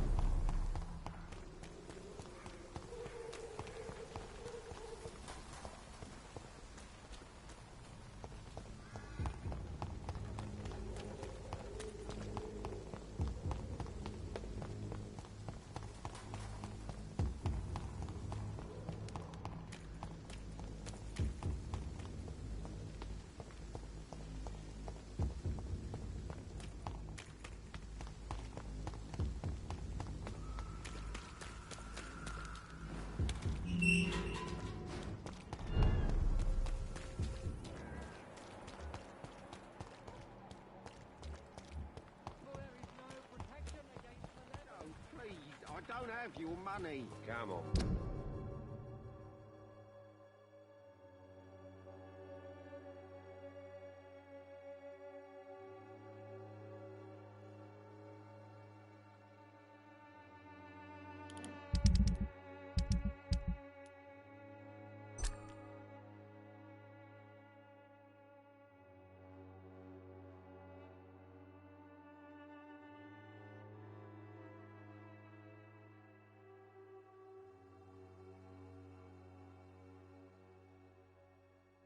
Alright, so we have another eavesdropping mission that we need to do with one of these citizens. So Joe Peterson has to go into his house.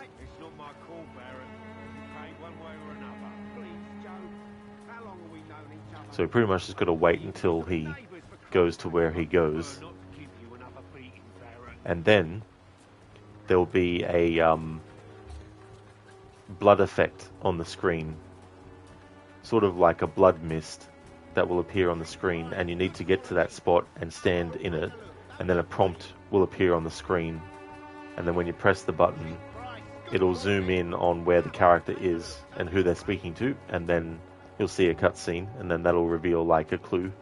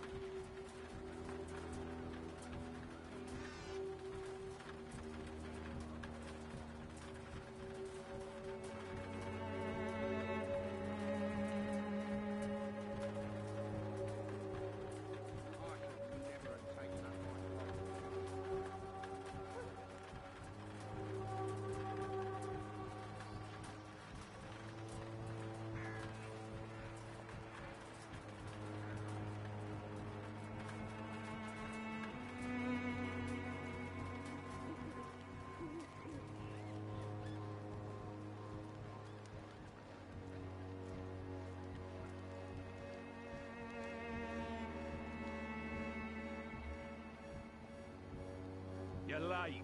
Where's my money? Time to pay, one way or another.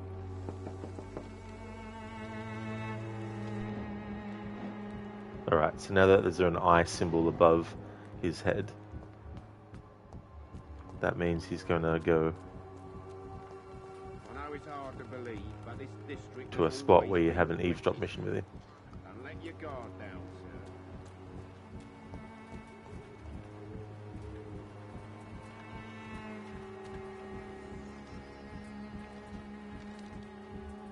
Cheap price, good quality. Come on, take a look. Don't be afraid. Cheap price, good quality. Come on, take a look. Don't be afraid.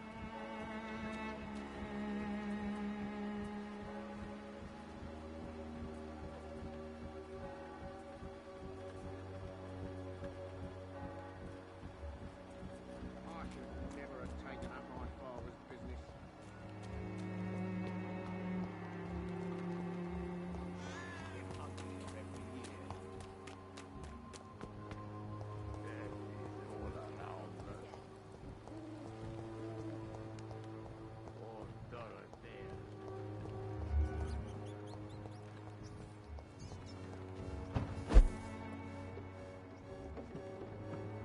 Ah, damn it. It would help if they actually made the spot you need to go to actually appear on the screen, no matter how far away you were from it. Alright, so now I've got to wait all that time until he returns there. But I'll stay here this time. Lucinda, okay, Rose, it's about time for you to head off to work. I hope you have a great rest of your stream. Thank you very, very much, Lucinda. I definitely will. Thank you so much for popping in, especially before work. I really hope that work goes well so you can enjoy the rest of your Friday. Would like to highly recommend people check out Lucinda's channel if you haven't before. Lucinda is doing a playthrough of The Last of Us Part 2 Remastered. This coming Sunday, she'll be doing the next stream of that, which will be the final stream for the playthrough. The next game that she's got lined up, or one of the games that she'll have lined up after that, is Resident Evil 5, to continue the Resident Evil marathon that she's got going. A great streamer with some really cool raccoon-themed emotes, both animated ones as well as static ones. Really, really great emotes for a great streamer, so definitely recommend. And that's no problemo at all for the shout out, Lucinda. Always more than happy to give you one. Thanks again for being here before going to work. Hope work goes well. Definitely catch you again soon.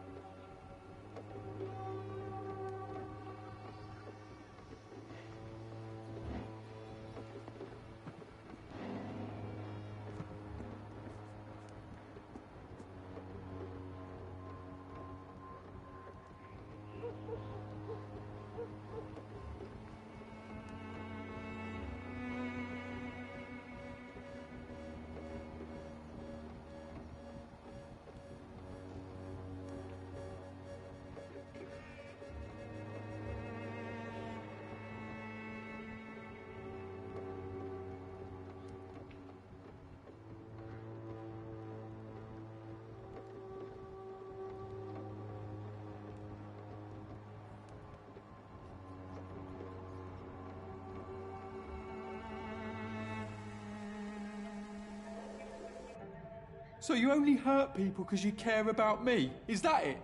Don't be such a brat.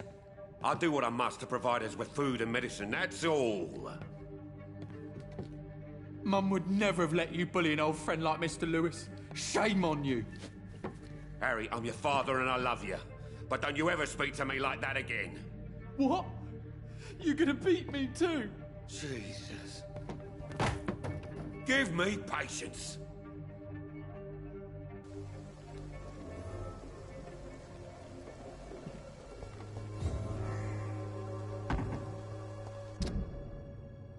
Alright, so now we have all the hints for Harry. And for his father as well. Come on, take a look. Don't be afraid.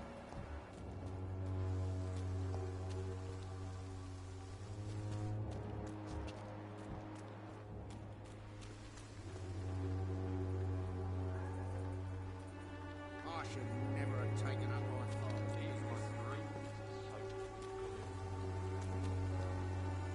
You again? What do you want this time?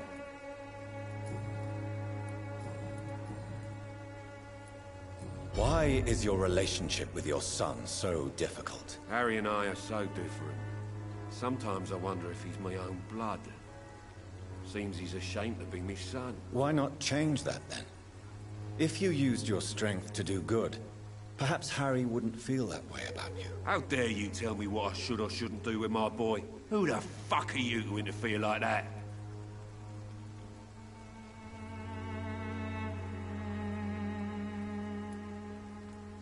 You're a bad father who scares his son and his neighbors, Mr. Peterson. I don't think I like your attitude, sir. In fact, I'm starting to dislike your face so much, I might try to improve it, see? I'd like to see you try, Colossus Joe. In the meantime, are you sure I can't be of any help to your son? I am a doctor, remember? Never. Harry's complicated. Fragile, you could say. Doesn't mingle with strangers. Now leave us alone. Goodbye, Mr. Peterson. Be right back.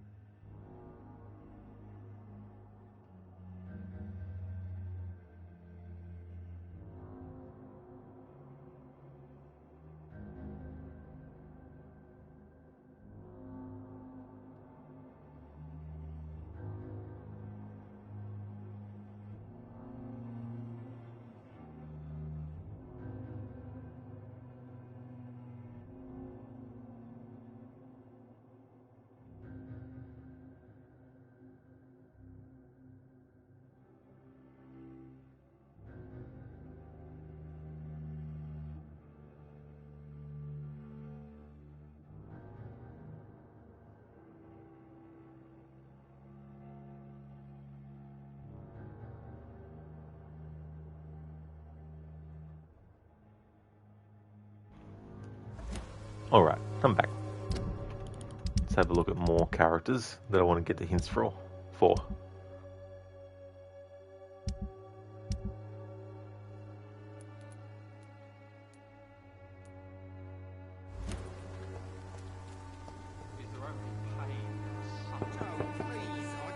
Good evening, Harry.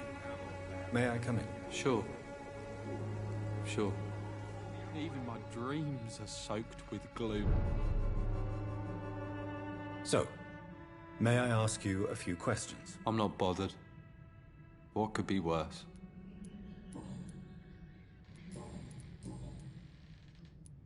You and your father have a difficult relationship, Harry. Tell me, did he ever hurt you? No, never. My father can be brutal and rude, violent even. But he never touched an hair on my head. What is going on between you two, then? It's his job, if you can call it a job. He bullies people. Men and women we know, like poor Mr. Lewis. It's just not right. Goodbye, young man. Take care of yourself. Is there only pain and suffering in this world?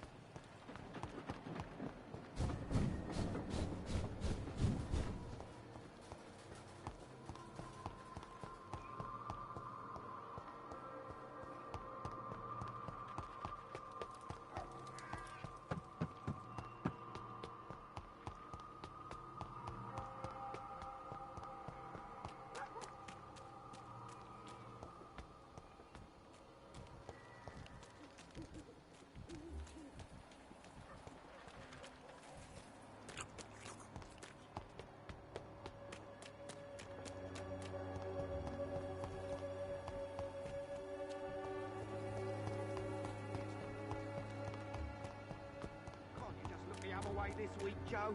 Come on, we can sort it out, right? It's not my call, Mary. The walls of your heart are hungry, Joe.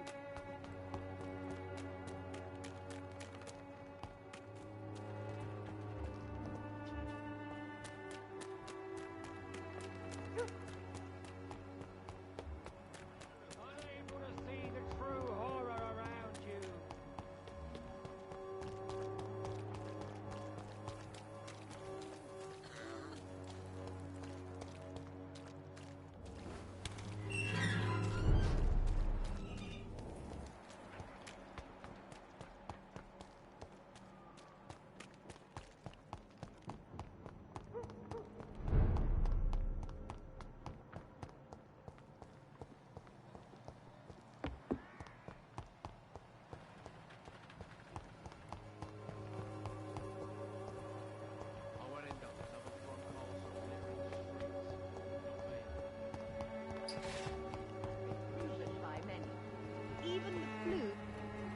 Good evening, my dear colleague.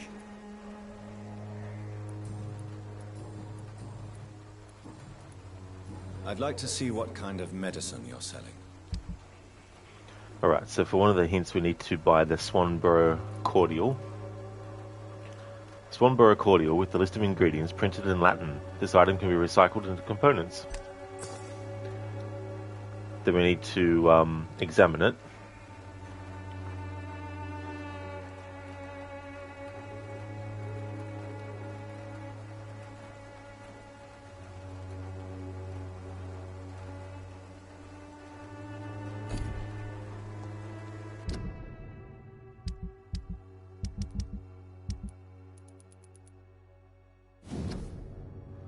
Ingredients: aqua fontis, illa repetia, idem stellata, hydrogen protoxide, excipient nil aluid. Swanborough's miracle elixir.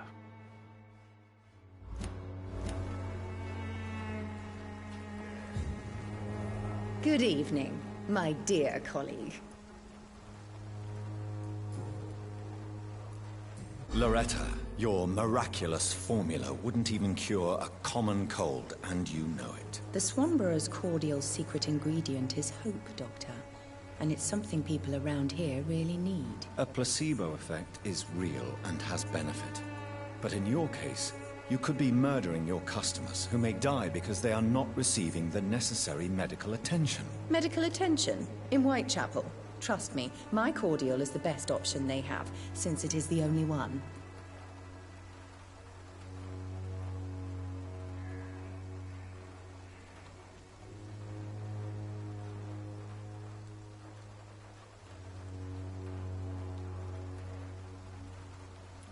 Well, as it is a placebo of sorts, perhaps it may have some positive effect. See? You have to admit I'm doing some good.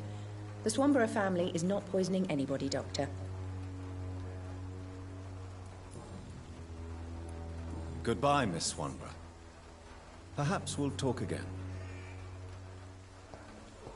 The Swanborough cordial can be the answer to all.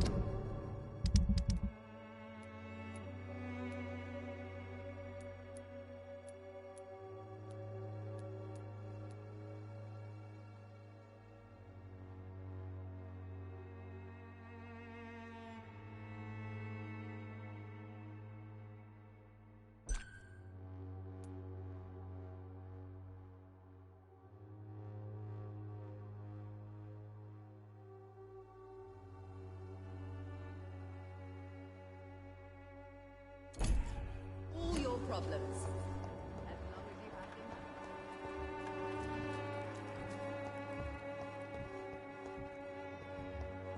Its effectiveness has been proven by many.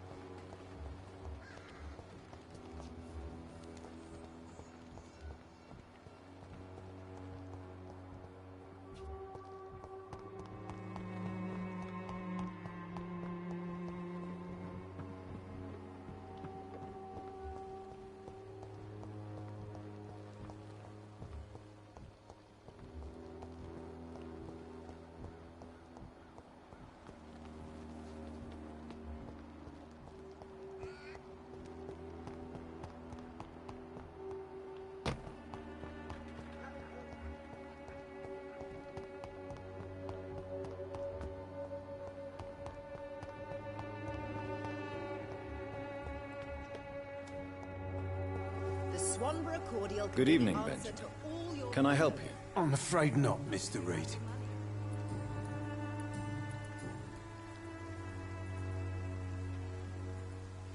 When science fails you, this elixir will give you faith again.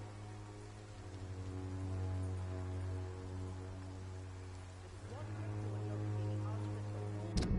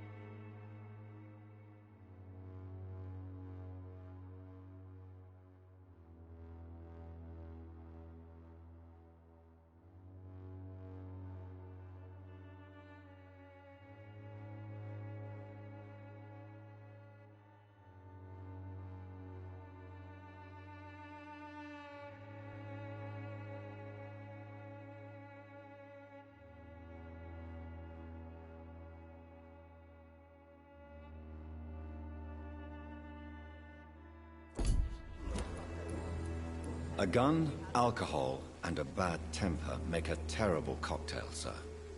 Goodbye for now. Its effectiveness has been proven by many. Even the flu is no match for the Swanborough cordial.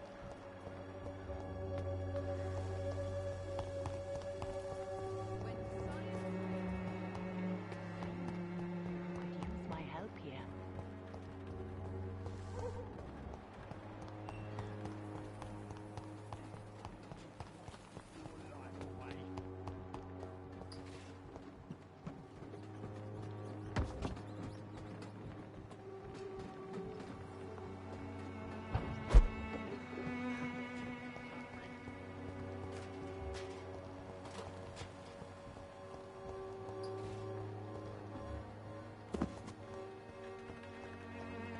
Used to seeing death. I hope this feeling will disappear someday.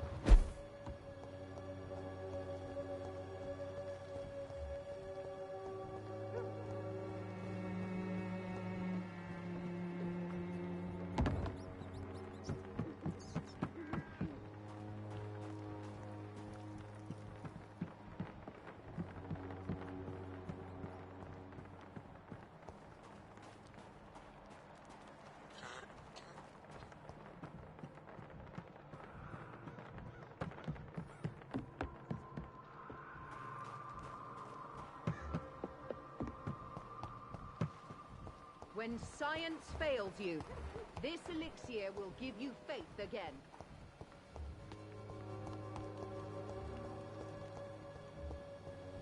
I won't end up another drunk arsehole littering the streets. Not me.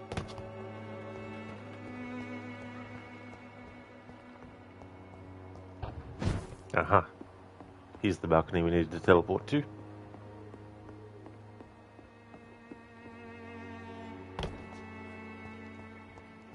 Alright, now I'll be able to do this eavesdrop mission with Albert.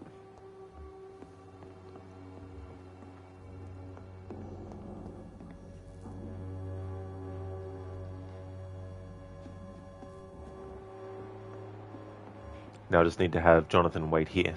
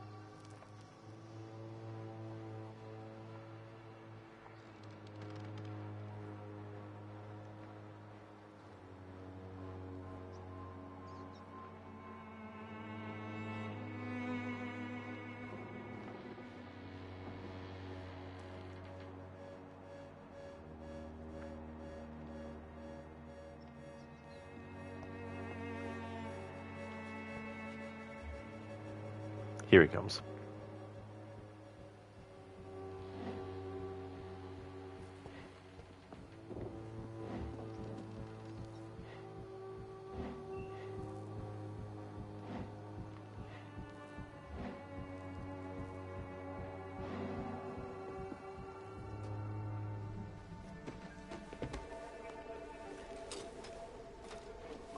there it is.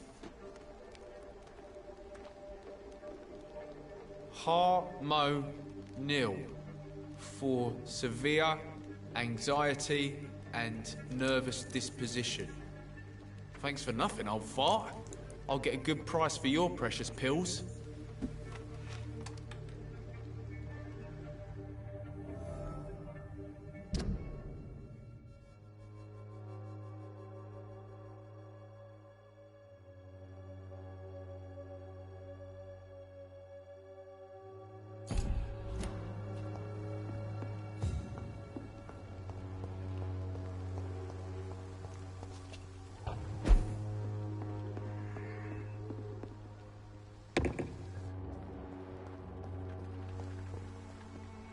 How are you, boy? I'm not your boy, all right? Now piss off.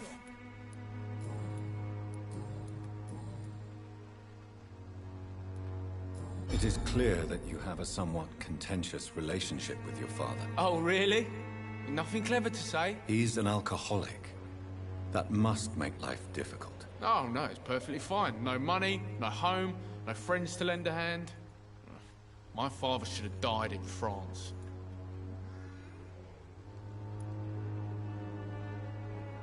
War can change you. I have seen many men who have lost their wits on the battlefield. I'm not going to lose any more time with that drunken arse. Me? I'd prefer to take my chances with the wet boot boys. Why do you want to join a gang, Albert? I'm not going to spend the rest of my life sleeping under bridges. I understand that living in poverty may be a doorway to a life of crime.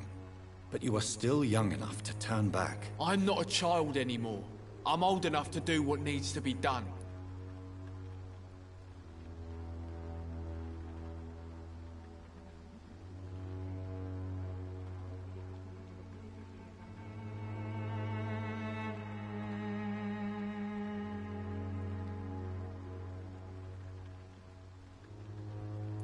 Yes, Albert. You're old enough for the death penalty. So what? A good life and a quick death, that's all I want.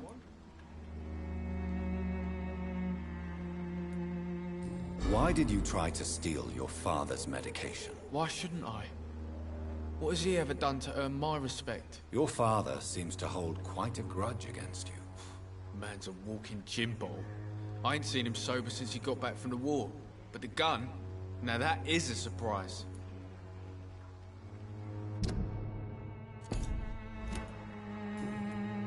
Goodbye, young man.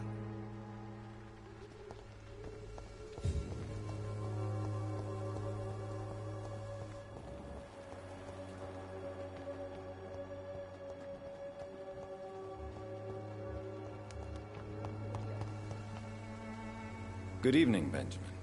Can I help you? I'm afraid not, Mr. Reed.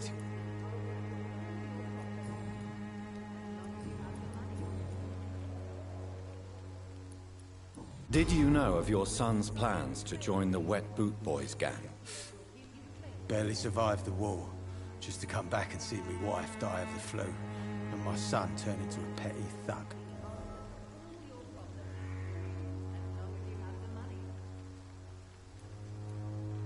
Albert is old enough to make his own mistakes, don't you think?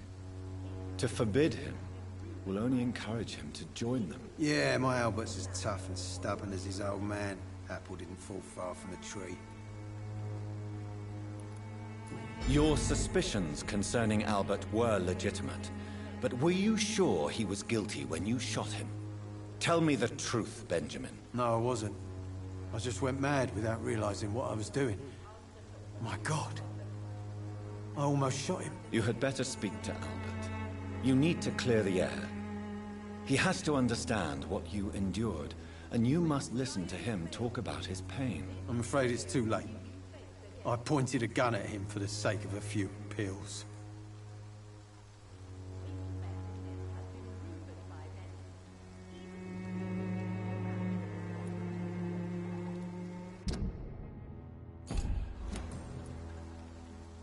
A gun, alcohol, and a bad temper make a terrible cocktail, sir. Goodbye for now.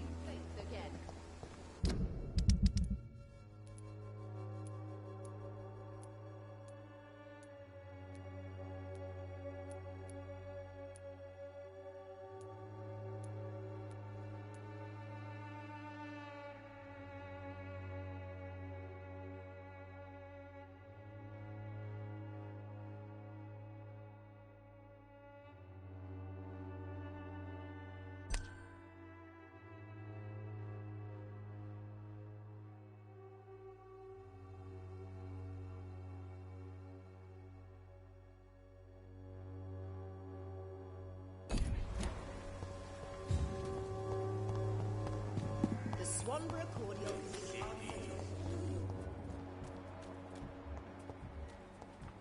This district seems to get uglier every year.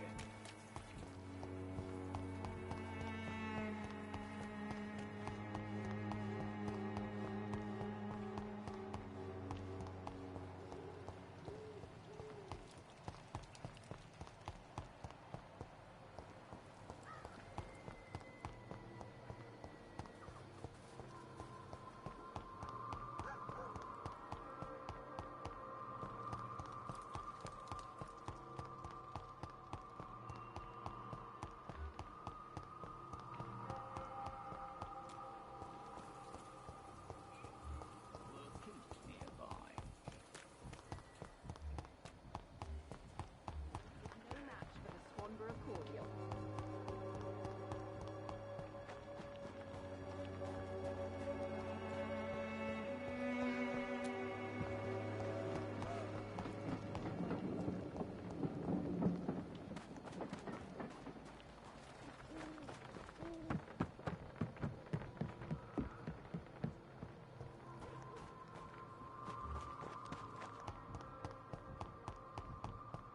The Swanborough cordial can be the answer to all your problems. As long as you have... This city.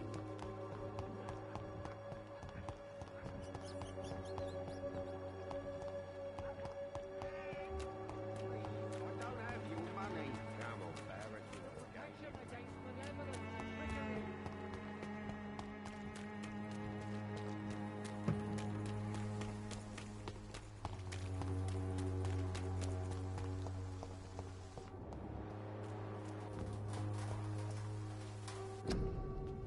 Flower bouquet. A small flower bouquet with a voucher for a free medical checkup hidden between the flowers. If you are sick, if you have no money, whoever you are, wherever you're from, come see Dorothea to get help. No tricks, no charges, no questions asked. Just find Darius Petrescu's house and present this coupon.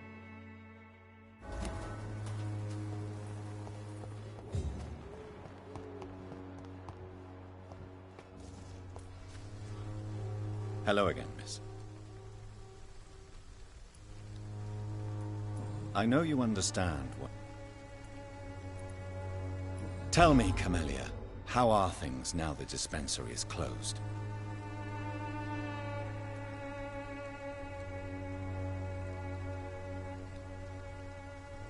Very well. Goodbye, then.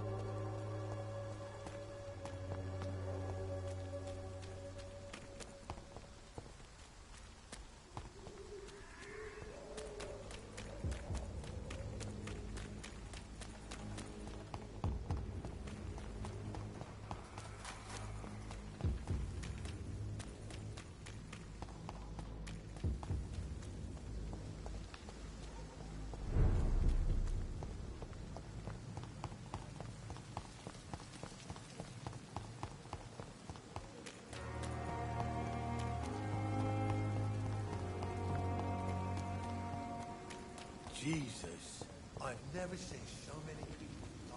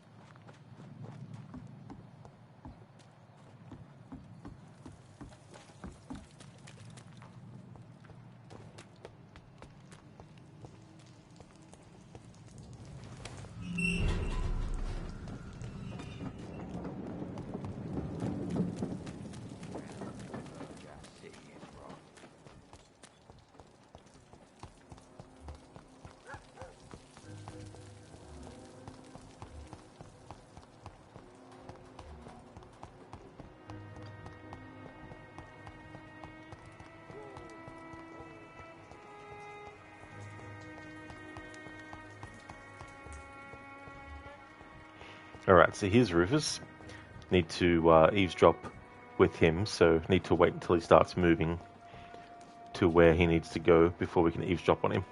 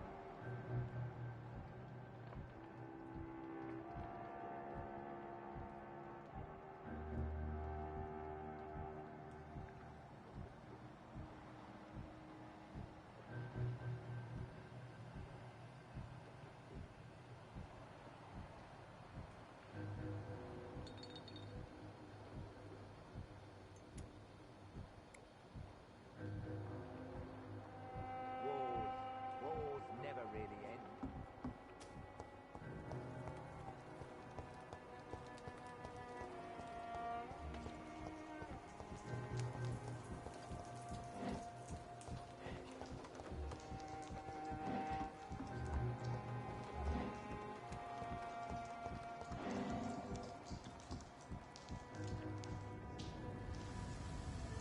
Don't you think Miss Fishburne is nice to us?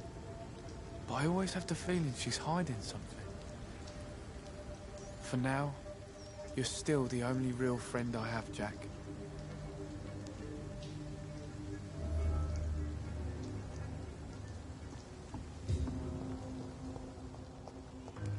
Rufus and his friend the rat.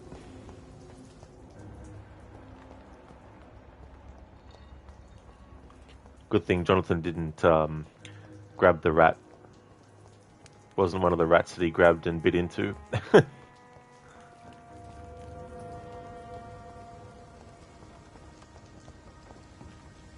Evening, Rufus. Evening, Mr. Reed. How come you consider it your only friend? I found Jack when he was a baby, alone amongst dead rats. Poison, probably. He was the weakest, but he survived. Just like me with my parents. Like you and your parents? When I was 8, my parents died in a car accident. Rumour says I didn't get a scratch. How have you survived? Did anybody take care of you? I don't have any family left, really. Except for the good Mrs. Fishburne. She's like my family now. You don't remember the accident? No. I was little back then. It's been a blurry mess and very quiet in my head ever since. So long, Rufus. Be careful. Take care.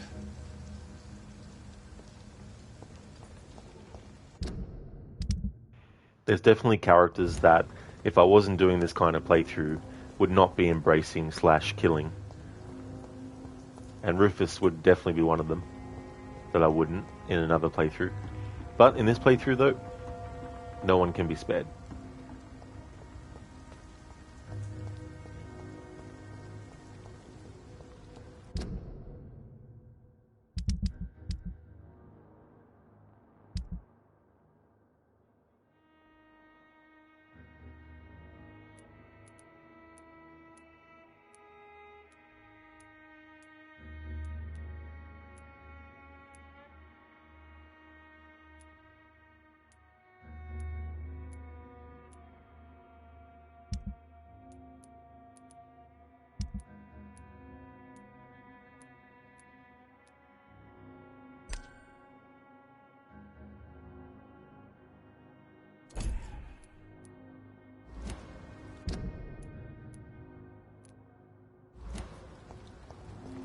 Lucas, have you eaten everyone?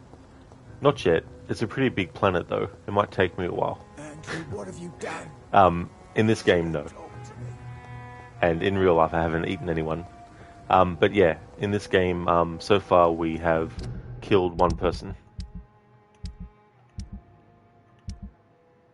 That is a citizen, which is Dorothy Crane.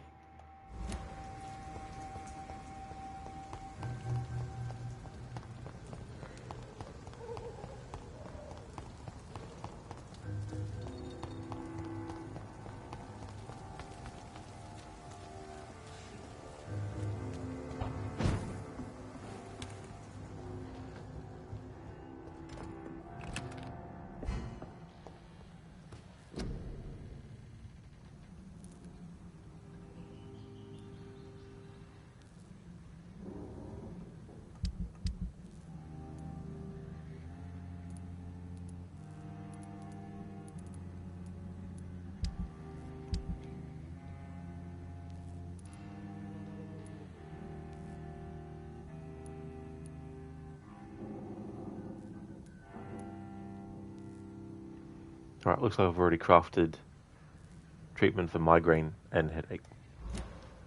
Thought I hadn't yet. Seems under control, more or less.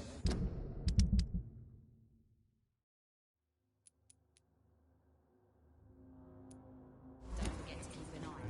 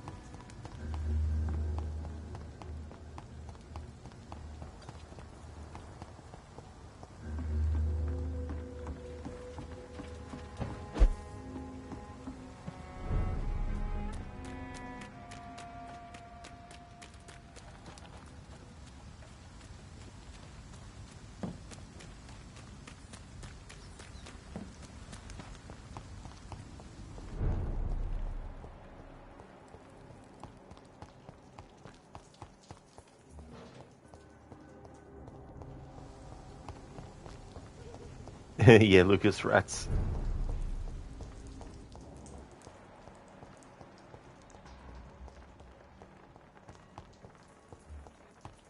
If not, I'll find you something.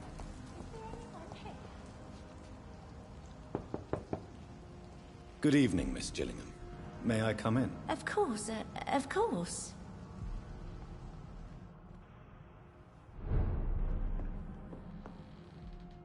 So, Dr. Tippets, what brings you back here? We haven't talked in quite some time.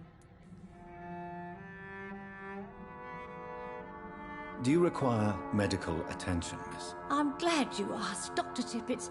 I must confess I haven't felt that well of late. I'll try my best. Here, take this. And please, try to get some rest. Thank you, Doctor. Thank you very much. Goodbye, Miss Gillingham.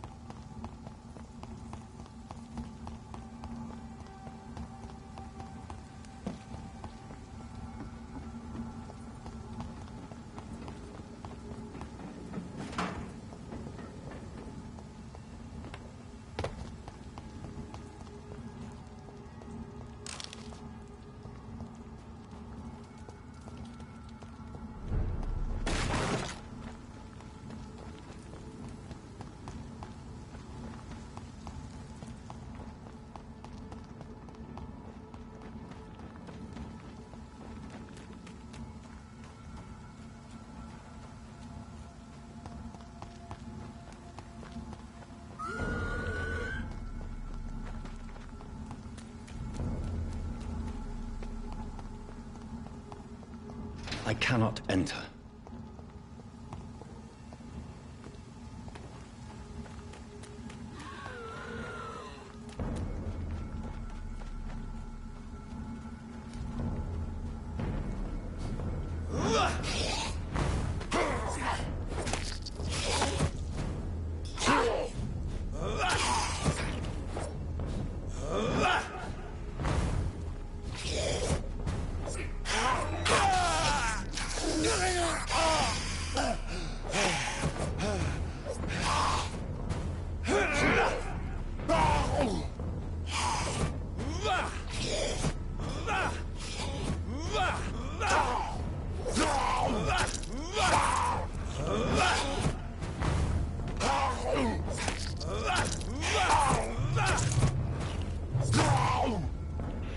Yes, Aiden Grayman, he really could totally jump that fence. Yeah, that's one of the annoying things about this game, is that there's only very specific things that he can actually teleport to, and there's a lot of stuff that, as a vampire, he should be able to do, but they've programmed it so that he can't do that. There could have been another way to come up with a barrier for getting past certain things.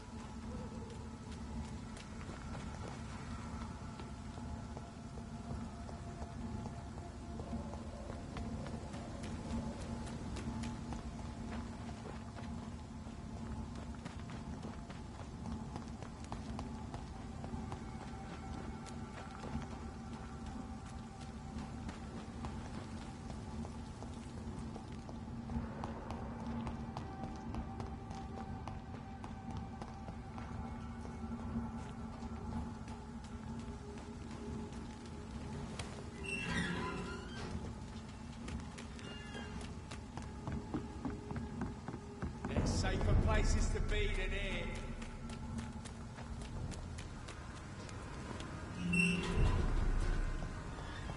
So much noise.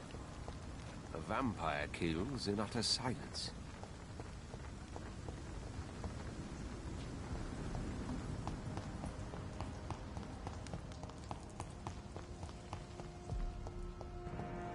Please, sir, come and have a gander.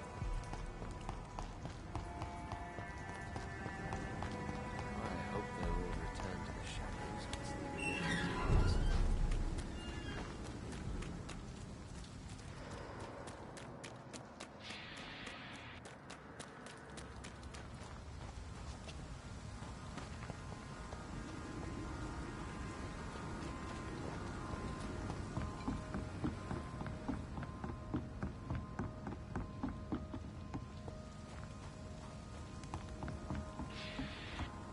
So far, Satan only embraced one character, which was Dorothy, but definitely want to wait until I've got Mesmerize to its highest level. And there's been a few clues that I've fucked up, but there's also a lot of characters that I already have all the clues for, thankfully.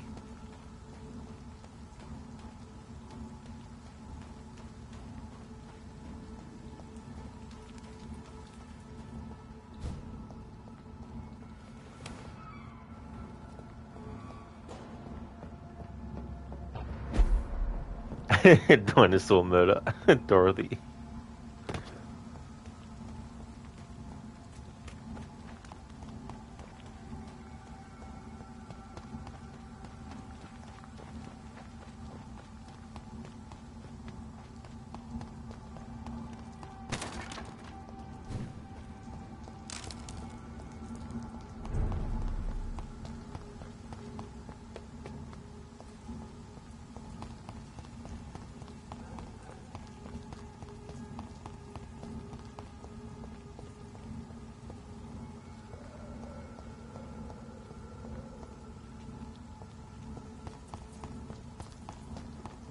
Oh, did you, Satan? You had Dorothy the Dinosaur PJs as a kid? Yeah.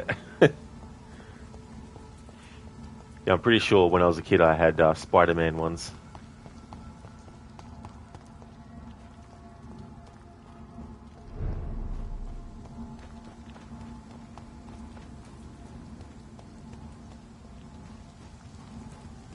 Yeah.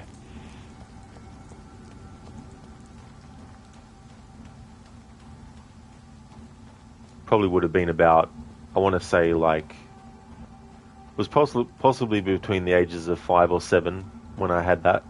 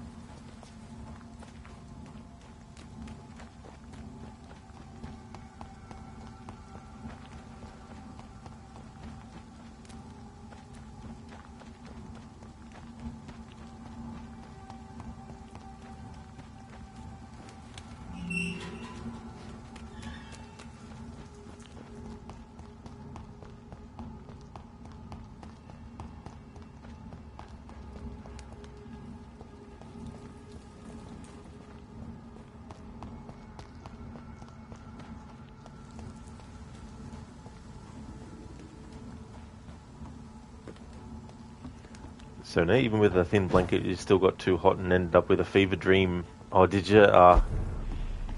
Yeah, I don't think I've ever had a fever dream since I was really, really young.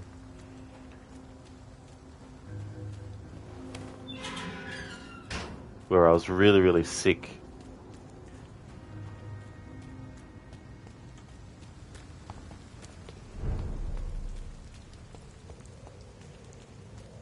I remember too, around that time that happened, there was an NES game called Anticipation, which was like a I haven't played it since then. Not that that was the reason I stopped playing it. It's just that that was the last time I played it. So I think it was some kind of game with all these mini games in it, and I think part of my fever dream involved some of the graphics from that game.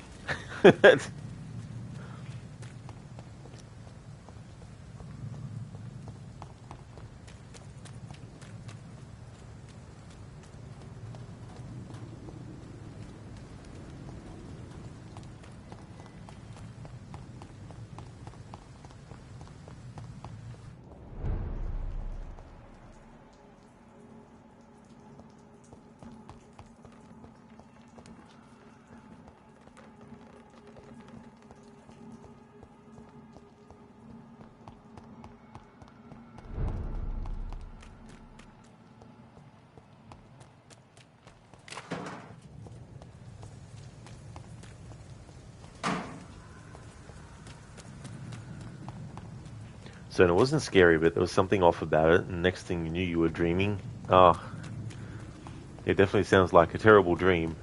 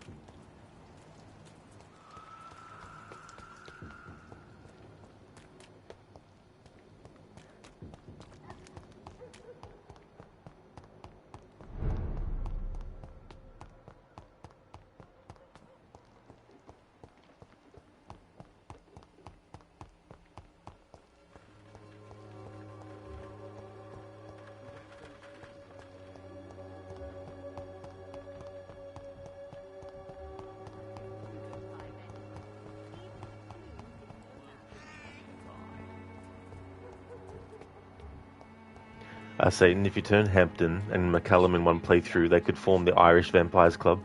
Fergal can't join because he'd be dead by then. Yeah, that'd be funny. Come on, we can sort it out, right? It's not my call, Barrett.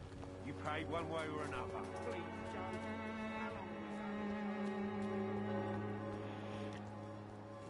That glitch with my PlayStation controller struck again. If the game went mute all of a sudden, it's because my PlayStation controller has a glitch where when I press the button to mute or unmute myself, the game thinks the controller thinks I'm pressing the button down and holding it in, because doing that will actually mute all your game audio. It's really friggin' annoying.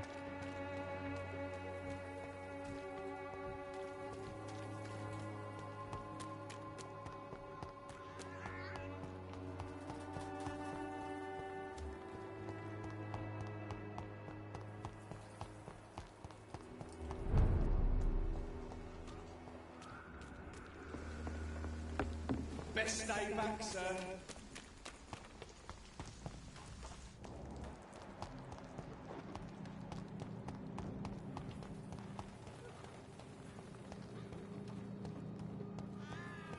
Satan. Wait, McCullum and Hampton could even form the Christian Irish Vampire Club, maybe in Catholic. And McCullum as such, you got to make it more and more specific. Yeah, try and whittle it down to the most extensive aspects. It's like, are they wearing clothes that are the same color? If so, then that's another combination. Do they like the same food and drink?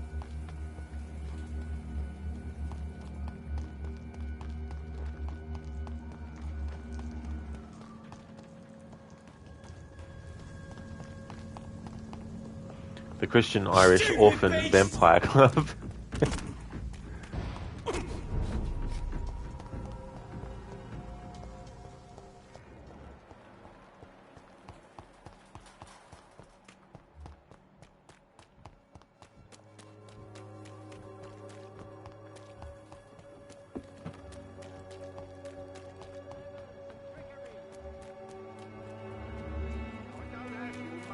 Come on, Barrett, you know the game. You played for peace of mind.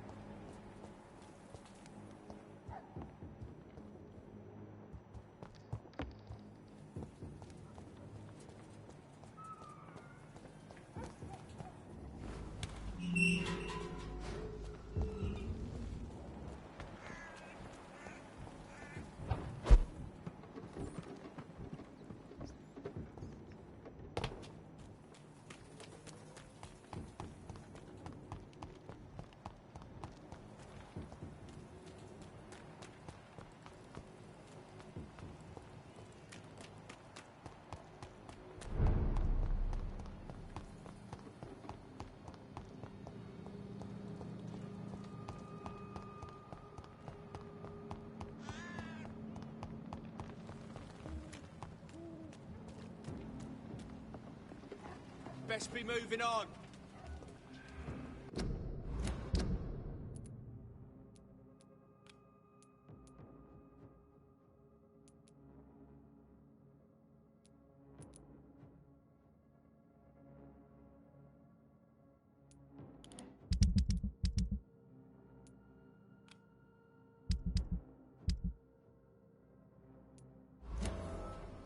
Go back home, idiots!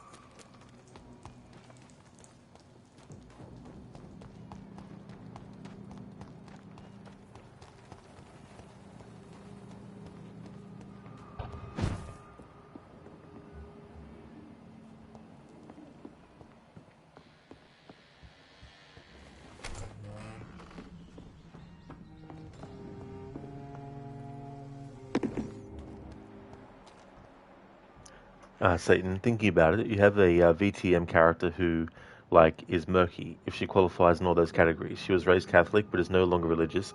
Her parents were Irish but moved to England before she was born, and they were probably alive when she became a vampire but would likely be dead by 1918. Oh, so what does VTM stand for? Oh, Vampire the Masquerade. Ah. Yeah, I just remembered.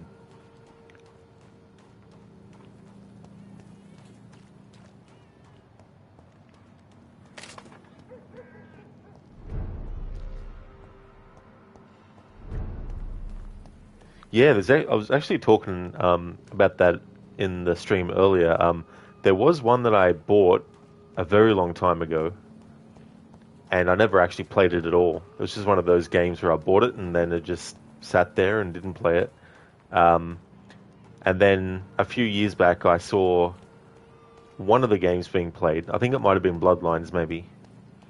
But I definitely wouldn't mind giving one of those games at least a bit of a shot.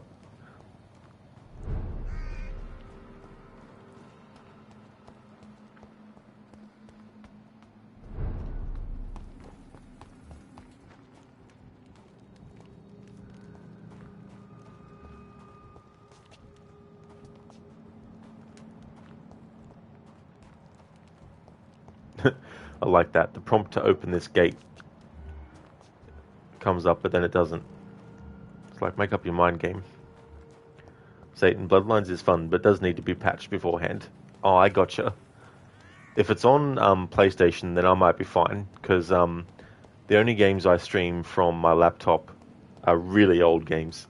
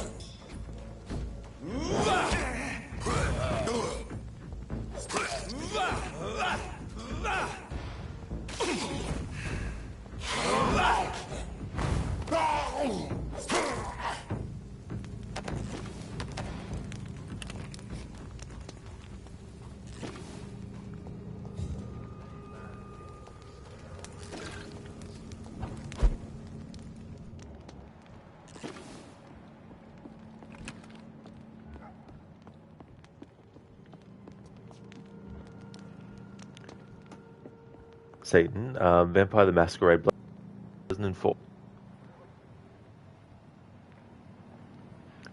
Sorry, this friggin' controller glitched out again.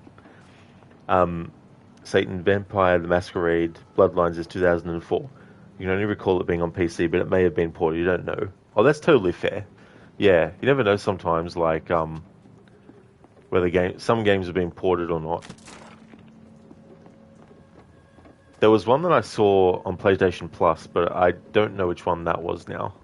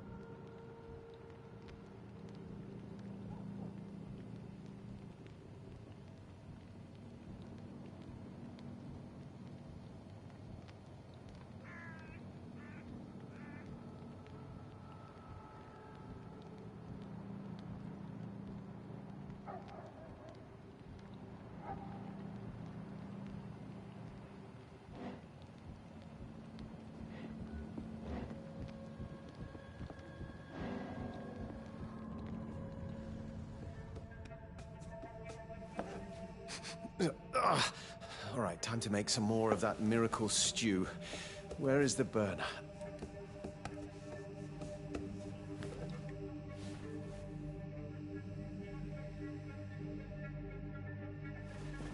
Ouch! Oh, shit! Ow! Oh, shit, no more chlorine. Well, the next batch will be a little less miraculous, that's all. Less miraculous? We can't have that.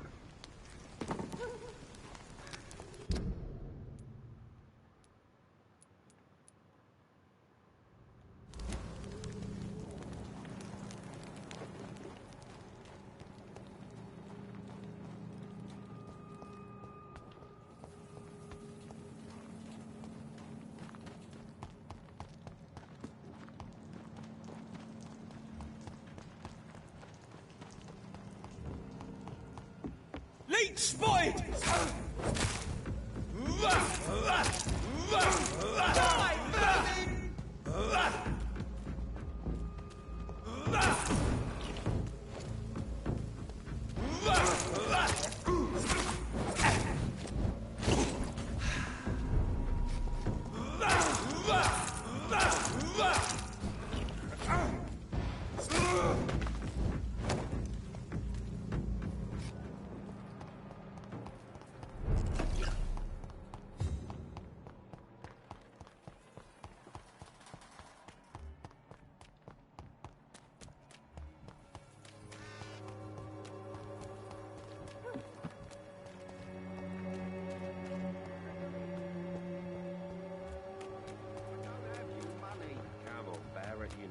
You pay for peace of mind.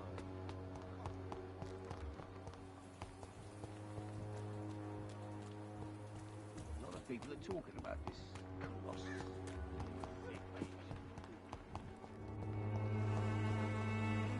Good evening, my dear colleague.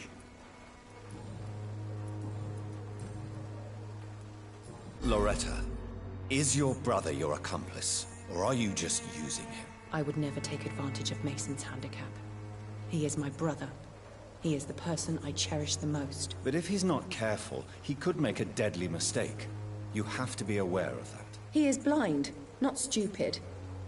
He's always been the brains of the family, and the Swanborough cordial was his idea in the first place.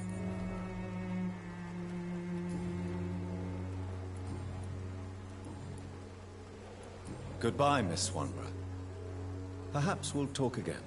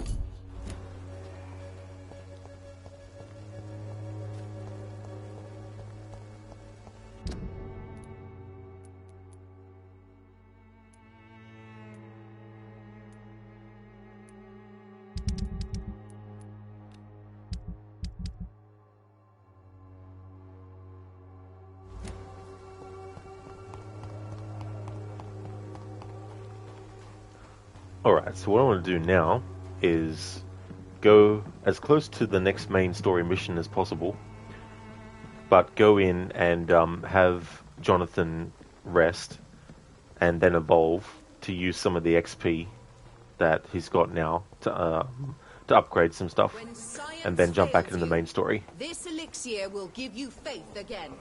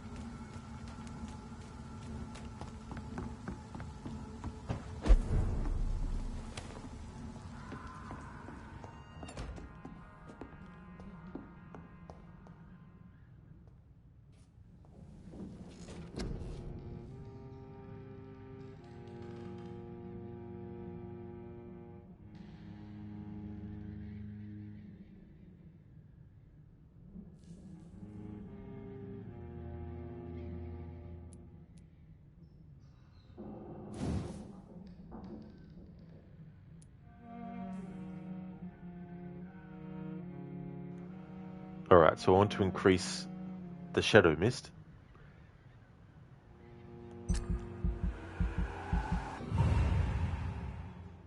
There we go. Took a lot of XP, but I like using that, so that it's worth it.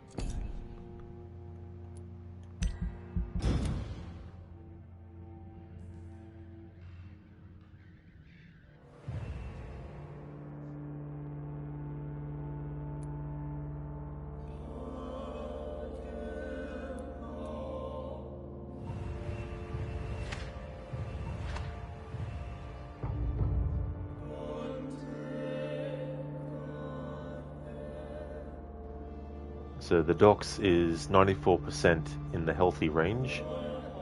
Pembroke Hospital is 97% in the healthy range.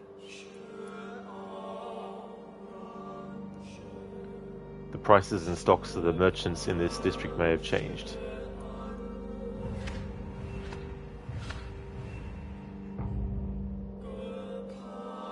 Whitechapel is 73% 85% serious range. And West End is 85% in the stable range.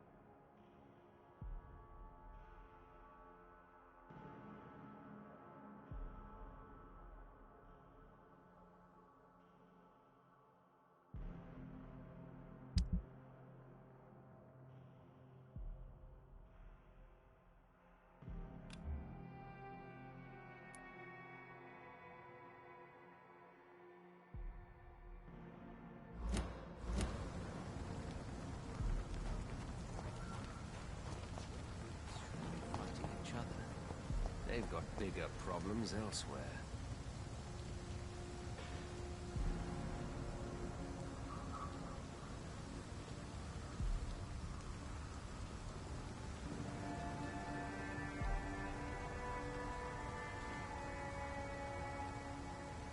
I hope they'll all return to the shadows once the epidemic has passed.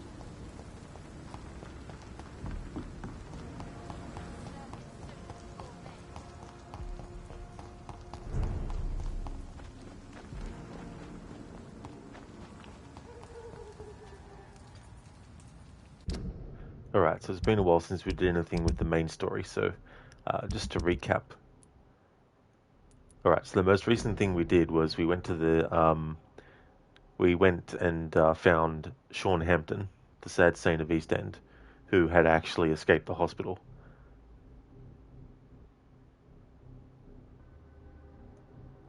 And now I need to go into the sewers.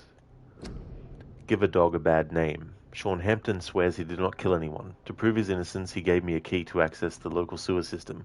He says I will find all the proof I need down there. He also said he will wait for my return and willingly submit to whatever decision I make. I don't know if I can believe him, but his fortitude impresses me.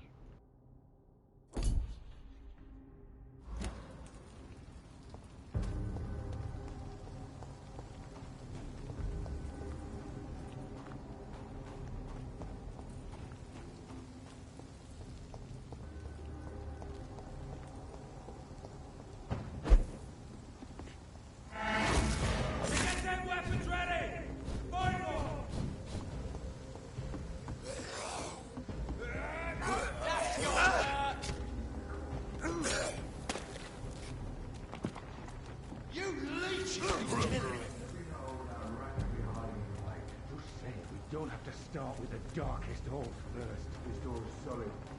Need someone serious about keeping people out. First place to look. Look at it, vicious. Filthy piece of shit! Back, demon! Back! Oh no!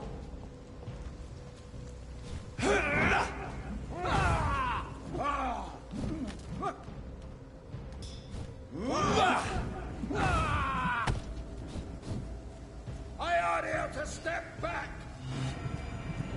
Exactly, Satan. Vampires got to stop going to the sewers. It's like, come on, it's not good for you.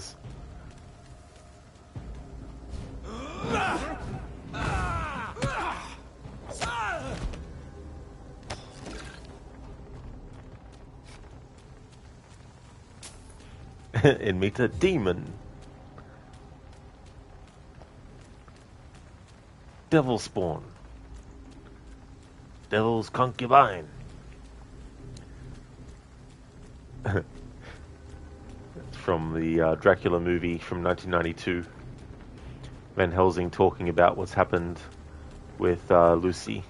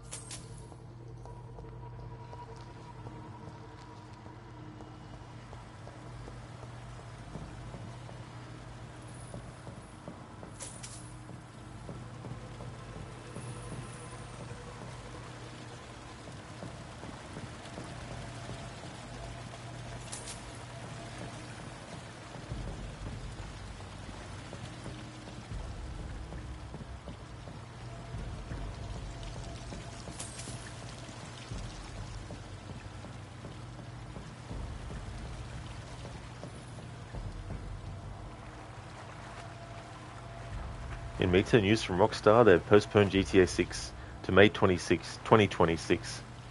Yeah, I had a feeling that might happen. That's definitely fair enough.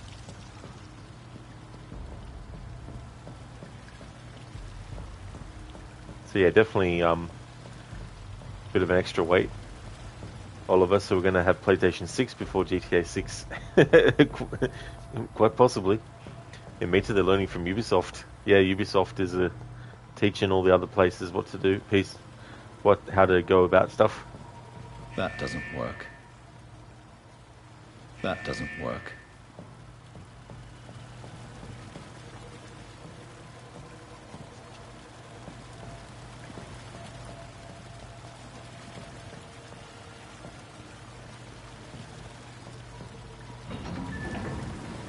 So that's it.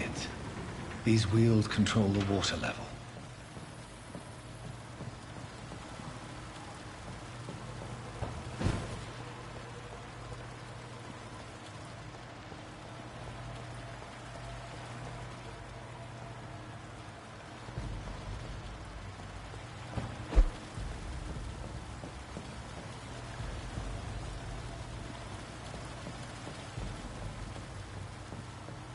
That doesn't work.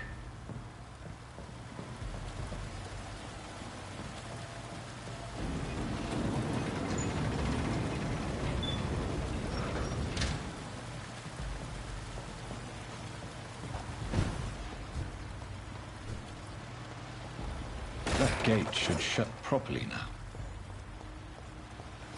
Oliver, Ubisoft, that doesn't work. No.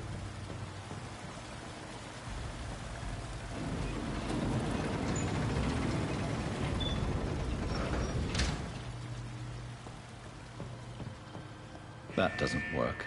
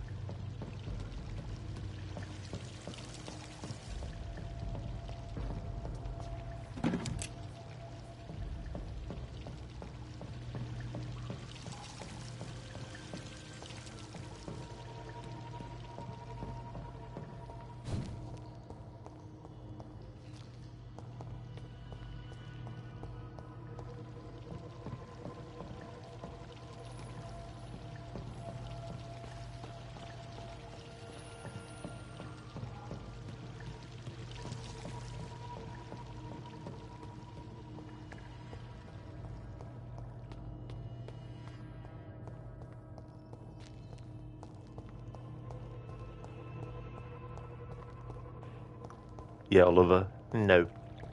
In Meta, maybe one of the requirements for GTA 6 will be at least 64 gigabytes of RAM. Yeah. Oliver, minimum requirements, at the least.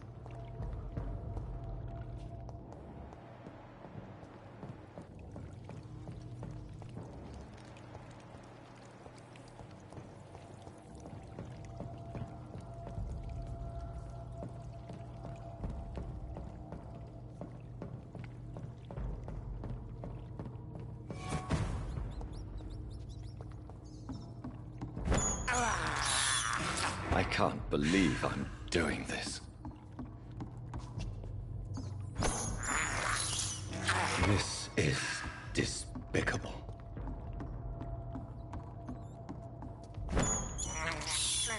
I have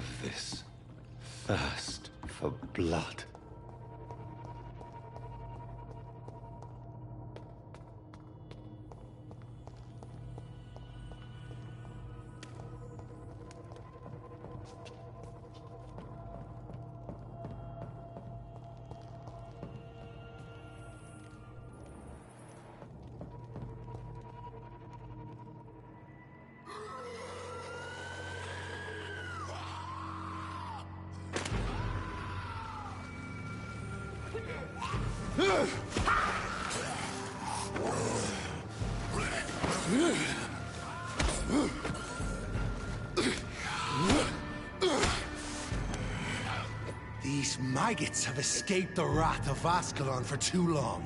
It is time to purge the sewers of their filth. You again!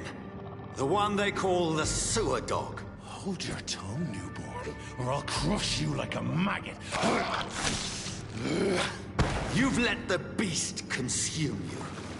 Finally! A touch of lucidity. You shall learn to respect the laws of Ascalon! Dare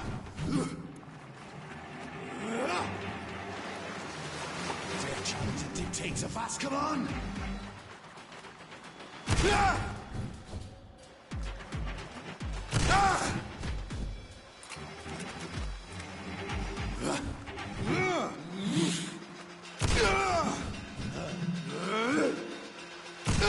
Once you vanished, I'll slaughter these skulls while singing your name!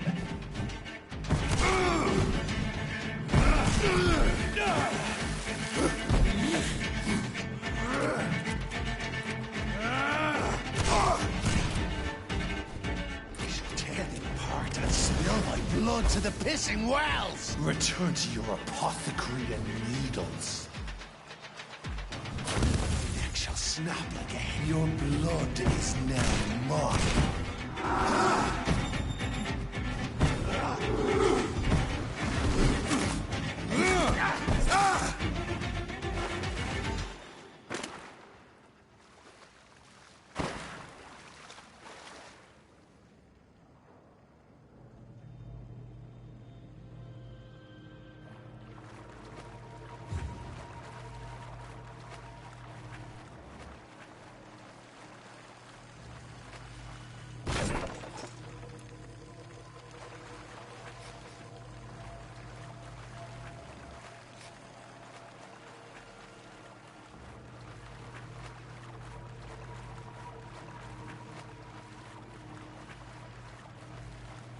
Oliver recommended 128 gigabytes of RAM, file size 6,400 terabytes, Nvidia RTX 6090.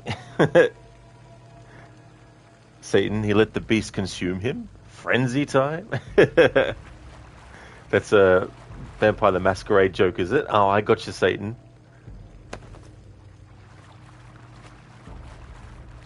Thank you, Inmita, for the GGs. Oliver, thank you for the 2 easy and the GGs as well. Thank you.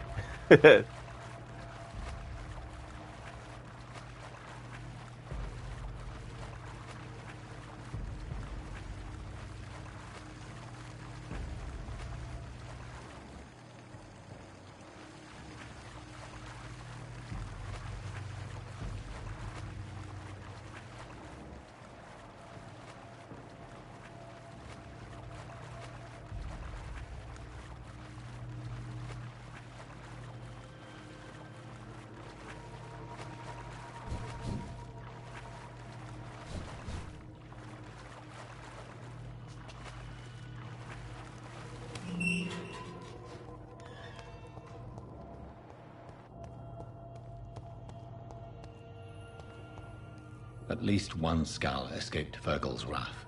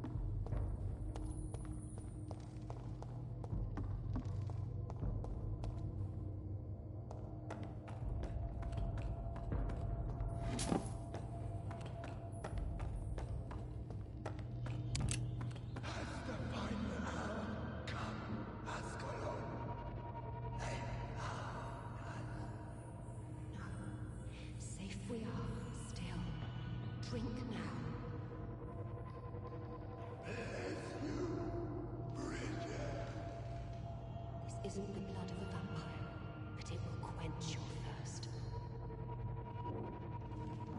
And Mita's like, I'm a very powerful vampire. Right, I have a gun.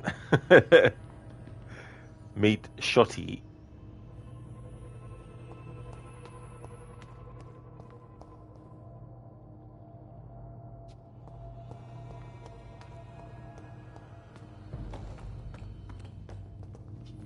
How could he have made it this far? There's blood everywhere.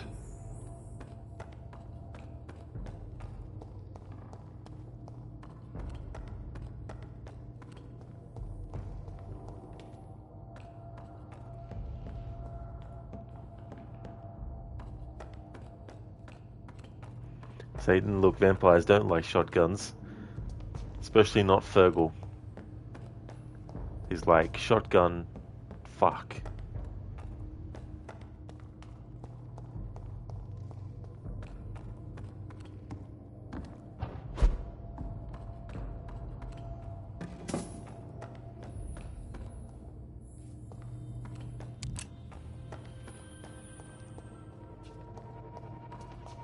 The poor creature is bleeding to death. He cannot be far.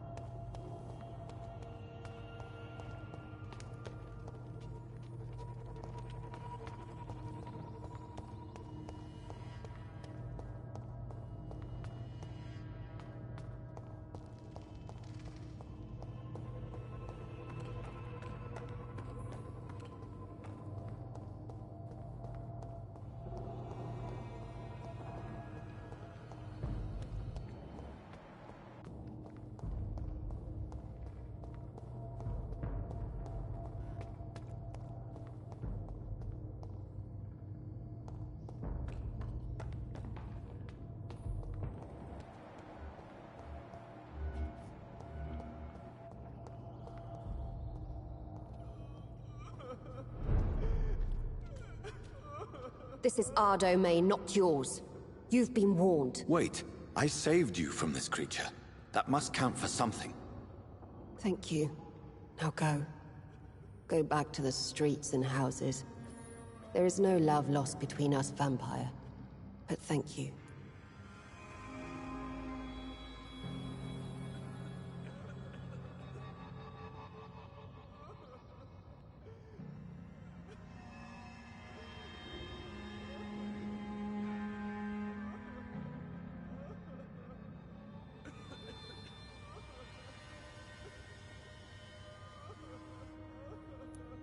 Sean Hampton sent me here. I believe he wanted me to find you. Who are you? If you must know, they call me Old Bridget. And this shelter is where we live. I'm Jonathan Reed. I'm a newborn Egon. I'm afraid I'm not sure what's going on. I shall not bend a knee, young Ekon, but I sense your pain. Ask, and I will afford you my attention. Why was that creature after you? Fergal is the blunt instrument of the Ascalon Club. His masters would see us dead or turned into slaves, if they had their way. What the hell was that thing? He wasn't an Ekon or a Skal. They are known as Volkod, an ancient offshoot of immortals. Blood drives them, enrages them. What of this Ascalon Club? Vampire Society's elite in the Empire. They make the rules and enforce their judgment upon us whom they see as lessers. So is it you that Sean Hampton sent me to find? Perhaps. The sad saint was always kind to us. He must trust you if he revealed our location. Sean is a Skal. All those I've encountered have been violent, crazed creatures. How can he be any different? Maybe because he is the sad saint. Or perhaps because I am old Bridget of the Sewer Skulls. Sean killed a patient of mine. And that's just one of the murders he's being hunted for. If you refer to Harriet, she is now among us and under our protection. Harriet Jones is alive. That's it. That's the proof Sean wanted me to find. I must talk to her. No. Harriet is not alive. But you can speak to her. I must warn you. She is fragile and may not receive you warmly. I don't understand. She is filled with bile and hate. Her mind is sharp as a tack, but her body is so weak. I've never seen its like before. She is resting in a room on the far right of this hideout. Thank you. I will bear that in mind.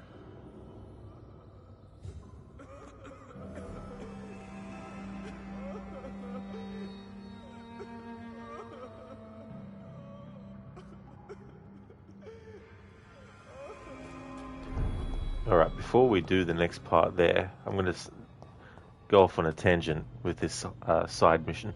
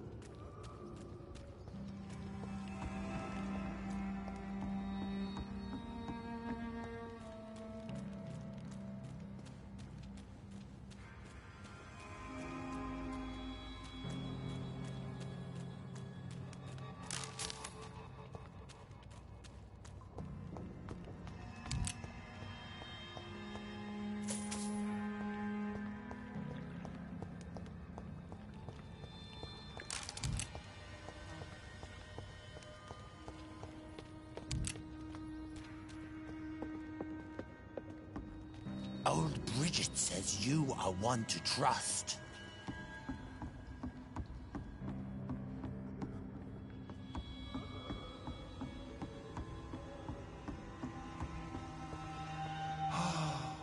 Ascalon has stalked us for ages upon ages. Old Bridget says you are one to trust. Keep your distance, Echo. Eternal gratitude for your protection, Master.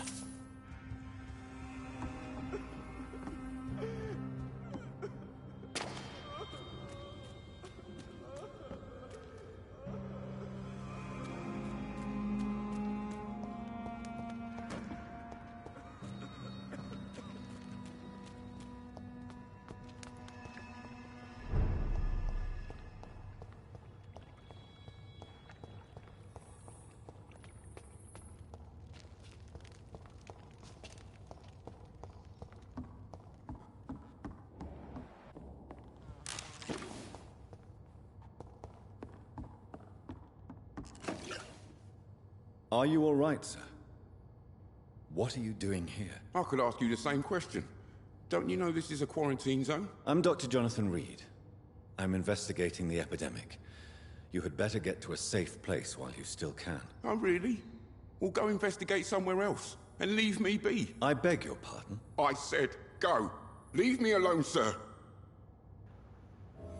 And Mita, he sounded like Gollum. Thanks, Master. Precious. Thank you.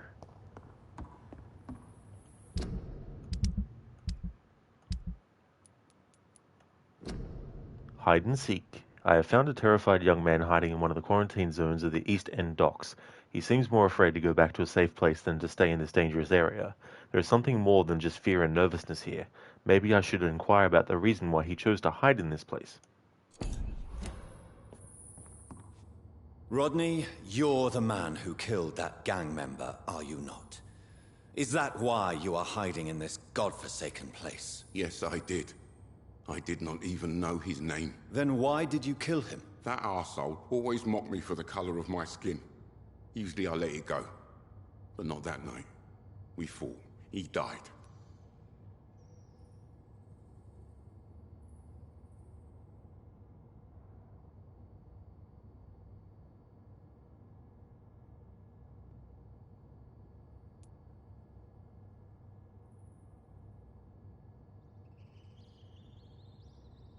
Whatever you've done, you can't spend the rest of your life hiding here. I just wanted to teach him a lesson. Not kill him. I'm not responsible for a murder if I didn't want to commit it. It was an accident. Believe me, Rodney, you won't survive here long. No matter what you did, you must go back to where you used to live. I'll go back to the docks then. But if I die, remember that the blood of Rodney Grader will be on your hands.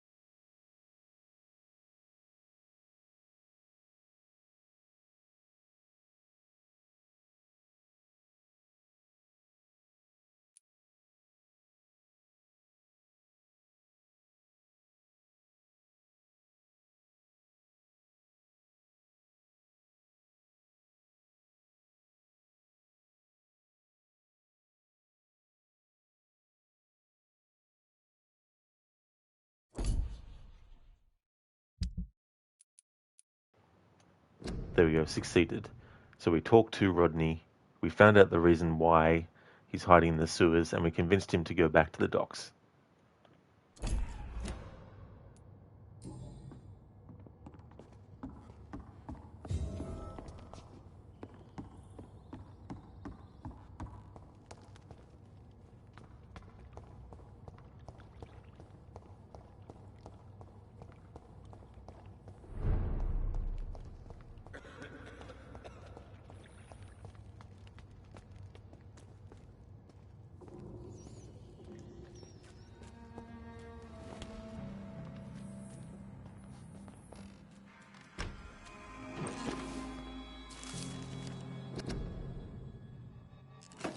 Supremacy of Econs. It is no coincidence that Econs are the most eminent and most numerous of all vampires. Econs are the true aristocracy of immortals and, if I may add, they are the only ones able to stay at the top of the food chain. Everywhere I travelled, I only met Econs assuming mortal lives or forming an immortal society. Econs are the most human, most clever, and most educated of all vampires. Don't get me wrong here, I have nothing against more exotic species like Volcod, who share the gift of immortality with us. Most of them can prove useful, if properly canalized toward a clear goal, but they lack the most important trait of all, the ability to mingle with mortals without being spotted. Therefore, the Ascalon Club should only accept Econ of the highest lineage as members of its inner circle. Depending on circumstances, Volcods could be accepted as war dogs or hunting hounds, as long as they obey our laws. Luckily enough, these lesser cousins have a natural tendency to submit and obey their masters. From The Law of Ascalon by Lord Redgrave, founder.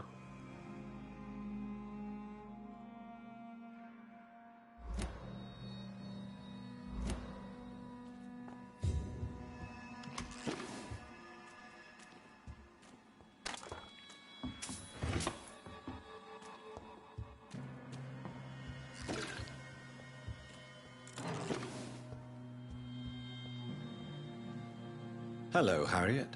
Do you recognize me? Yes, you were from the Pembroke Hospital. The young doctor.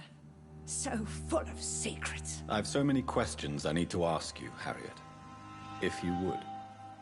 I love questions. As for the answers, you may not like them. How do you feel? I can't see. I can't move. Oh, my body's burning. I feel as if I'm dying over and over again. Does the pain ever stop? It is not pain I feel. It's like I can't stop feeling every inch of my body. But at the same time, each muscle and bone is the wrong place. Have you tried to eat or drink something?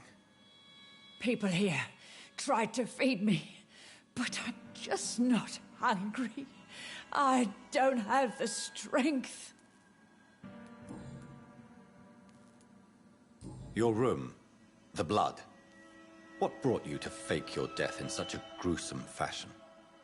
To see if I would be mourned. Do you take pleasure in causing so much pain and sorrow? Nobody gave a damn about me. Not a tear shed. Poor Harriet. Always the discarded. Why flee with Sean Hampton? Oh, it's always a pleasure to see a saint fall to sin. But the coward still won't kill. Why did you come here? And why not? This is where I live now. Leave me be. Satan, maybe it's your attitude. It could be. Maybe. Nah. Surely not, though. I mean, you know, it's everyone else's attitude. But you're right, yeah, Satan. It's like, yeah, maybe it's Harriet's attitude. So you desire to stay here? Yes, I'm with my own kind. Birds of a feather, so to speak. Poor Harriet. Always alone.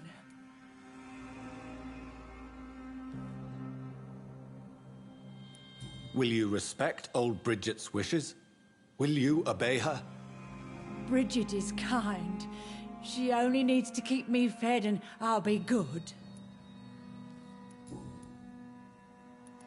I have a question of the utmost importance to ask. Will you answer? Questions, questions, questions. The good doctor, always searching for answers. Do you remember what you did after leaving the hospital? Did you kill anyone? First, a question from me. You answer first. Very well then. What do you want to know? Are you like me? Are you also dead?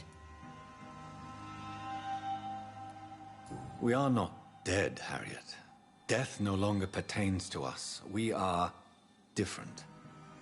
I like what I am. I truly do. I relish the pain that courses through me. I know you fled the hospital with Sean Hampton. Did you or Sean kill anyone in your flight? Anyone? Try and remember. I will not lie. I wanted blood, and I wanted revenge, and Sean pulled me from it, brought me here instead. But the shadows heard my prayers. The shadows killed that bastard.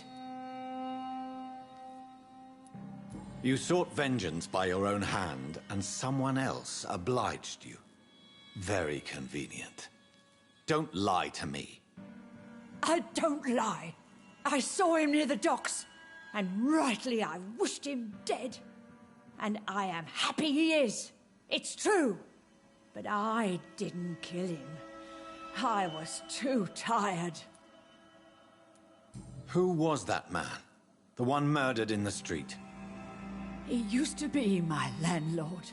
I lived here for many years before falling ill. Oh, he was an awful man. Disgusting and cruel. So cruel. Shadows? Tell me what you saw. The shadows, they heard me and answered. Something in the deep darkness. Quick, deadly. It asked me if I wanted revenge. I answered, yes. And these shadows, this presence, do you still hear it? Was it a vampire? Did Sean see it? It spoke only to me, and now it is silent, but it is born of hatred. And it will kill again, and it hates you, Doctor. Oh, it hates you. What makes you say that? It whispered your name, Dr. Reed. It wanted to know who you were and where you went. Questions about me? What did you say? Nothing, Doctor. I said nothing. There was nothing it didn't already know. Oh, I'm tired now. Let me rest. No more words. Please. No more questions, Dr. Reed. Let me rest now. No more questions, Dr. Reed.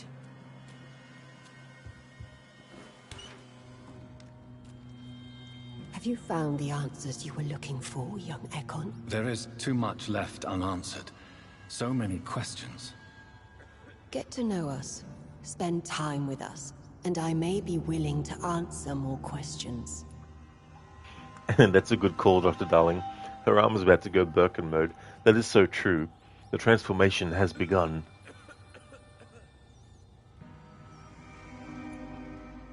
For how long have you been in hiding here?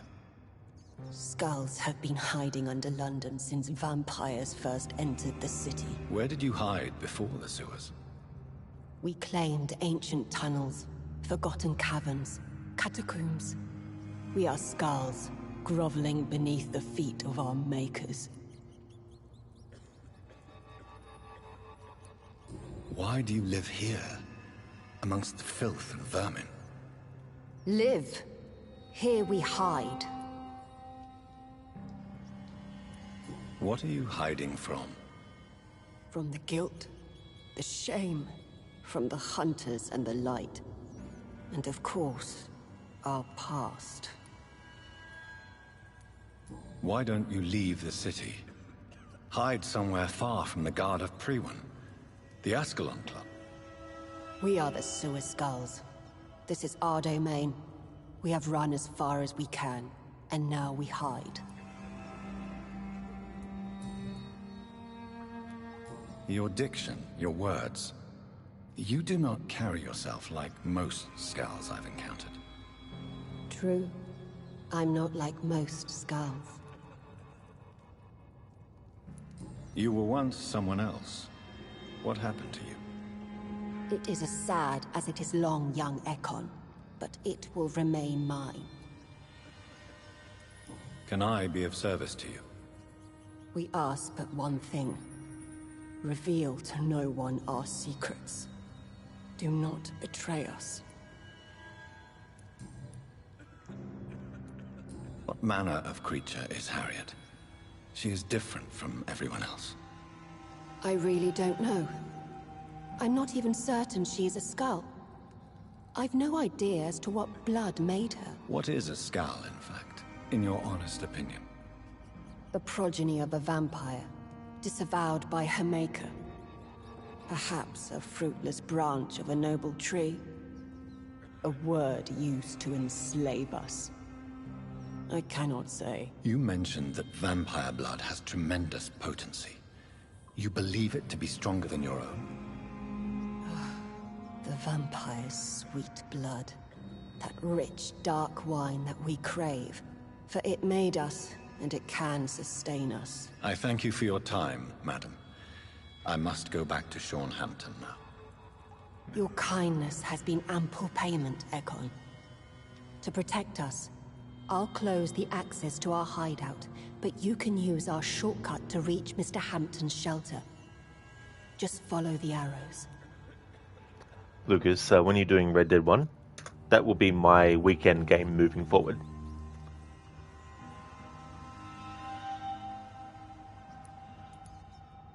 What manner? I really... What is... you I Thank you, old Bridget. I hope we'll meet again.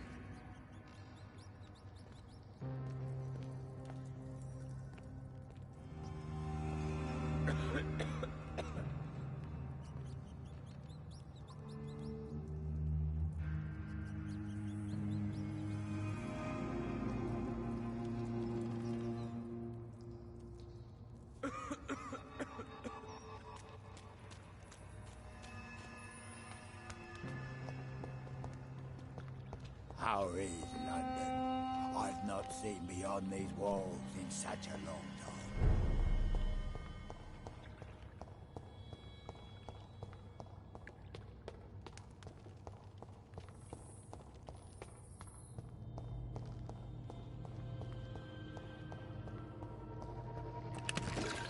It's locked.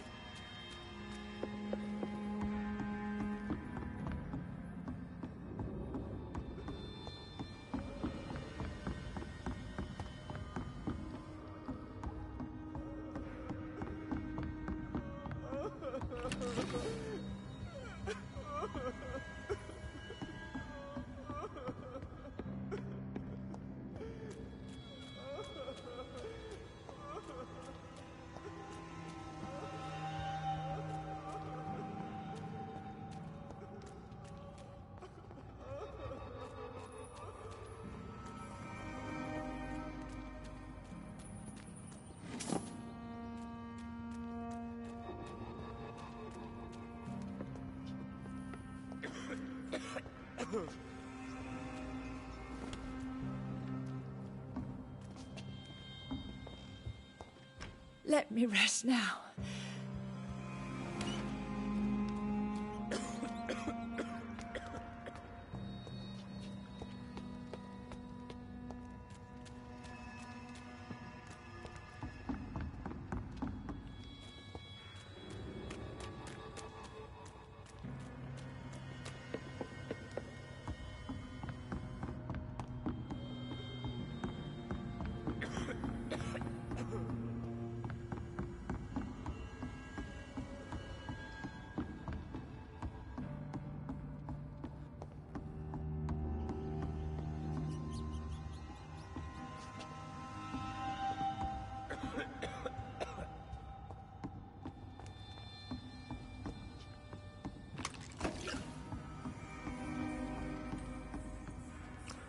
Dr. Darling, you're back from work with more work to do at home, but you want to watch streams instead. It's quite the predicament to be in. It's like, damn it.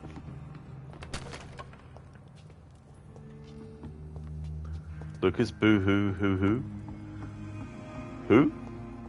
Who boo?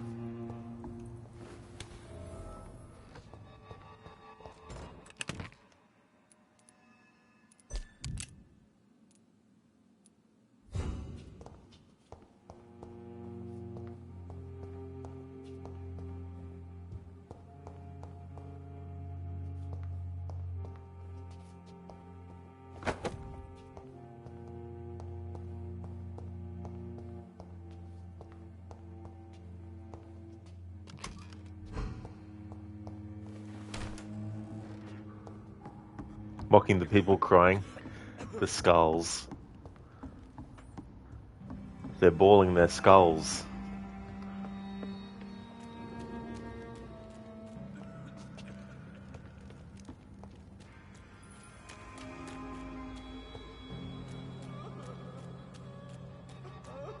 I cannot enter.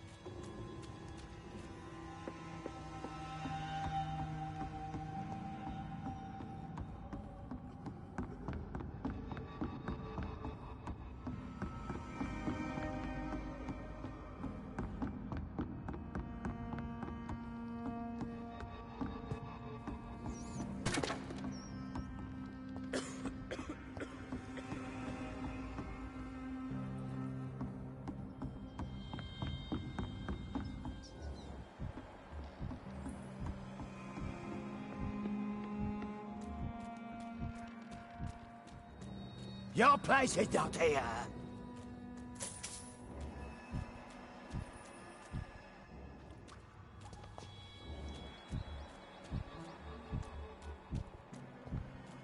Your spell is enticing.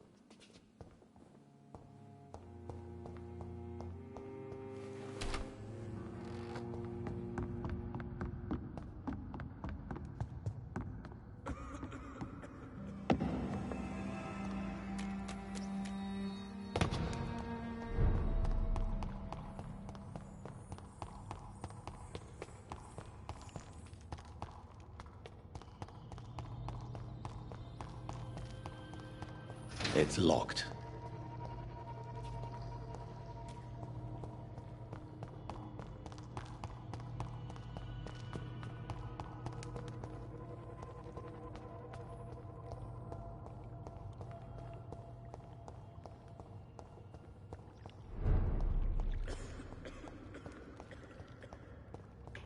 Lucas, do you think it's locked? It might be. Maybe it's pretending to be locked.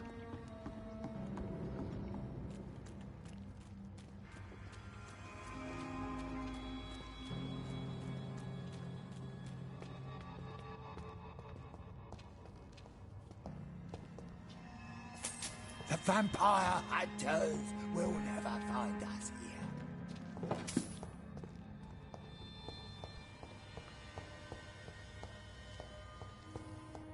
Old Bridget says you are one to trust.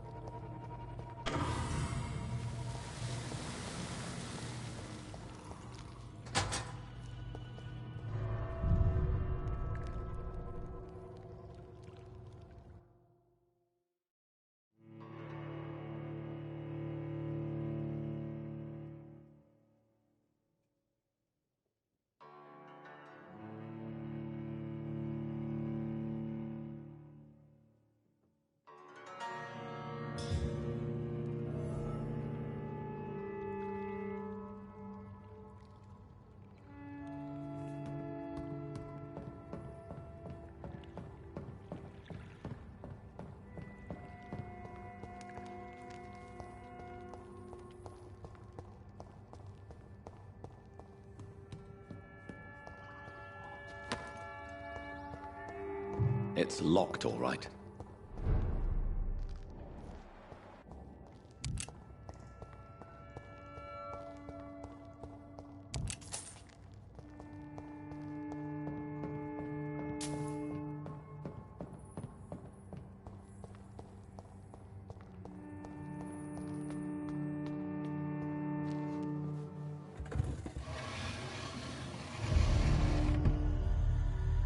Welcome back, Dr. Reed.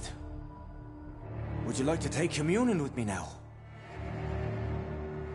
Sean, are you eating raw flesh? It is the sacred flesh of the mortal lamb. Our Lord's bountiful transmutation for the sustenance of his believers.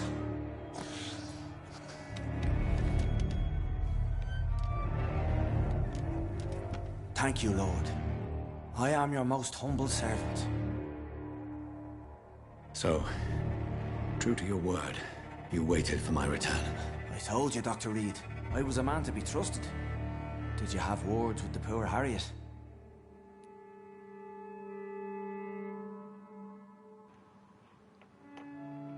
Sean Hampton. Lucas, yeah, alright, it's locked. It's locked, man. It's just locked.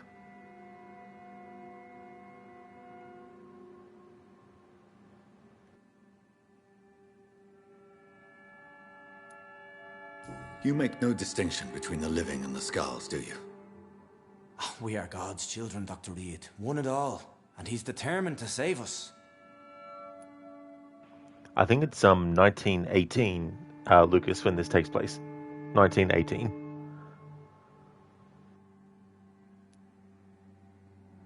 What will be the result if you continue to assist both Skulls and the living? For the last decade, that's what's been happening. And they found a better life. What's to change? You've turned Skull now. Don't you see the danger to anyone giving you their trust? We are all sinners, awaiting salvation. This is a simple truth, ordained by the Lord Almighty. I am a seeker of his glorious light. Oh, I've heard of Nancy Drew, Satan, but I've never actually read any of the books or seen any of the movies, though. Yeah, so as Satan says, late 1918.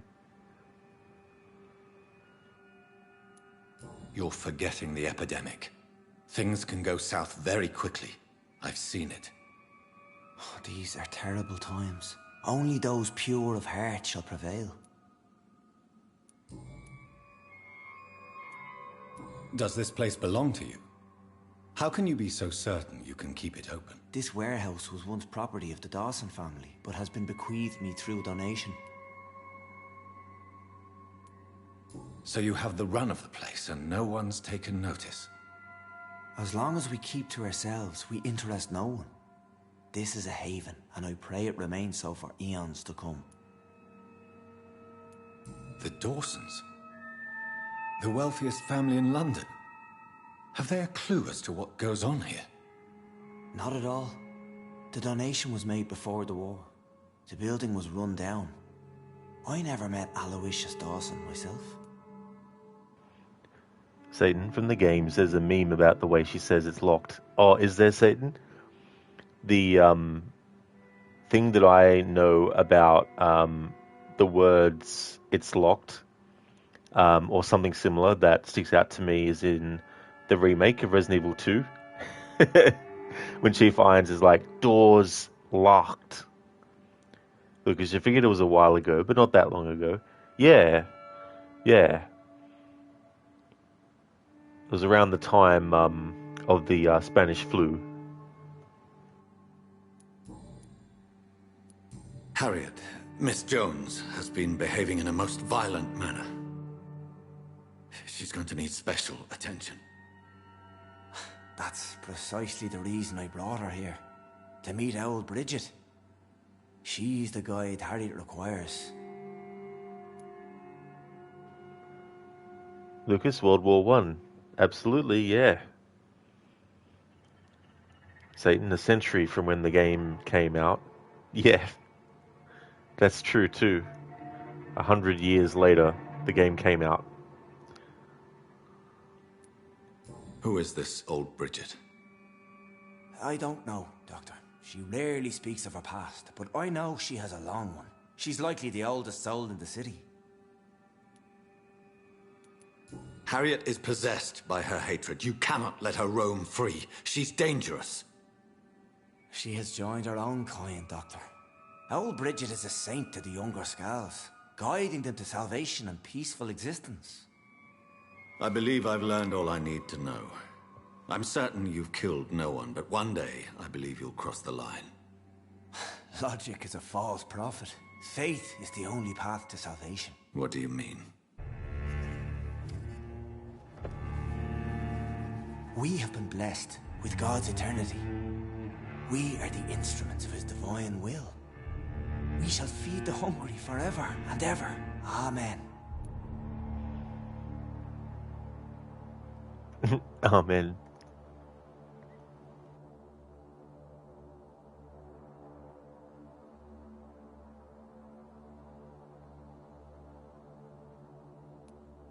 I haven't the luxury of being able to satisfy my hunger on staunch blood and lifeless flesh. Give yourself over to God, Doctor. Expel your urges and kneel before the Lord in praise. These urges, You know the hunger will never be satisfied. I've come to embrace the everlasting craving. I have sworn to feed only upon the flesh of the dead. It is now my sacrament. Take, eat. This is my body. So saith the Lord. Alright, so I already know what option I'm going to use, but the options that you have is to spare him. I envied the piece you found. As a result of sparing him, what will actually happen is that there'll be a really, really sort of like major shift in the whole area. The sanctuary gets walled off, the gates are closed off. Everyone within the walls of his like area will be indoctrinated into his new warped religion, a cult for skulls, and there'll be like a lot of repercussions for certain characters like Lottie Paxton, her sister Giselle, Dyson Delaney, and all that kind of stuff. The collective losses of these characters will cause a 30% permanent loss in the district health. If the district was properly sanitized ahead of time, the district will survive, etc., etc. The turning, you sacrifice 500 XP in the process. You will heal through my blood. If you chose that option, you sacrifice the 500, of course. The district thrives under Sean's care. Everyone survives, is as happy as safe as possible. Turning Sean Hampton does not count as an embrace, so you do not lose your access to the Not Even Once trophy. It's the only option that allows you to access an infinite money glitch. This is the only option where Sean stays alive, allowing you to ask him more questions and learn more about his situation and how he came to know old Bridget. This is by far the worst alternative in terms of XP gains. You actually lose a small bit of XP and may even go into the negative for a time. Now, the option I'm going to choose is to basically embrace him, which will kill him as well.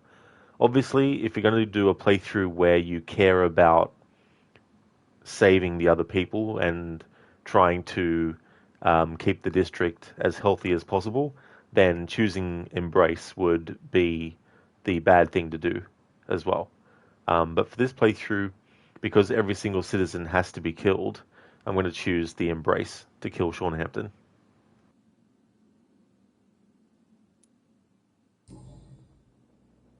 I really would like to believe your fairy tale. The good ghoul feeding upon the flesh of the dead. But I'm all out of innocence. Do you question my fate, Dr. Reed? Do you remember William? Oh, how his admiration for you was exceeded only by his hunger. May his soul rest in peace. A night will come, and you will suffer the same hunger. Someone who trusts you completely, a friend, will die never to wake. You confuse your voracious appetite with my itchy hunger. I would never kill a friend, nor an innocent. I believe you've discovered our defining difference. No! No! I did.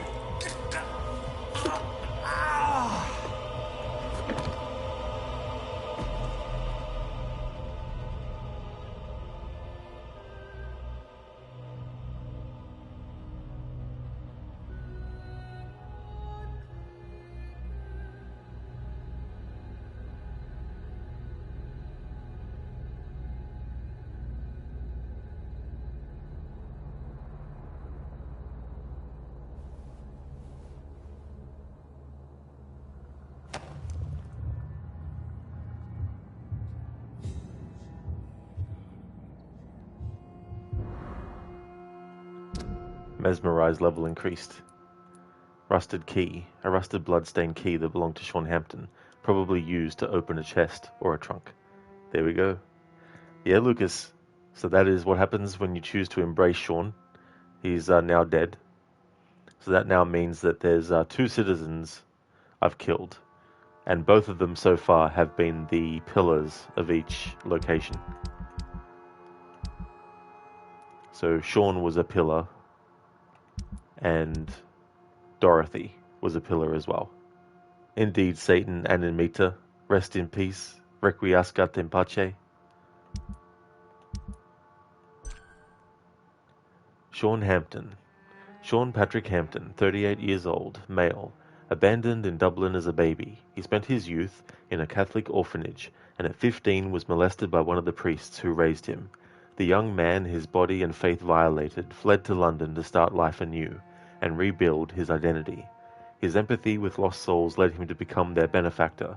Revolted by the pain, sickness, and loneliness of the poor, Sean Hampton created a sanctuary in an abandoned warehouse, an asylum for the desperate. It was a place of serenity where men and skulls could pray and cry with the Forsaken. The inhabitants of the docks respected him and nicknamed him the Sad Saint, crowning his awkward faith as the only ray of hope in this lawless part of the city. Even the gang silently agreed to leave his shelter untouched. His quest for salvation would have known no end. When I killed him, I felt his unconditional love for all those who lived under God, mortal or immortal. Sean Hampton's dedication for the Forsaken souls was absolute and real. It was so pure, so compassionate, and so deeply rooted in the man's inner injuries that it almost frightened me, for I felt in his zeal the seeds of fanaticism and the kind of implacable conviction that can create miracles or bring catastrophe into this world. And we got 6,000 XP from that.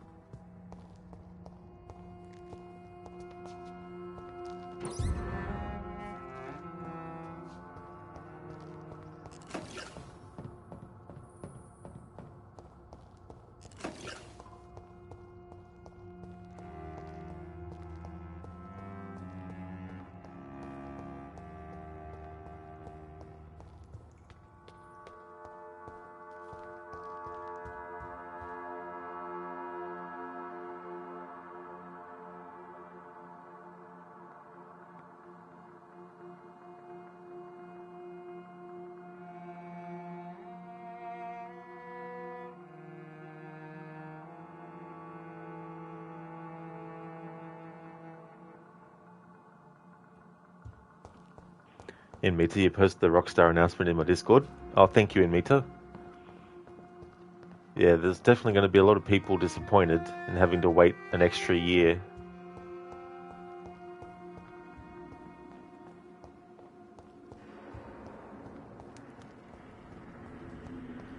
Another corpse thrown in the streets. Someone's playing a very sick game.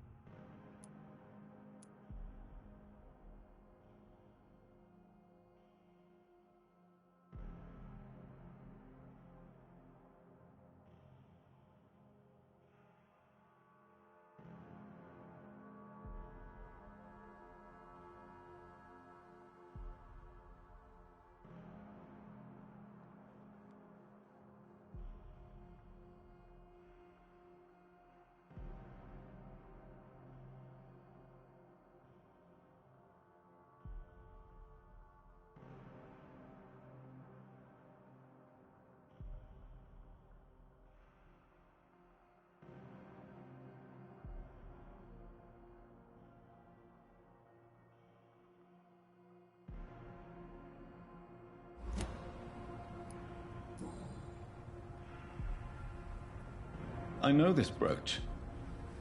This is my mother's. A birthday gift from father.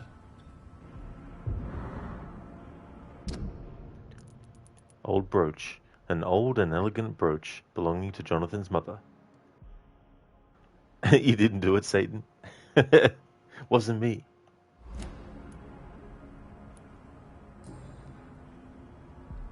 29 Pretty Orchard Street. That's near Poplar's district. Why would this man carry off my mother's brooch? I must go there.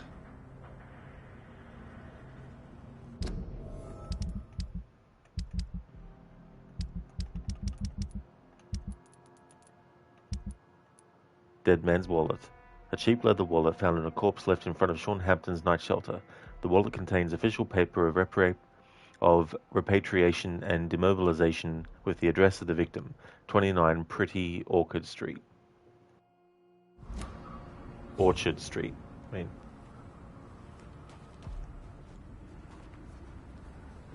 Good evening, Mr. Throgmorton. Dr. Reed, can I be of any assistance? Have you noticed anything suspicious lately? Did you see what happened to him? Actually, yes. He was thrown from the roof like a vulgar log. Why is it that you sound so... afraid? You didn't see it. He was dead before he hit the ground.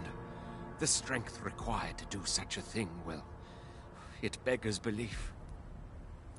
Who could have done that? Who? Well, a vampire, of course.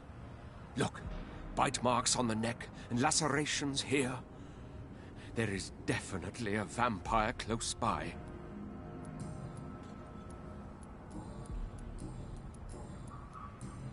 Goodbye, and good hunting, Mr. Throgmorton.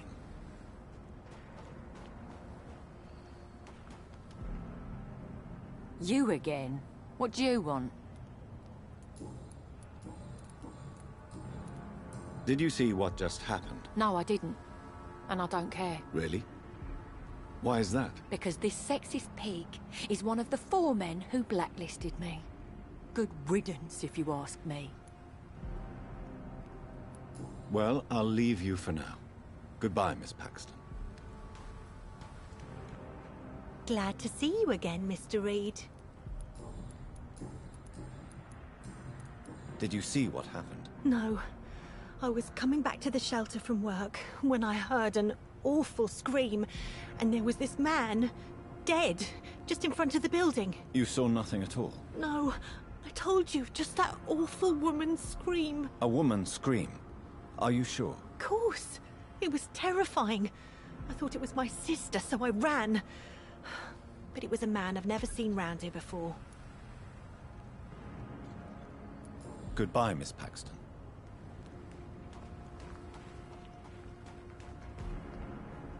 It's locked.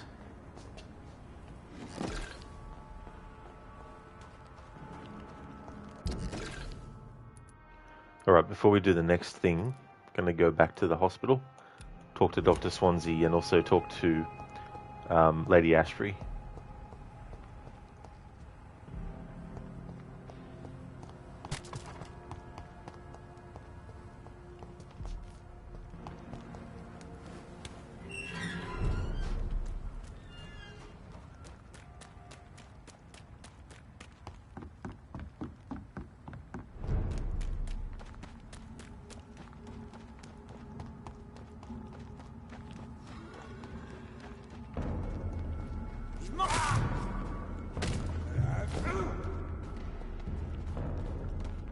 All of you bloody leeches need killing.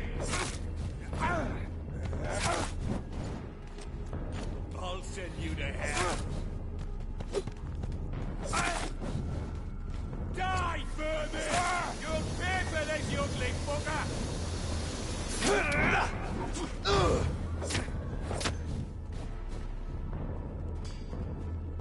Want some of this?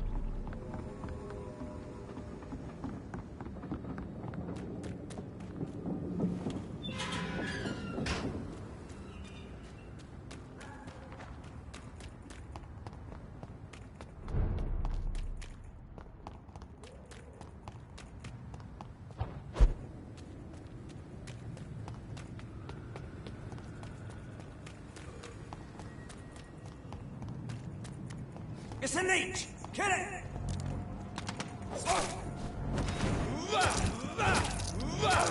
Die!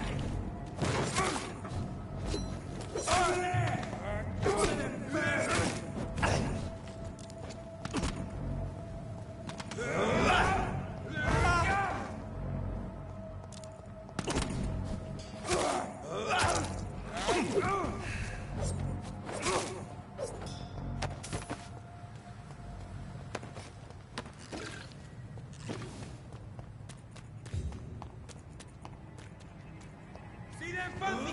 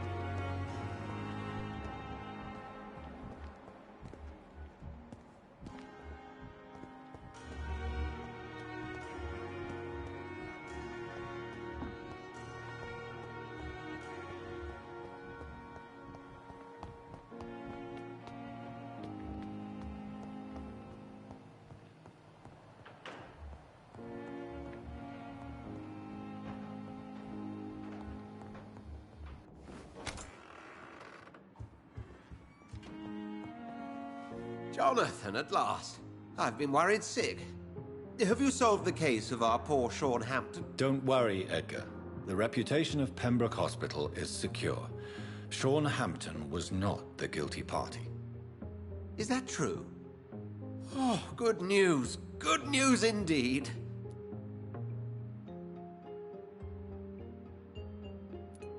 I found Harriet Jones. She's much the same old, embittered woman she was, only she's been made a skull. Her transformation did not go well. Incredible. Why not bring her here? We could learn so much by studying her condition. It would be fascinating. I doubt that. She can barely move. Perhaps we could learn more about the degeneration of skulls. Perhaps. But she could also belong to a new species. We know so little of the laws that dictate vampire reproduction. Were there any studies made by your order on the subject? Not that I'm aware of. I will transmit your discovery to the Brotherhood's primate. He will be delighted.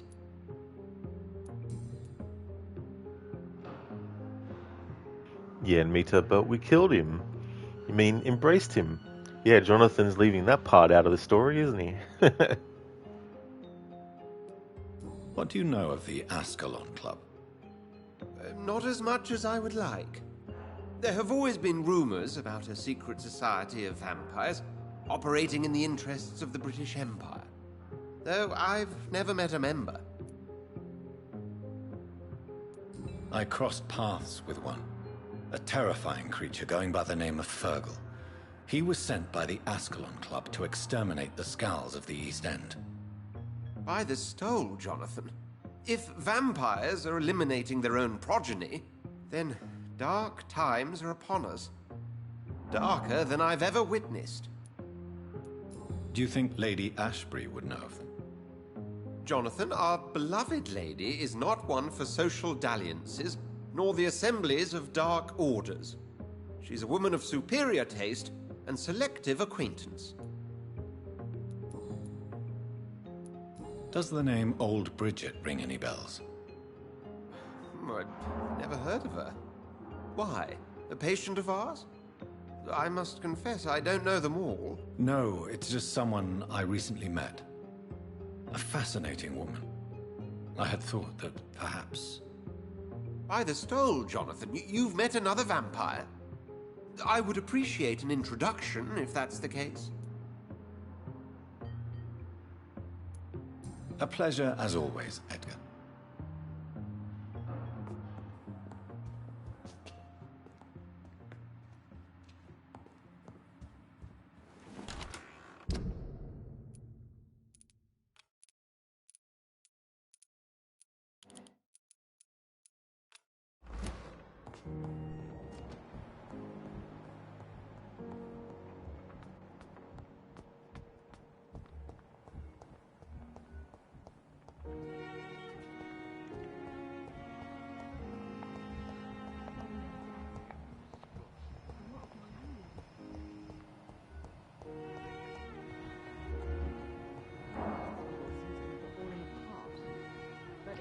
circumstances, I'm willing to give you the benefit of the doubt. Mita, that's not important. That's not a key important part. You don't need to know, Edgar. It's on a need-to-know basis. So lucky to have Dr. Reed, you know. I met him in New York once. If only there were more of us. Less resignation, more determination. It is good to see you again, Jonathan. How are you? I'm better than one might expect, Lady Ashbury. Dr. Swansea has asked me to investigate the recent disturbances in the hospital, caused by skulls. Really? What do you mean? I discovered the most intriguing skull. An elderly woman answering to the name of Old Bridget, and a man who helps them remain hidden in London. Old Bridget? Peculiar name, I've never heard of her.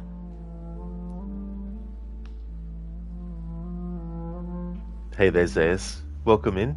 It's been a while since you made it in stream. Welcome, Zayas. I hope things are going well. You never played this one. It's a good game. There's definitely some tricky parts to it. It's interesting premise as well, playing a doctor who becomes a vampire, and his main expertise as a doctor was blood transfusions. But yeah, it's a pretty good game actually. Came out in 2018. According to Old Bridget, skulls can lead a peaceful existence like us. They are even able to nourish themselves by feeding on corpses and the flesh of the dead.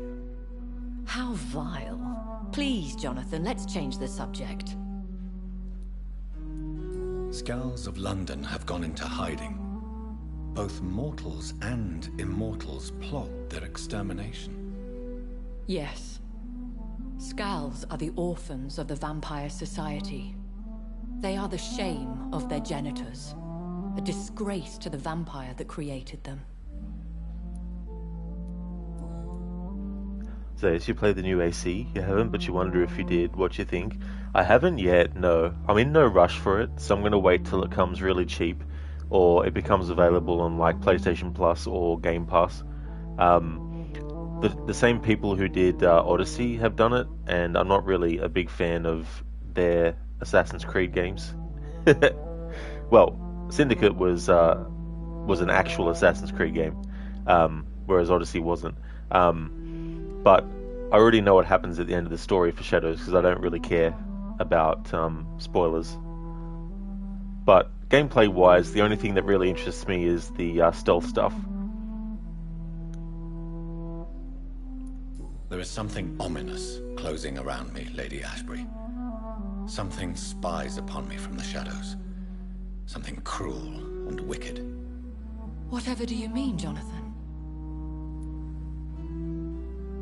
If Sean Hampton and Harriet were not the guilty parties, then who? I saw the bodies and the blood. Your rebirth has not gone unnoticed, Jonathan. Be extremely careful. If you get in the way of an immortal's plans...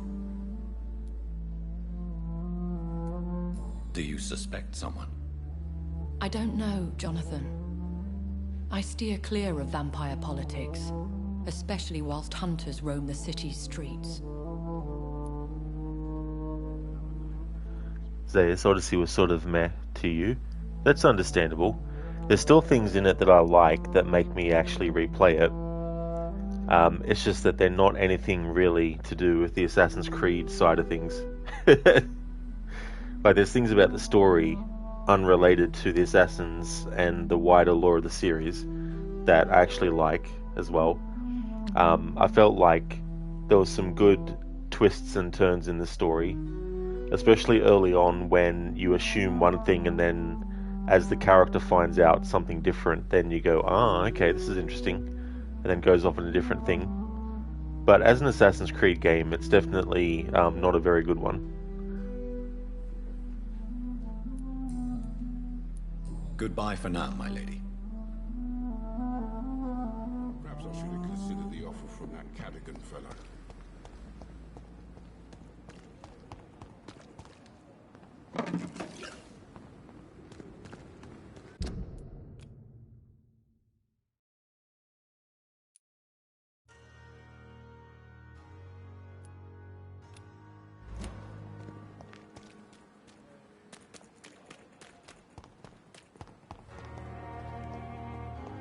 one of those situations too where they could have used that game as a new IP, call it something different, but they could still make it set in the same universe if they wanted to, but just not worry about trying to add extra stuff on top of things. Like, just make it in the same universe in the sense that there might be some, like, side quests where characters talk about certain things that relate to the wider series.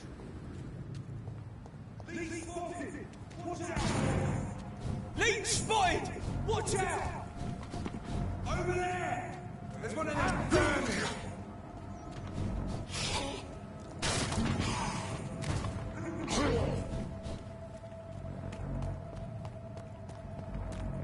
Stupid beast!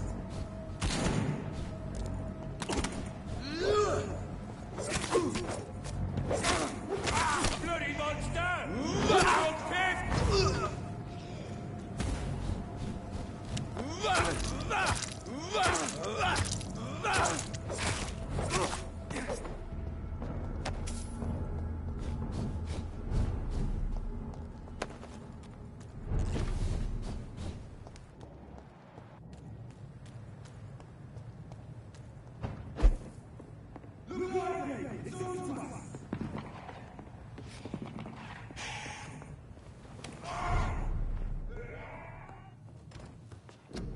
Alright, let's examine this sample that we found.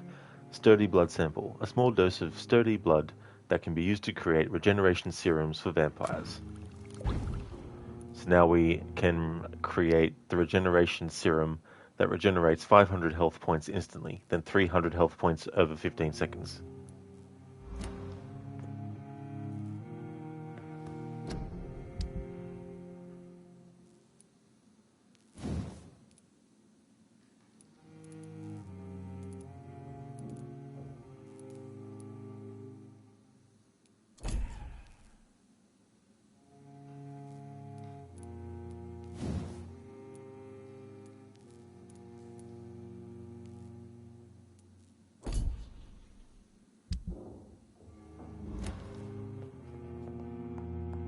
Alright, so I'm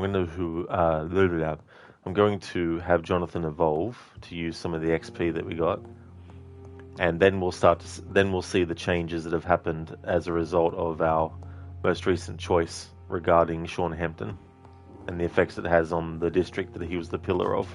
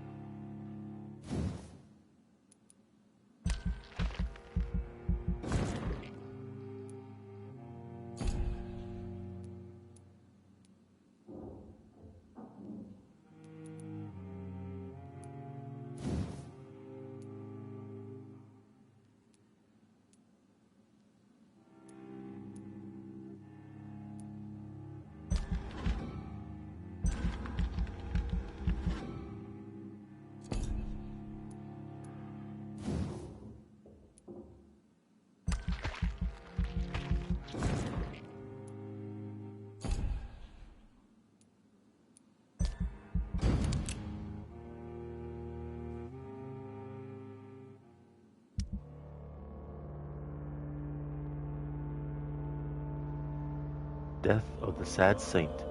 It is with a heavy heart that I must report the murder of Sean Patrick Hampton, founder of the Hampton Asylum and renowned benefactor of the East End. A parishioner who had come for morning mass found Sean at 6 a.m. Police are currently investigating the crime. It's hard to imagine what might have motivated such villainy.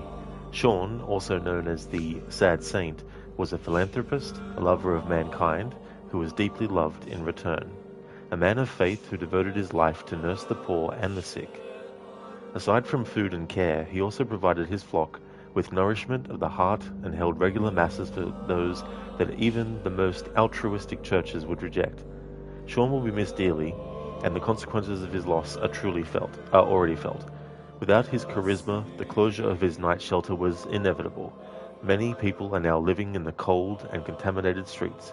Without a roof, men and women will get sick, some will die, and no one will do anything. The murderer did not only take a life, he extinguished hope in a part of town that desperately needed it.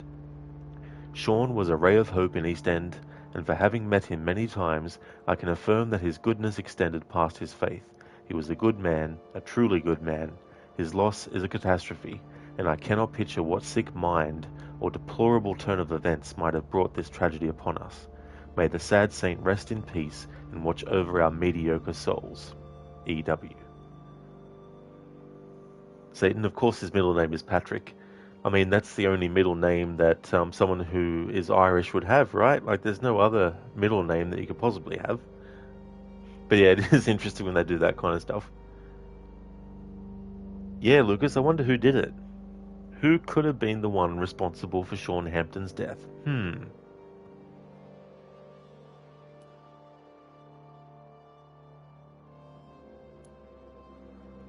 Okay, so because we killed the pillar, it means that the health status of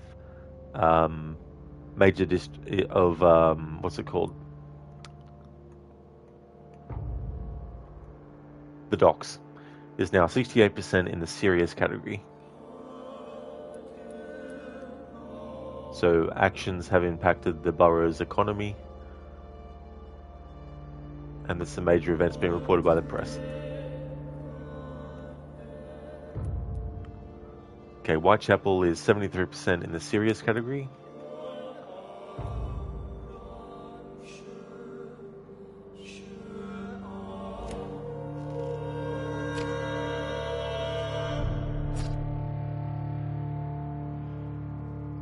Satan, you think it was Kira? Kira, what are you doing? So I would have liked to actually finish off chapter 3 before ending the stream, but now that I'm at this point, I think this is a decent chunk of stuff done for the playthrough. So this is where I'm going to actually end the stream. So we'll go to the main menu, and then next Friday I'll get back to this game. But the next stream that you'll see from me will be Red Dead Redemption 1. I'm doing an annual playthrough, which will be a low honor approach. And if you see me streaming that, then you know it's become Saturday, and that'll be my weekend game moving forward. I also have Tuesday as like a floating day. I've put it down as my day off streaming, but sometimes I might use it for doing an extra day of a game, or just doing a random different game as well.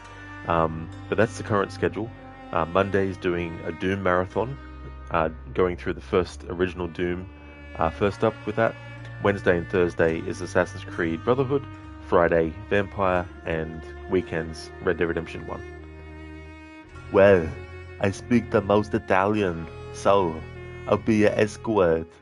Gunnerwood speaks the second most, so he'll be your Italian cameraman. Omar speaks third most, so he'll be Donnie's assistant. I don't speak Italian. Like I said, third best. Just keep your fucking mouth shut. In fact, why don't you start practicing right now? Thank you, Dr. Darling, for redeeming that from Inglourious Bastards. Thank you, thank you. Thank you, Satan Greymon. I'm glad that you enjoyed the stream. Thank you very much. No worries at all for the stream, Sona. No problemo. Meta, thanks for the stream. Have a good one. Catch you tomorrow. Can't wait to watch Red Dead 1. I don't blame you, dude. I'm really looking forward to jump into that. It's going to be really fun to play through the whole game with the low honor approach. No worries at all for the stream.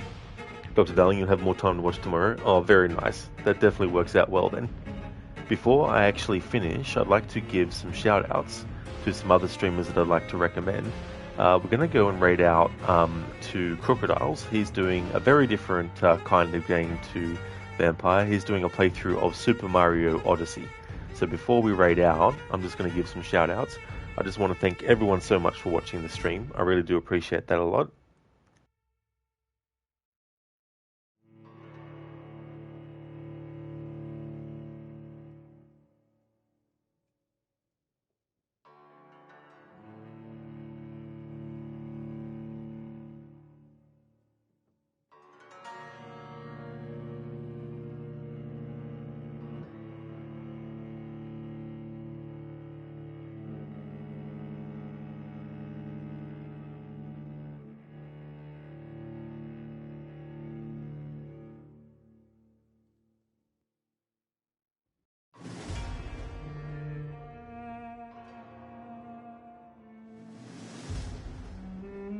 Would like to definitely recommend people check out Absolution, who's been doing the game Hulk, AC, who's been doing Fallout 4, and Mita, who's doing a playthrough of Alien Isolation, Lucinda, who's doing a playthrough of The Last of Us Part 2 Remastered, the PC release that came out recently, Shilalock, who's doing his Assassin's Creed Marathon, with Assassin's Creed 3 being the current game in that, and Shaky, who's been doing Far Cry 6.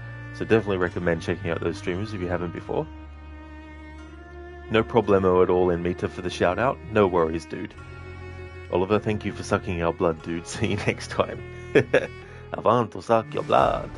That is okay, Oliver. Absolutely no worries at all, dude. Here's a general raid message that people can feel free to copy and paste.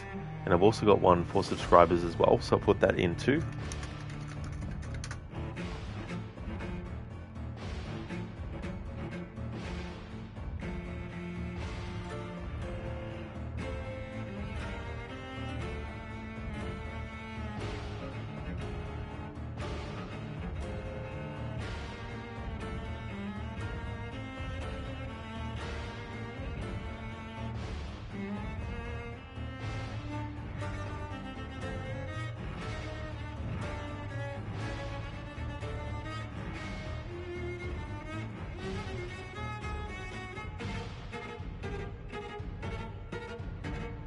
Alrighty then. Thanks again everyone for watching. Really appreciate it a lot. The next stream you'll see from me will be Red Dead Redemption 1. The next Vampire stream will be next Friday. Have a great weekend. Catch you next time.